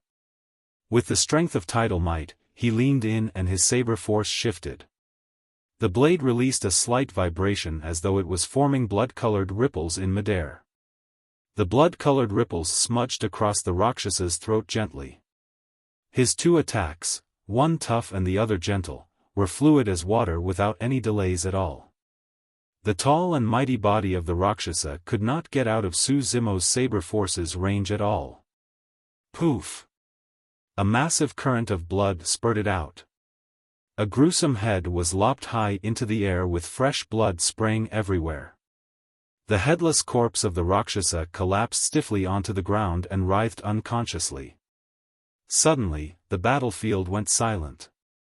Nobody expected this outcome in the fight between Su Zimo and the Rakshasa.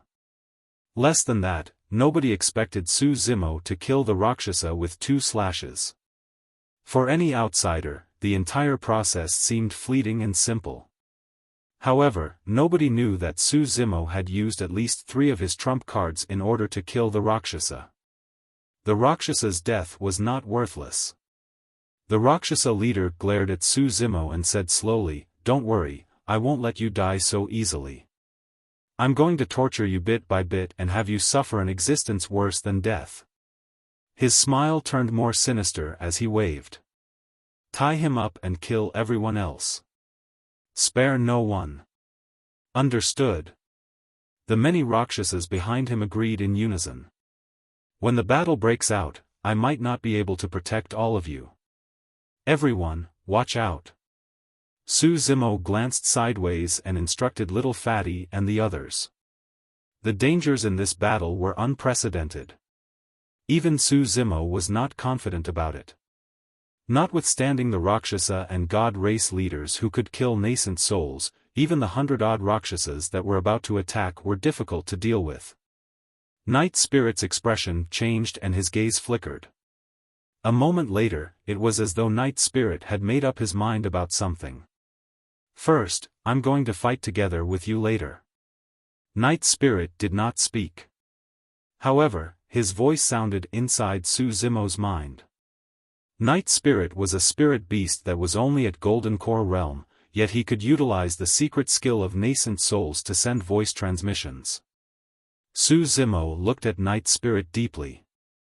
He was almost completely certain that Night Spirit was hiding a secret. Furthermore, it was a secret that had to be hidden. Previously, Night Spirit was even able to fend off 5 Rakshasas in the battle earlier on. Now that Night Spirit said that he was going to fight together with Su Zimo, it seemed as though he was implying something unusual. Kill. Many Rakshasas flashed and dozens of dark lights scattered throughout the voids in all directions, charging toward Su Zimo instantly. Even a nascent soul might not be able to escape from such an attack unscathed. However, Su Zimo had an unfazed expression as he swung Blood Quencher and released the saber techniques of the Sea Calming Manual and Azura Saber together. The saber forces were relentlessly tight and nothing could penetrate them. The Rakshasa race was smart and they were innately talented in combat. The moment they sensed Su Zimo's immense strength, they naturally chose not to take him head-on and instead circled around him continuously. On the battlefield, Su Zimo's figure almost completely vanished and he was shrouded by a blood beam around him that formed a blood-colored barrier. In the skies, streaks of dark lights danced and revolved while charging forward continuously.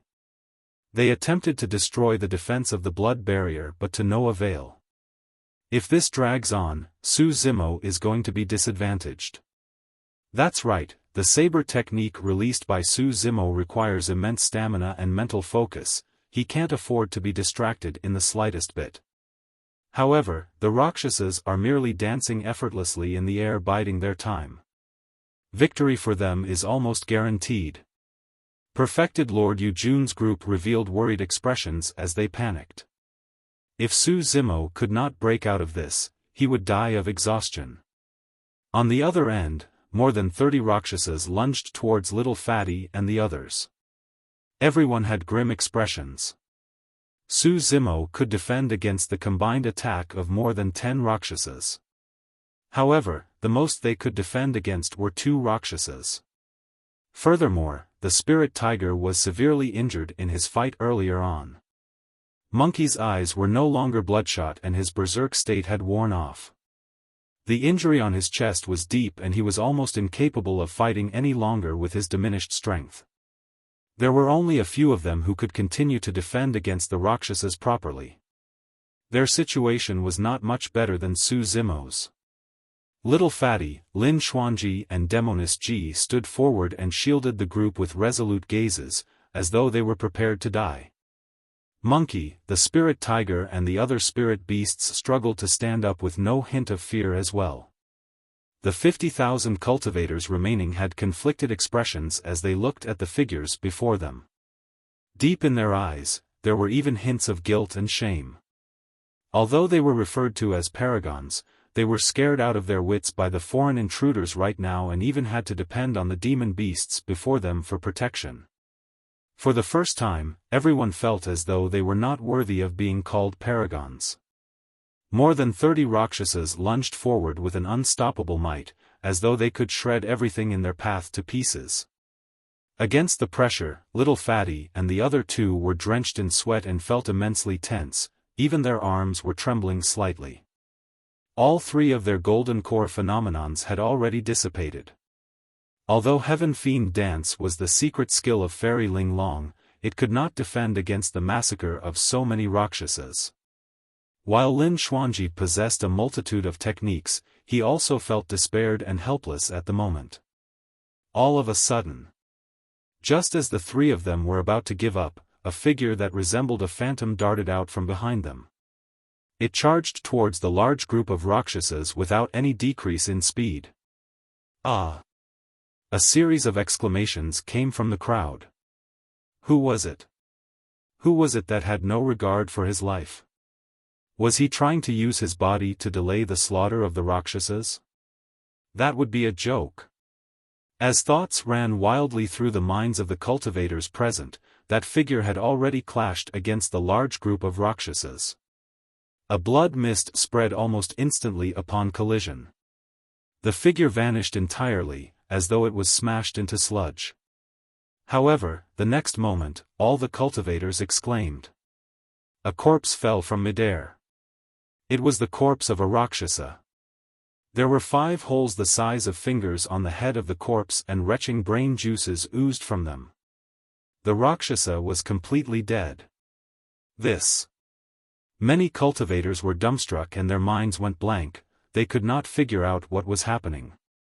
The figure that initially vanished reappeared in midair like a phantom and brushed past another Rakshasa. It reached out and grabbed at an extremely terrifying speed. Snap! The Raksasa's throat was crushed by its palm and it died on the spot. Night Spirit! Ching Ching exclaimed. A massacre had arrived under the guise of the night.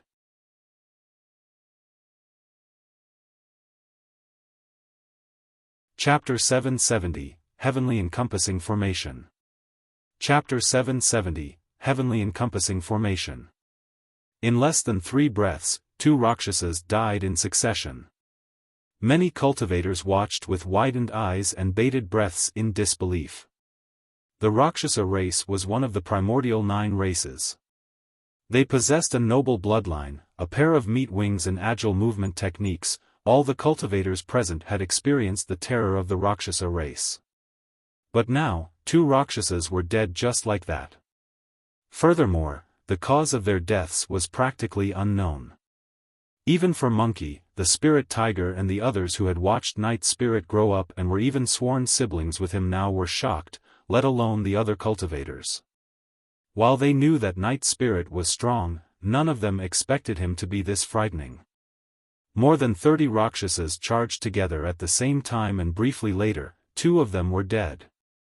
His capabilities and combat strength were out of this world. It's no wonder why I lost. The Golden Lion murmured. He suffered a loss the first time he met Night Spirit. Initially, the Golden Lion wanted to cultivate harder and seek an opportunity to get even in the future. At this point, that thought had vanished into thin air. The 3 nascent souls exchanged glances, all of them could see the shock and bewilderment in the other's eyes. The others might not be able to see the fight clearly.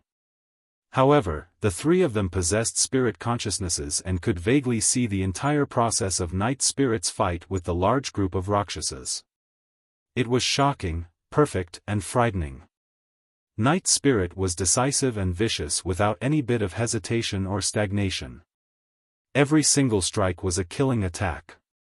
For the three of them, their first reaction towards the process was shock. Be it in terms of timing, angle, movement technique, speed, strength of burst or choice of target, Night Spirit's attacks were perfect.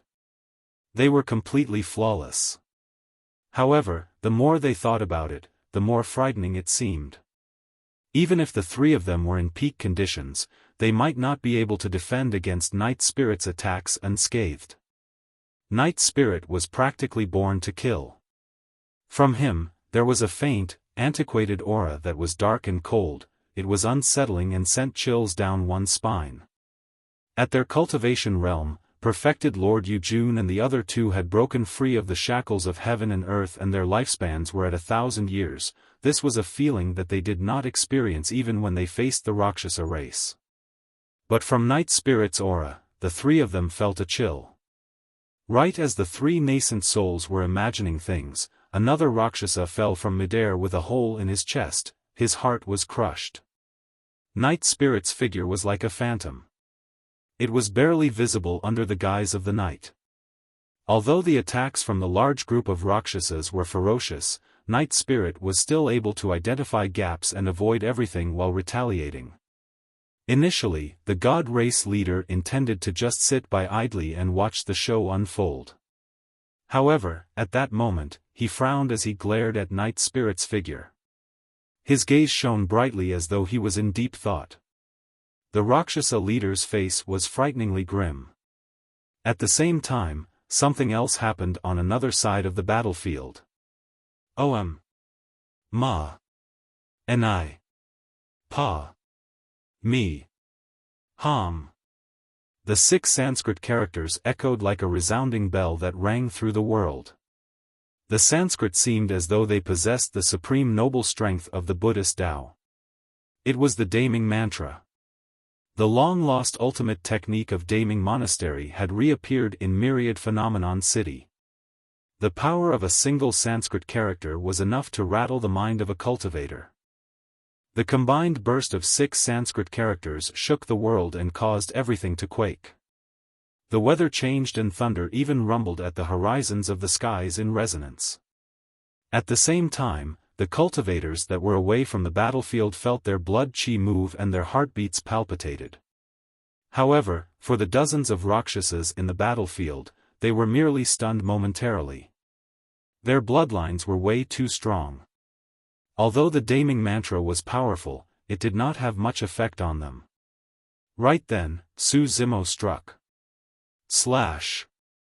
Accompanied by a loud roar, the blood barrier surrounding Su Zimo converged instantly into Blood Quencher in his hands. Immediately after, a blood beam burst through the horizons. Su Zimo's blood chi burst forward as his black hair danced. He carved a gigantic blood-colored semicircular arc in midair that almost cut the entire world into two. Poof! Poof! Poof! There were at least 10 Rakshasas that were caught up in the blood beam. None of them could defend against that terrifying attack. 3 Rakshasas were cut into 2 on the spot. Even the curved sabers in their hands were shattered by Blood Quencher. Although the remaining Rakshasas managed to defend against the sharpness of Blood Quencher, their bodies could not withstand the burst power of the attack. They coughed out fresh blood and their gazes dimmed as they crashed onto the ground, severely injured. Clang! Clang!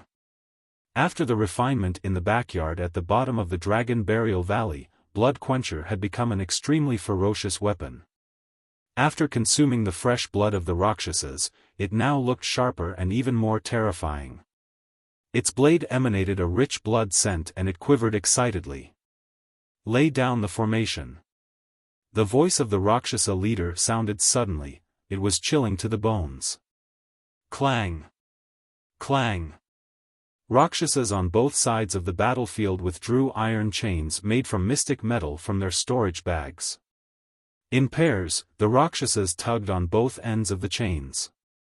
They made use of the speed of their movement techniques to circle and weave around Su Zimo's surroundings.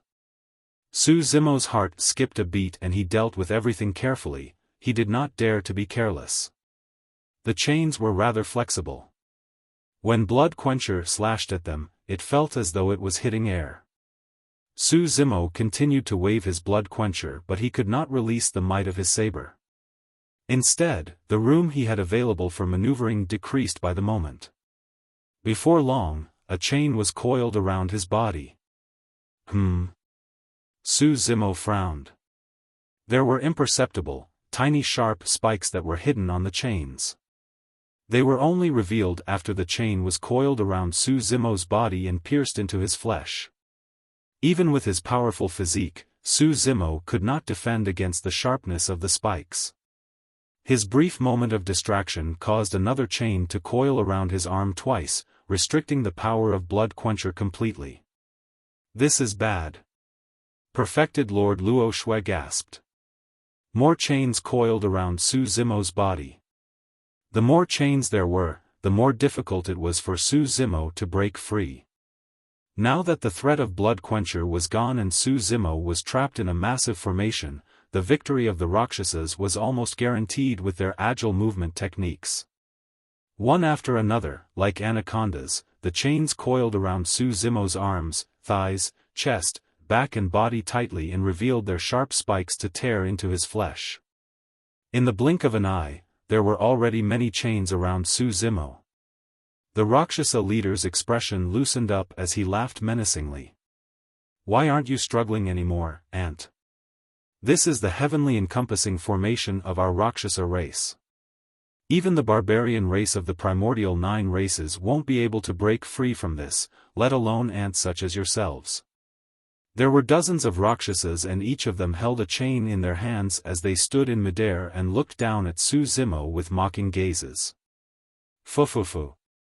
Su Zimo stood on the spot motionlessly and suddenly let out a laugh. You think that you can trap me using these pieces of scrap metal?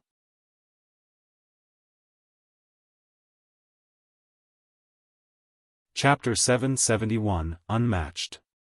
Chapter 771, Unmatched.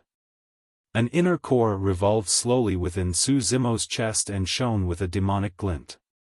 It illuminated his chest inside and outside, creating a blood-colored glow.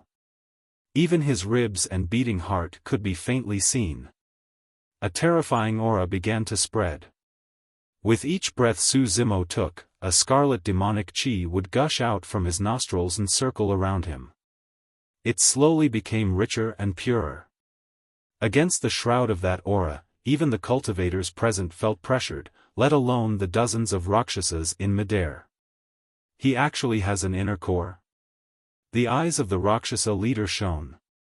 An inner core was equivalent to the golden core of cultivators and was the foundational basis for a demon beast strength, possessing all the essence of their entire cultivation. An inner core that was this pure was definitely a great tonic for any living being. Behave yourself. A Rakshasa yanked the chains and it clanged loudly. The chains were lined with spikes. His tug naturally caused the spikes to tear in the flesh and created a miserable ripping sensation in the body. Su Zimo did not move at all and his gaze was ice cold. As though he could not feel the pain in his body, the ferocity in his eyes intensified instead. Lowlife, kneel. The dozens of Rakshasas had a tacit understanding. They exerted strength and flapped their wings at the same time, tugging at the chains.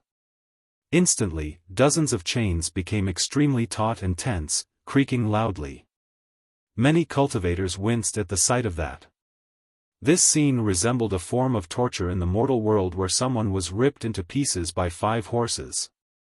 However, the 5 horses were now replaced by dozens of Rakshasas.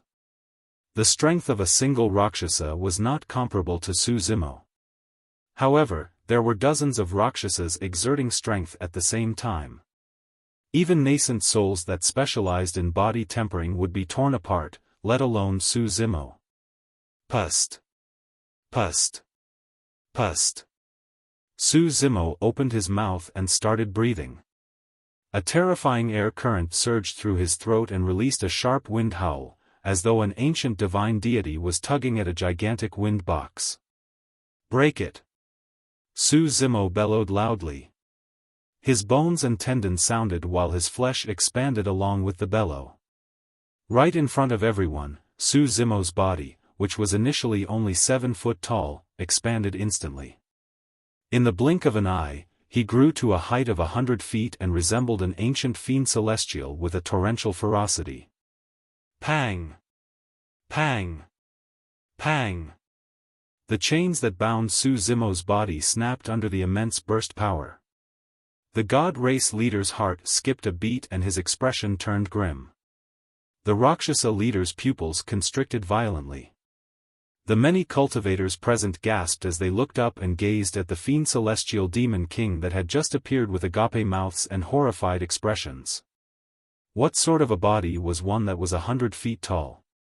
Among the cultivators present, the tallest of them were only at the height of Su Zimo's toes. Green veins bulged densely on that frighteningly massive body, resembling countless pythons that slithered on its surface. When he broke free from the shackles of the chains, Su Zimo was also injured from head to toe due to the spikes.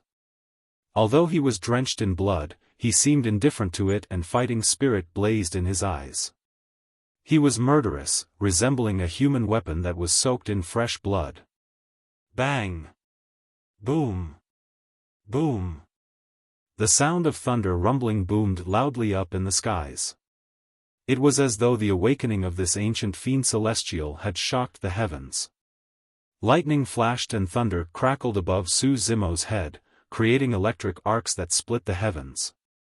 A large sea of lightning gathered with a rampant might, as though an apocalypse had arrived. Against that terrifying sight, even the Rakshasa and god race leaders looked somewhat grim and their hearts skipped a beat. This was the true might of heaven and earth. Although their bloodlines were strong, their backgrounds were noble and they inherited many secret skills, they had not cultivated to the point where they could challenge heaven and earth. Yet, at that moment, Su Zimo's head touched the heavens while his feet touched the earth. His eyes were bright as his black hair danced, there was no hint of fear on his expression. It was as though he was a divine being that ruled over the world. Snap! There was a deafening sound. An incomparably thick thunderbolt descended and struck Su Zimo. Crackle! Lightning flashed and spread out in electric arcs. However, Su Zimo's aura merely turned increasingly terrifying under the baptism of the frightening thunder. Even thunder could not suppress him. The Purple Thunder Manual. This must be the Purple Thunder Manual. A figure was sprawled at the front of the city among the corpses, hiding his traces warily. When he saw that, he was shocked and could not help but exclaim. However, that person reacted swiftly and shut his mouth hurriedly to avoid attracting any attention from the factions in the city. In truth, everyone in Myriad Phenomenon City were totally drawn to the massive figure that was covered in electricity and demonic chi. There was nobody that would bother to look at the front of the city. Ah!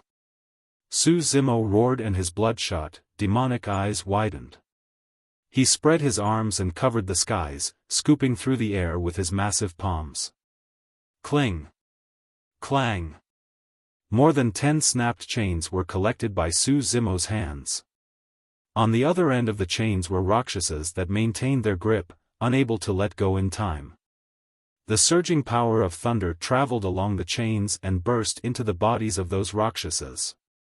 Su Zimo's flesh and body could withstand the baptism of thunder, but those Rakshasas couldn't. The Rakshasas in midair shuddered and their eyes blanked out as they convulsed uncontrollably. Before they could snap back to their senses, the Rakshasas were no longer in control of their bodies and fell violently, pulled by a tremendous force. Su Zimo had swung his arms to smash the chains down fiercely.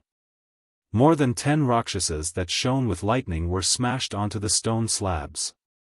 Their tendons and bones snapped while their organs were ruptured. Instantly, their consciousnesses disappeared and their lives were severed. That power was way too strong. Coupled with the burst of the power of thunder, the Rakshasas all died on the spot. All of you, die. Su Zimo was heated up from the kills and conveniently used the chains as his weapons. His arms danced and thick chains that were filled with lightning tore through the air. The remaining Rakshasas were in chaos as they turned into dark streaks of light that circled around the air. A single chain might have difficulty swatting any of the streaking Rakshasas. However, Su Zimo wielded more than 10 chains and they covered almost everything in their path unavoidably. The chains had formed a web made of lightning. Its area was a forbidden place for the Rakshasas. The chains not only possessed the power of thunder, but also the terrifying burst power of Su Zimo's demon form. They would definitely die if they were struck by the chains. The remaining Rakshasas scattered far away. In fact, they did not even dare to approach him. The mocking, teasing and condescending looks in their eyes had long vanished. Instead, their eyes were now replaced with shock and fear. On the battlefield, the chains smashed onto the ground loudly. However, it was dead silent behind Su Zimo. More than 50,000 cultivators reared their heads with agape mouths, as though they had forgotten how to breathe. Their minds were blank and their eyes reflected nothing but that massive, invincible figure. What happened was way too shocking. In Myriad Phenomenon City, every single step taken by this figure shrouded in scarlet demonic chi caused the mountains to quake and every single roar caused the weather to change. He hurled lightning chains with both arms that ripped through the voids. His chi devoured mountains and rivers while his skill alarmed heaven and earth. Nobody was his match in the world.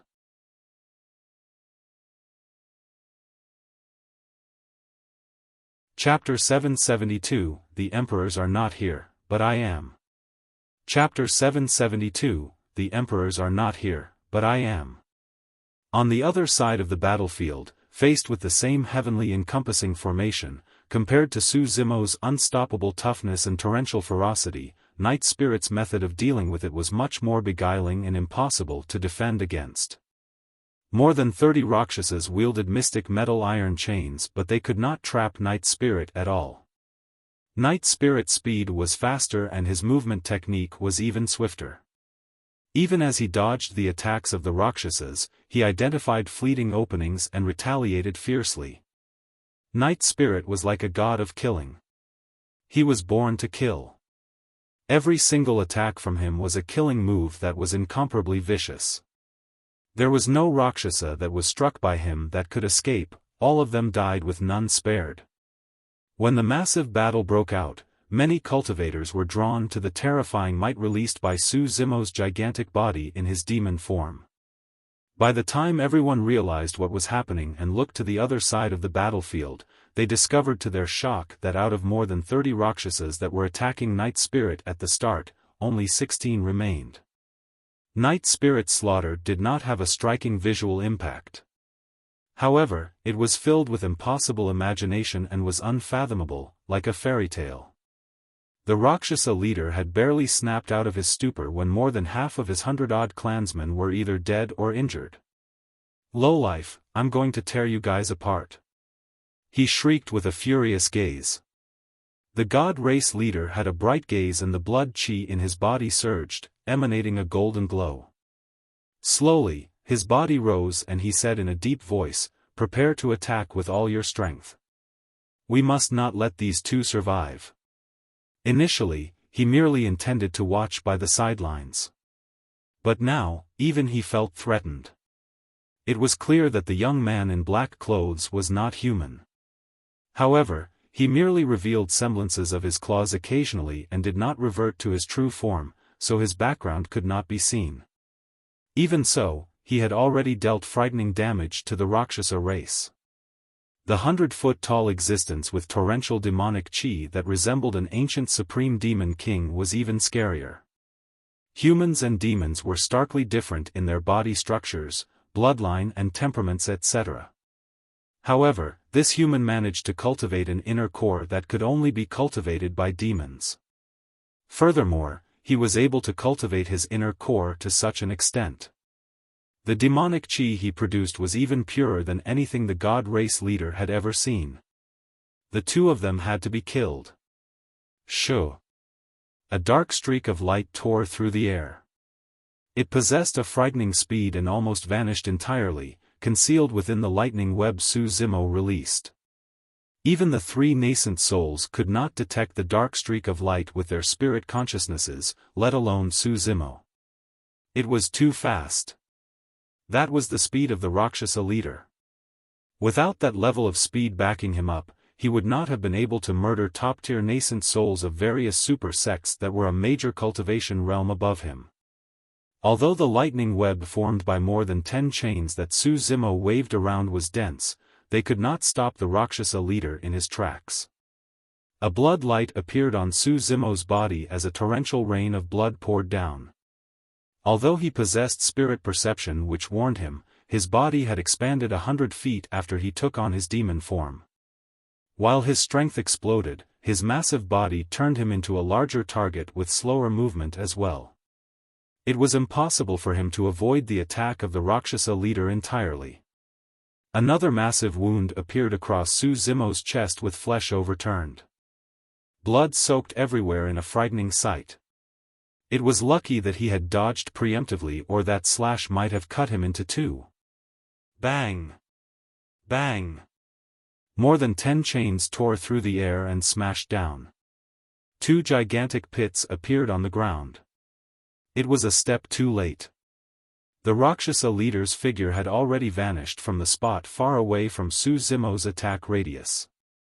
He had a cold gaze and was prepared to attack again at any time. Lowlife, you're way too weak compared to me. The Rakshasa leader gave an eerie smile. I'm going to wear you down and torment you bit by bit. You can't even touch the hem of my clothes.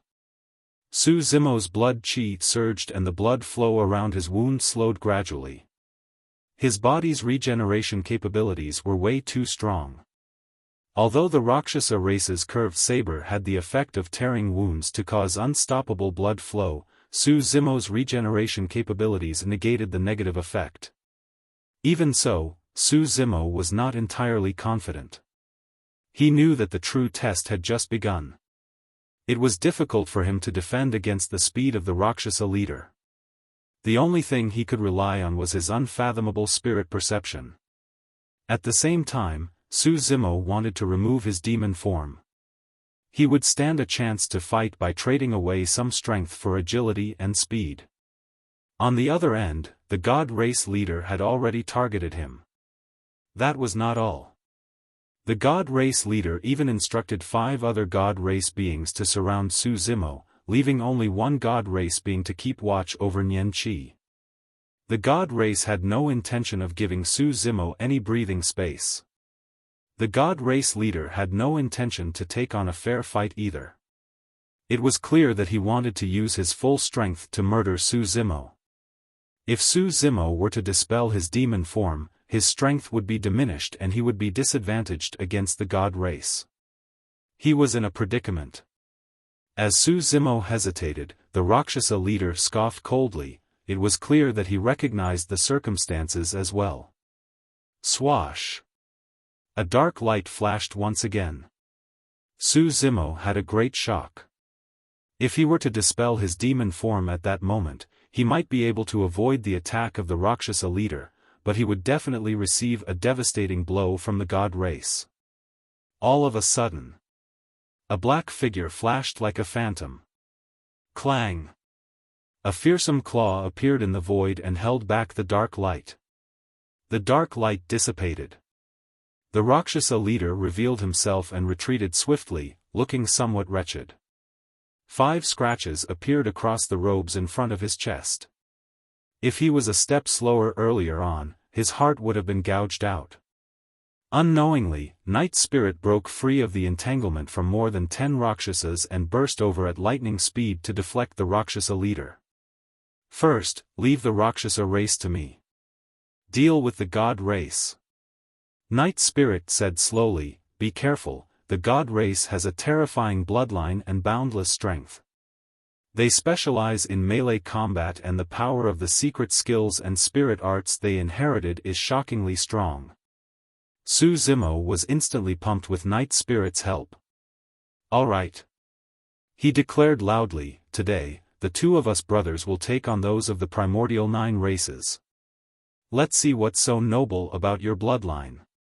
Back in the ancient era, experts of the human race were able to defeat the primordial 9 races and oust you guys to a corner in Tianhuang mainland. Today, I will do the same and suppress you lot. This affair was the shame of the primordial 9 races, and the Rakshasa and God race were extremely irked from his words. The God race leader's eyes flashed with a momentary gloom. Foo-foo.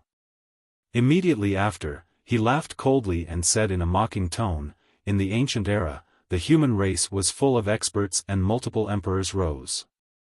How dare a puny golden core compare yourself to the ancient experts? You're nothing compared to them. The age of the human race is long gone. All those ancient emperors have either died or left, none of them remain on Tianhuang mainland." The God race leader pointed with an overwhelming aura as he declared with pride and confidence, "This world shall welcome a brand new age and new overlords. The human race shall once again return to the bottom of the 10,000 races and be enslaved by everyone." Ha ha ha. Su Zimo burst into laughter and charged towards the God race leader in huge strides. Each time his massive feet landed on the ground, Myriad Phenomenon City shook and dust and gravel billowed.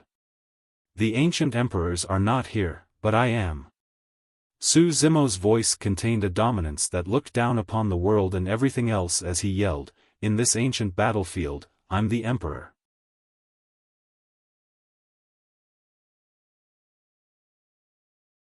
Chapter 773, Bloodline Phenomenon. Chapter 773, Bloodline Phenomenon. "The emperors are not here, but I am. In this ancient battlefield, I'm the emperor." Those sentences reverberated throughout Myriad Phenomenon City for a long time. The bloods of the cultivators present were ignited. His vigor is torrential. Perfected Lord Luo Shui could not help but praise. Anyone else wouldn't even dare to dream of saying something as such. There's no wonder why he's the #1 of the phenomenon ranking and the strongest monster incarnate in history. Perfected Lord Yujun could not conceal the admiration in his eyes either. His bearings and boldness are truly inspiring. This lad has a limitless future. Everything depends on the outcome of this battle. Monk Yin Lu said softly with a worried expression, "This lad was already exhausted when he arrived here. Now that he's engaging the Rakshasa and God race in a fierce battle, he must be in an even worse state. If he fails to avoid this calamity." Monk Yin Lu did not continue. There was naturally no future to speak of if he couldn't avoid this calamity. As everyone discussed, apart from the God race leader, the other 5 God race beings struck. Boom! Boom!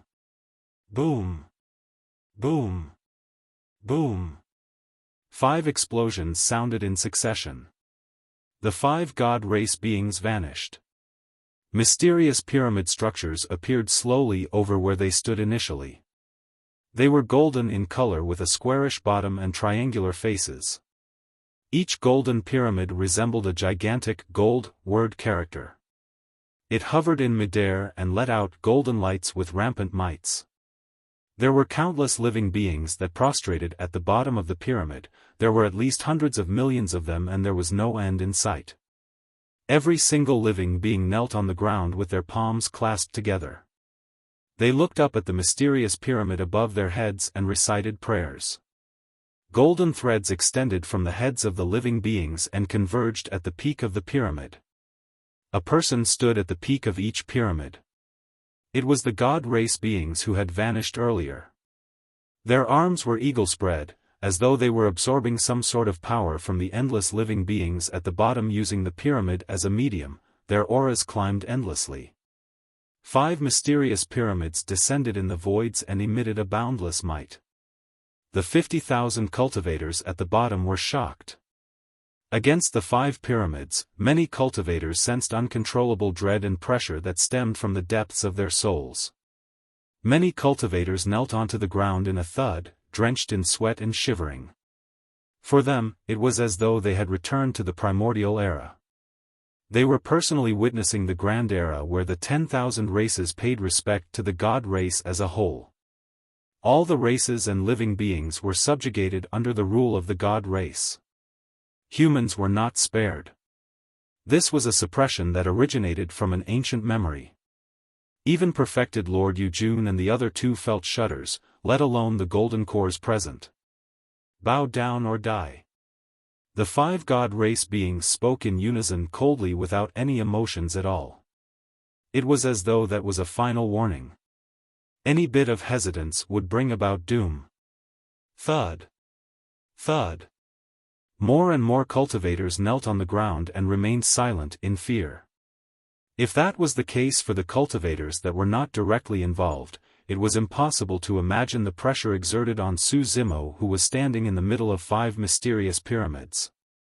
Bloody wounds appeared one after another on the surface of his massive body.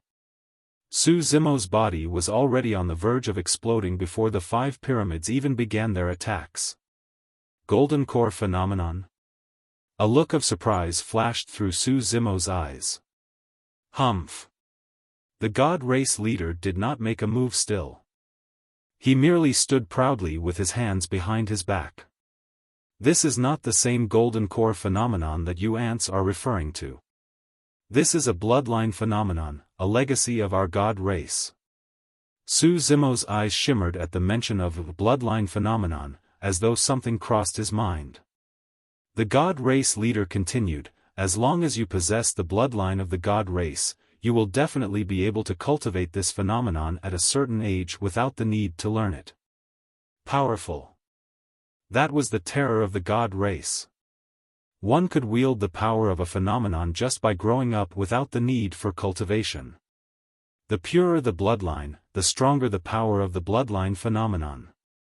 The bloodline phenomenon of the 5 god race beings could suppress most of the golden core phenomenons on the phenomenon ranking. Apart from Su Zimo and Diin, there was probably nobody else who could take on the bloodline phenomenon of the god race. It's over. Perfected Lord Yujun's expression darkened as he shook his head. Su Zimo's spirit energy is depleted and he can't release his golden core phenomenons. There's no way he can stop the attacks of the 5 god race beings. To think that the god race wouldn't give him a chance at all and released their bloodline phenomenons instantly. Monk Yin Lu sighed as well. Wrong. Perfected Lord Luo Shui furrowed her brows slightly. She gazed at Su Zimo's face and whispered, there's no hint of panic in his eyes. It's as though he still has a trump card. How is that possible? Perfected Lord Yujun and Monk Yin Lu shook their heads at the same time. Even if Su Zimo had another trump card, he could not defend against the attacks of the god race's bloodline phenomenon without his golden core phenomenon. Furthermore, there were 5 bloodline phenomenons in total. Bow down or die. The 5 god race beings bellowed coldly without any emotions. You think that the few of you are enough to make me bow down? Su Zimo reared his head in wild laughter. Scarlet demonic chi rumbled around him the moment he finished speaking.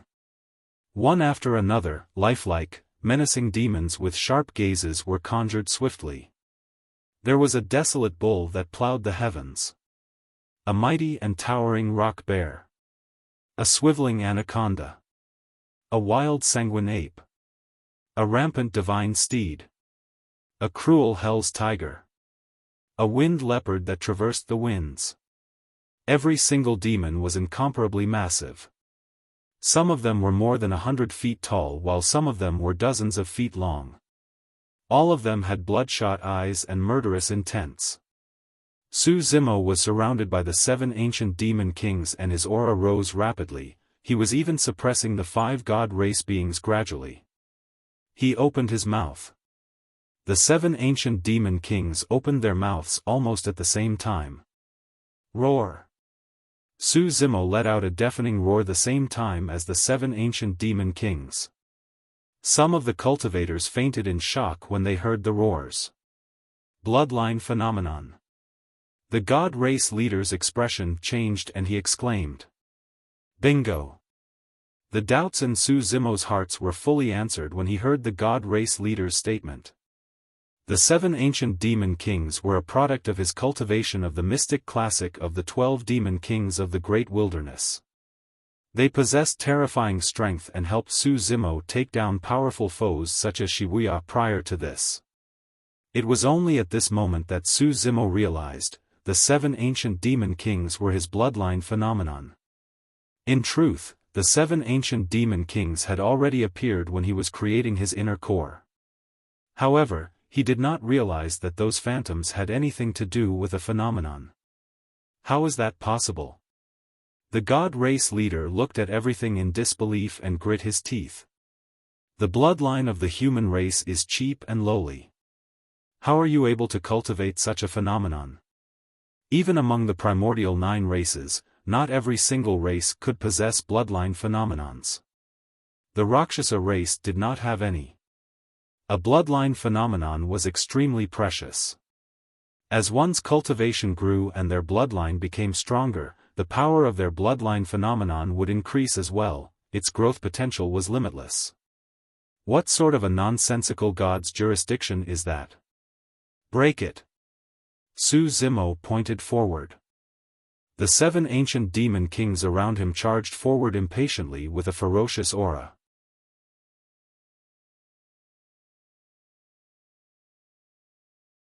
Chapter 774, Reappearance of the Butterfly Phantom.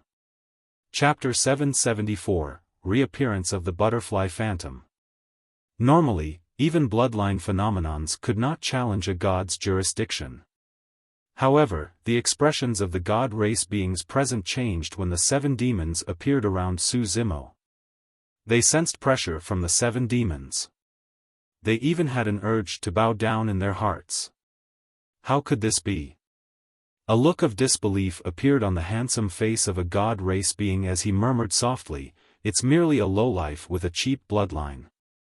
How am I experiencing such a sensation?" There was no way the god race being could know that the 7 demons were conjured from Su Zimo's cultivation of the mystic classic of the 12 demon kings of the great wilderness. Every single one of those 7 demons were once notorious demon kings of the great wilderness. All of them were Dayu's most important helpers that fought together with her. Although they were merely phantoms, there was no way they would fear the god race. 5 demons charged towards 5 god race beings. On the other hand, the Hell Tiger and Wind Leopard demon kings charged towards the god race leader who was not far away. Su Zimo had released his bloodline phenomenon against the encirclement of the god race and launched a full-blown counterattack. The wild bovine demon king rammed straight ahead and dust billowed in the wake of its muscular body. It panted with a lowered head as it smashed its gigantic horns into the pyramid. Boom! A deafening noise echoed. Cracks appeared one after another on the surface of the pyramid, expanding swiftly to spread through the entire pyramid. The phantom of the wild bovine demon king dimmed considerably as well. Once again, the wild bovine demon king lowered its head and thrust forward. Boom! The pyramid collapsed violently. On the vast land, the many living beings that were praying to the god's jurisdiction dissipated into thin air as well. The blow from that mighty smash caused the figure of the wild bovine demon king to dissipate too. Boom! Boom! Boom! Boom! Almost at the same time, the rock bear demon king's gargantuan body leaned onto a pyramid. The anaconda demon king coiled around a pyramid and hissed into the skies. As though it wanted to devour the blazing sun, its dozens of feet-long body constricted continuously and exerted pressure on the pyramid. The eyes of the sanguine ape flashed scarlet as it swung both arms like stone hammers to launch a flurry of punches on a pyramid. The divine steed demon king's hooves rumbled like thunder and it transformed into a white streak of light. Instantly, a powerful burst almost punctured a pyramid. Right in front of everyone, the 5 pyramids swayed continuously until they were completely collapsed. The crowd was shocked. Su Zimo's bloodline phenomenon was so frightening that he could take on 5 enemies single-handedly without being disadvantaged. The remaining 2 demon kings charged towards the god race leader. Initially, the god race leader's hands were behind his back. But now, he had to free them. His blood chi surged with a golden glow and he seemed like an unparalleled divine being. The god race leader did not back off or retreat against the rampaging auras of the 2 overwhelming ancient demons. Instead, he strode right ahead. He raised his hand and swung his fist. It was a simple move. However, it was earth-shaking. Many cultivators gasped. He was trying to contend against the power of phenomenon using his bloodline and body's strength. How confident was he to be able to do that? Bang! Bang! There were 2 resounding bangs. The remaining 2 demons were shattered by 2 punches from the god race leader and dissipated completely. Su Zimo's heart skipped a beat. Even if he was in his peak condition, he was not entirely confident of securing victory against the god race leader. Too weak.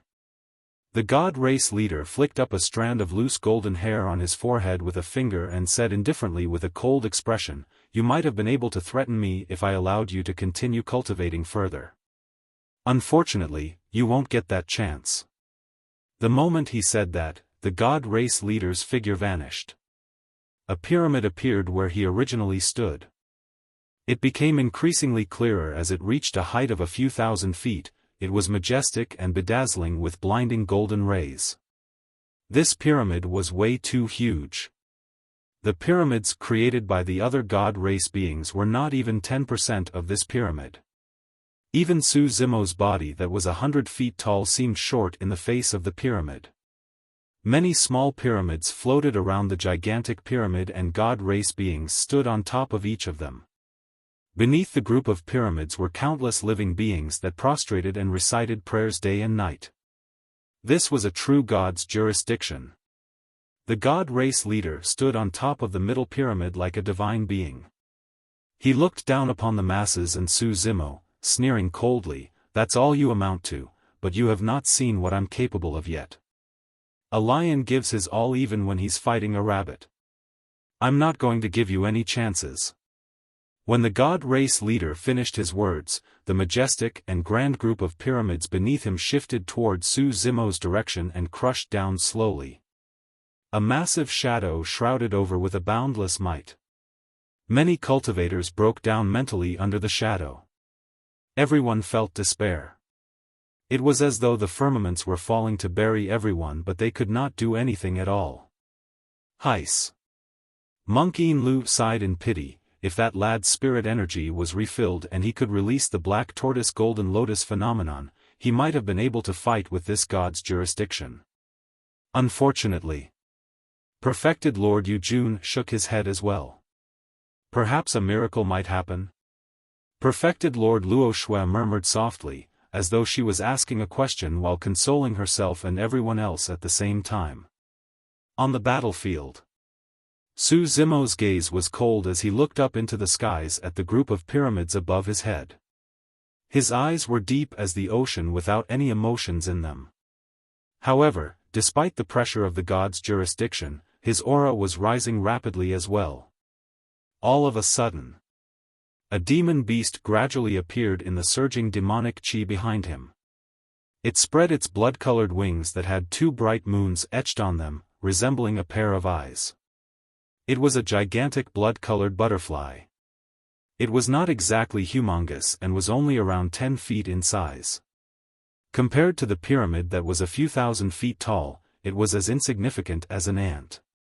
However, that blood-colored butterfly caused Myriad Phenomenon City to go silent. Everything went silent. An unprecedented, frightening aura began to emanate. Everyone shuddered. Even the fight between Night Spirit and the Rakshasa race paused briefly. The Rakshasa leader looked at the blood-colored butterfly and felt his scalp prickle. He broke out in cold sweat and his bloodline was frozen as he nearly fell from midair. Night Spirit did not manage to seize that opening. That was because he had glanced over as well. He did not feel fear even when he faced the Rakshasa and god race. However, a single look at the blood-colored butterfly caused his pupils to constrict with a hint of fear.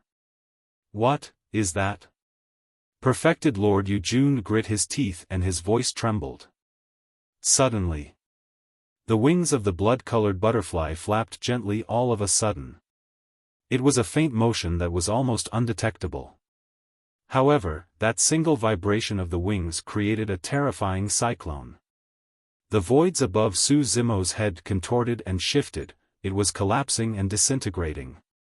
The smaller pyramids around the god race leader shook as dust and sand fell endlessly, cracks were appearing on the pyramids. Only the pyramid at the god race leader sat on remained standing. Bang! Boom! Boom! Countless small pyramids toppled and turned into dust clouds. The massive, encompassing god's jurisdiction was about to be destroyed completely by a seemingly insignificant butterfly.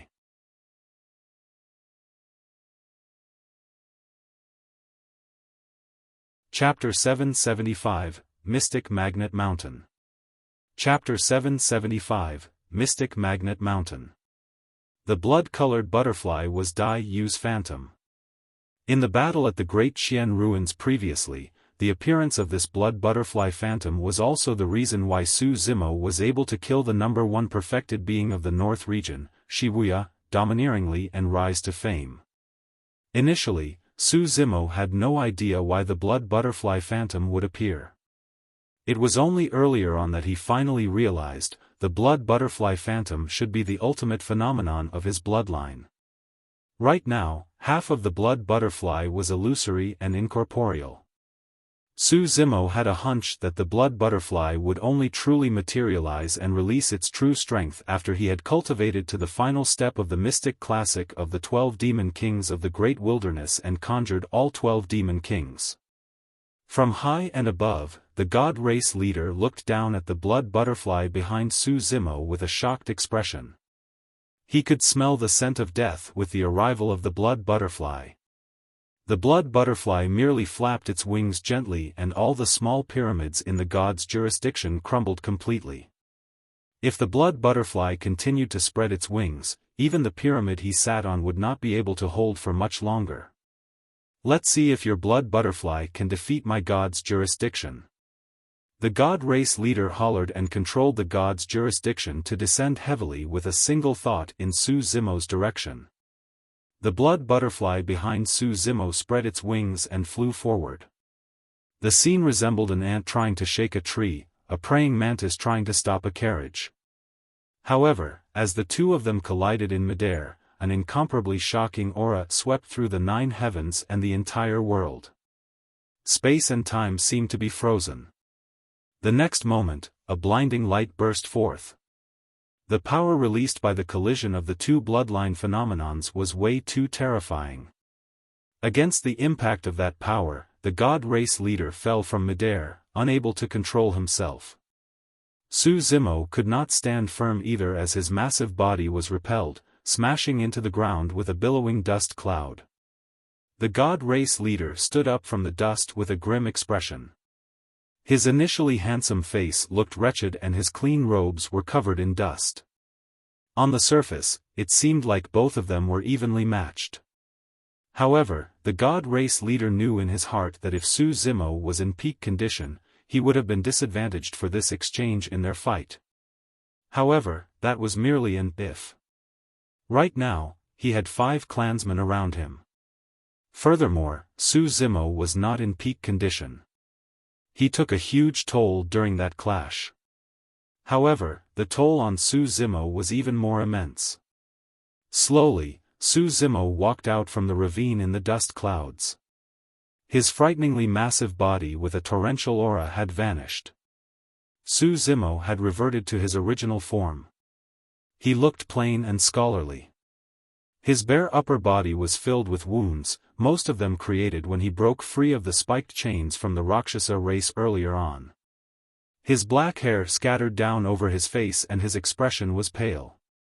It was as the god race leader had predicted, Su Zimo's stamina was almost spent. Su Zimo fought consecutively after his fight with Diin and he had not had any rest.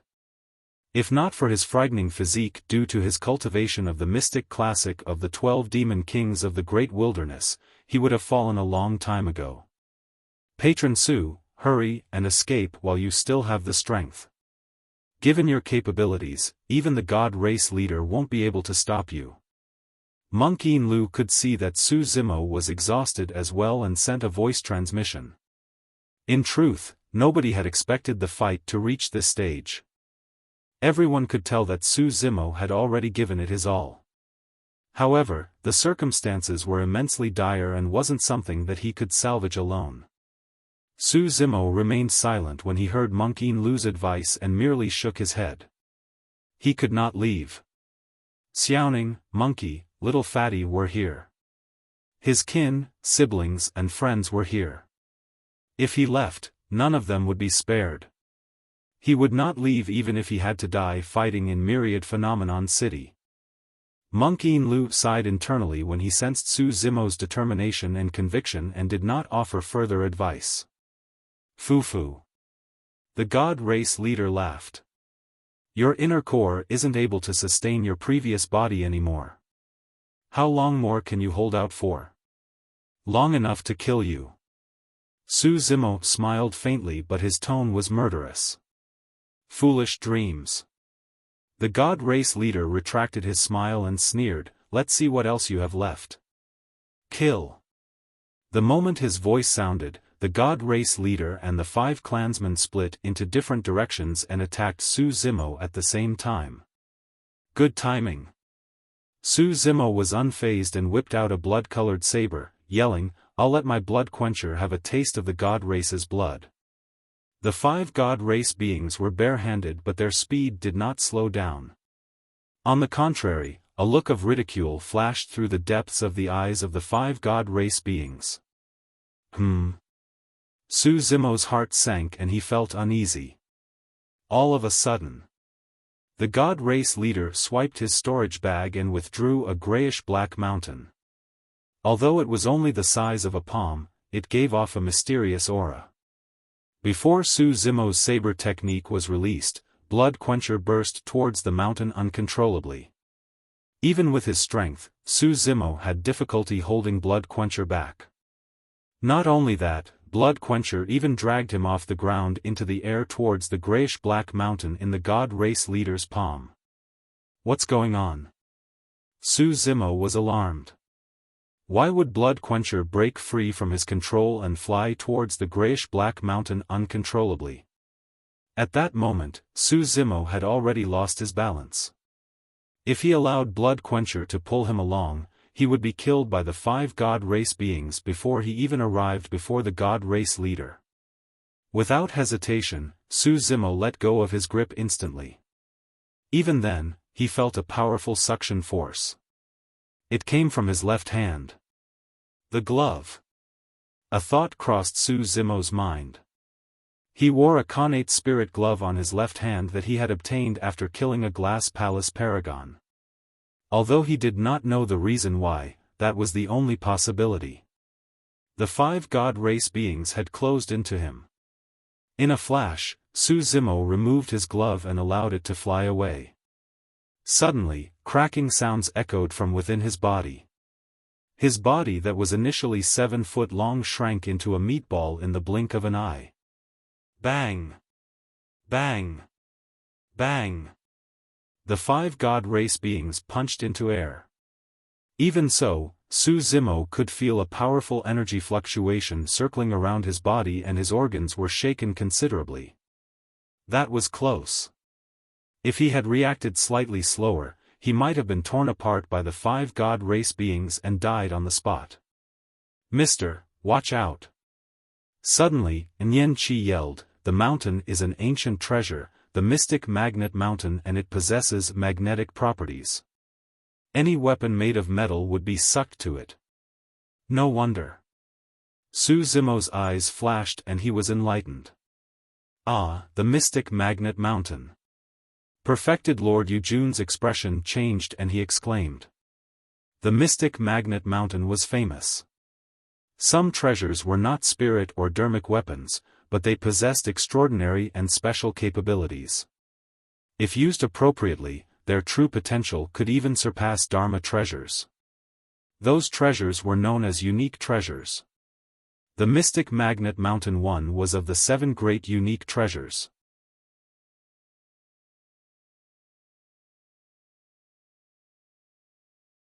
Chapter 776, Opportunity.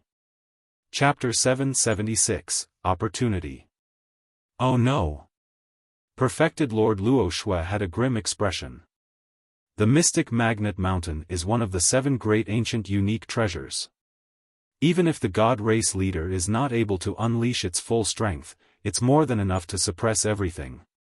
More than half of the 7 ancient unique treasures were lost in the ancient war. How did it end up in the hands of the god race leader? Perfected Lord Yujun frowned. At that moment, on another side of the battlefield, the Rakshasa leader who was fighting against Night Spirit noticed the commotion on this side as well. He smiled coldly and said in an odd manner, "Seems like the god race has indeed beaten us to it. It's just luck." The god race leader chuckled smugly. He shook his palm and blood quencher and the glove that was sucked onto it fell off. Good saber. The god race leader raised blood quencher and examined it on purpose in front of Su Zimo before putting it away into his storage bag. "I've got it." Right then, Perfected Lord Yujun said deeply, "The mystic magnet mountain is probably the true motive why the Rakshasa and god race entered the ancient battlefield." That's right. The god race leader did not bother to hide when he heard Perfected Lord Yujun's words. "We obtained clues to the mystic magnet mountain and entered the ancient battlefield for this unique treasure. However, we also heard that the human Paragons are gathered in Myriad Phenomenon City, so we dropped by out of convenience." Indeed, it is as we expected. You're all nothing but a bunch of worthless scums. Although many Paragons were furious, they could not refute him. Su Zimo remained silent and merely glared at the mystic magnet mountain in the palm of the god race leader, trying to think up a solution. His disadvantage was even greater after that unique treasure was brought out. Notwithstanding the fact that 2 of his connate spirit weapons were confiscated, even weapons such as his illumination sword formation and coiling dragon seal could not be used. The only thing he could use was the Great Qian Imperial Seal that he had just obtained from Di'in. However, the Great Qian Imperial Seal was a connate spirit weapon and would most probably not be able to go against the mystic magnet mountain. The situation was turning extremely dire. Swash! The god race leader did not give Su Zimo any breathing space.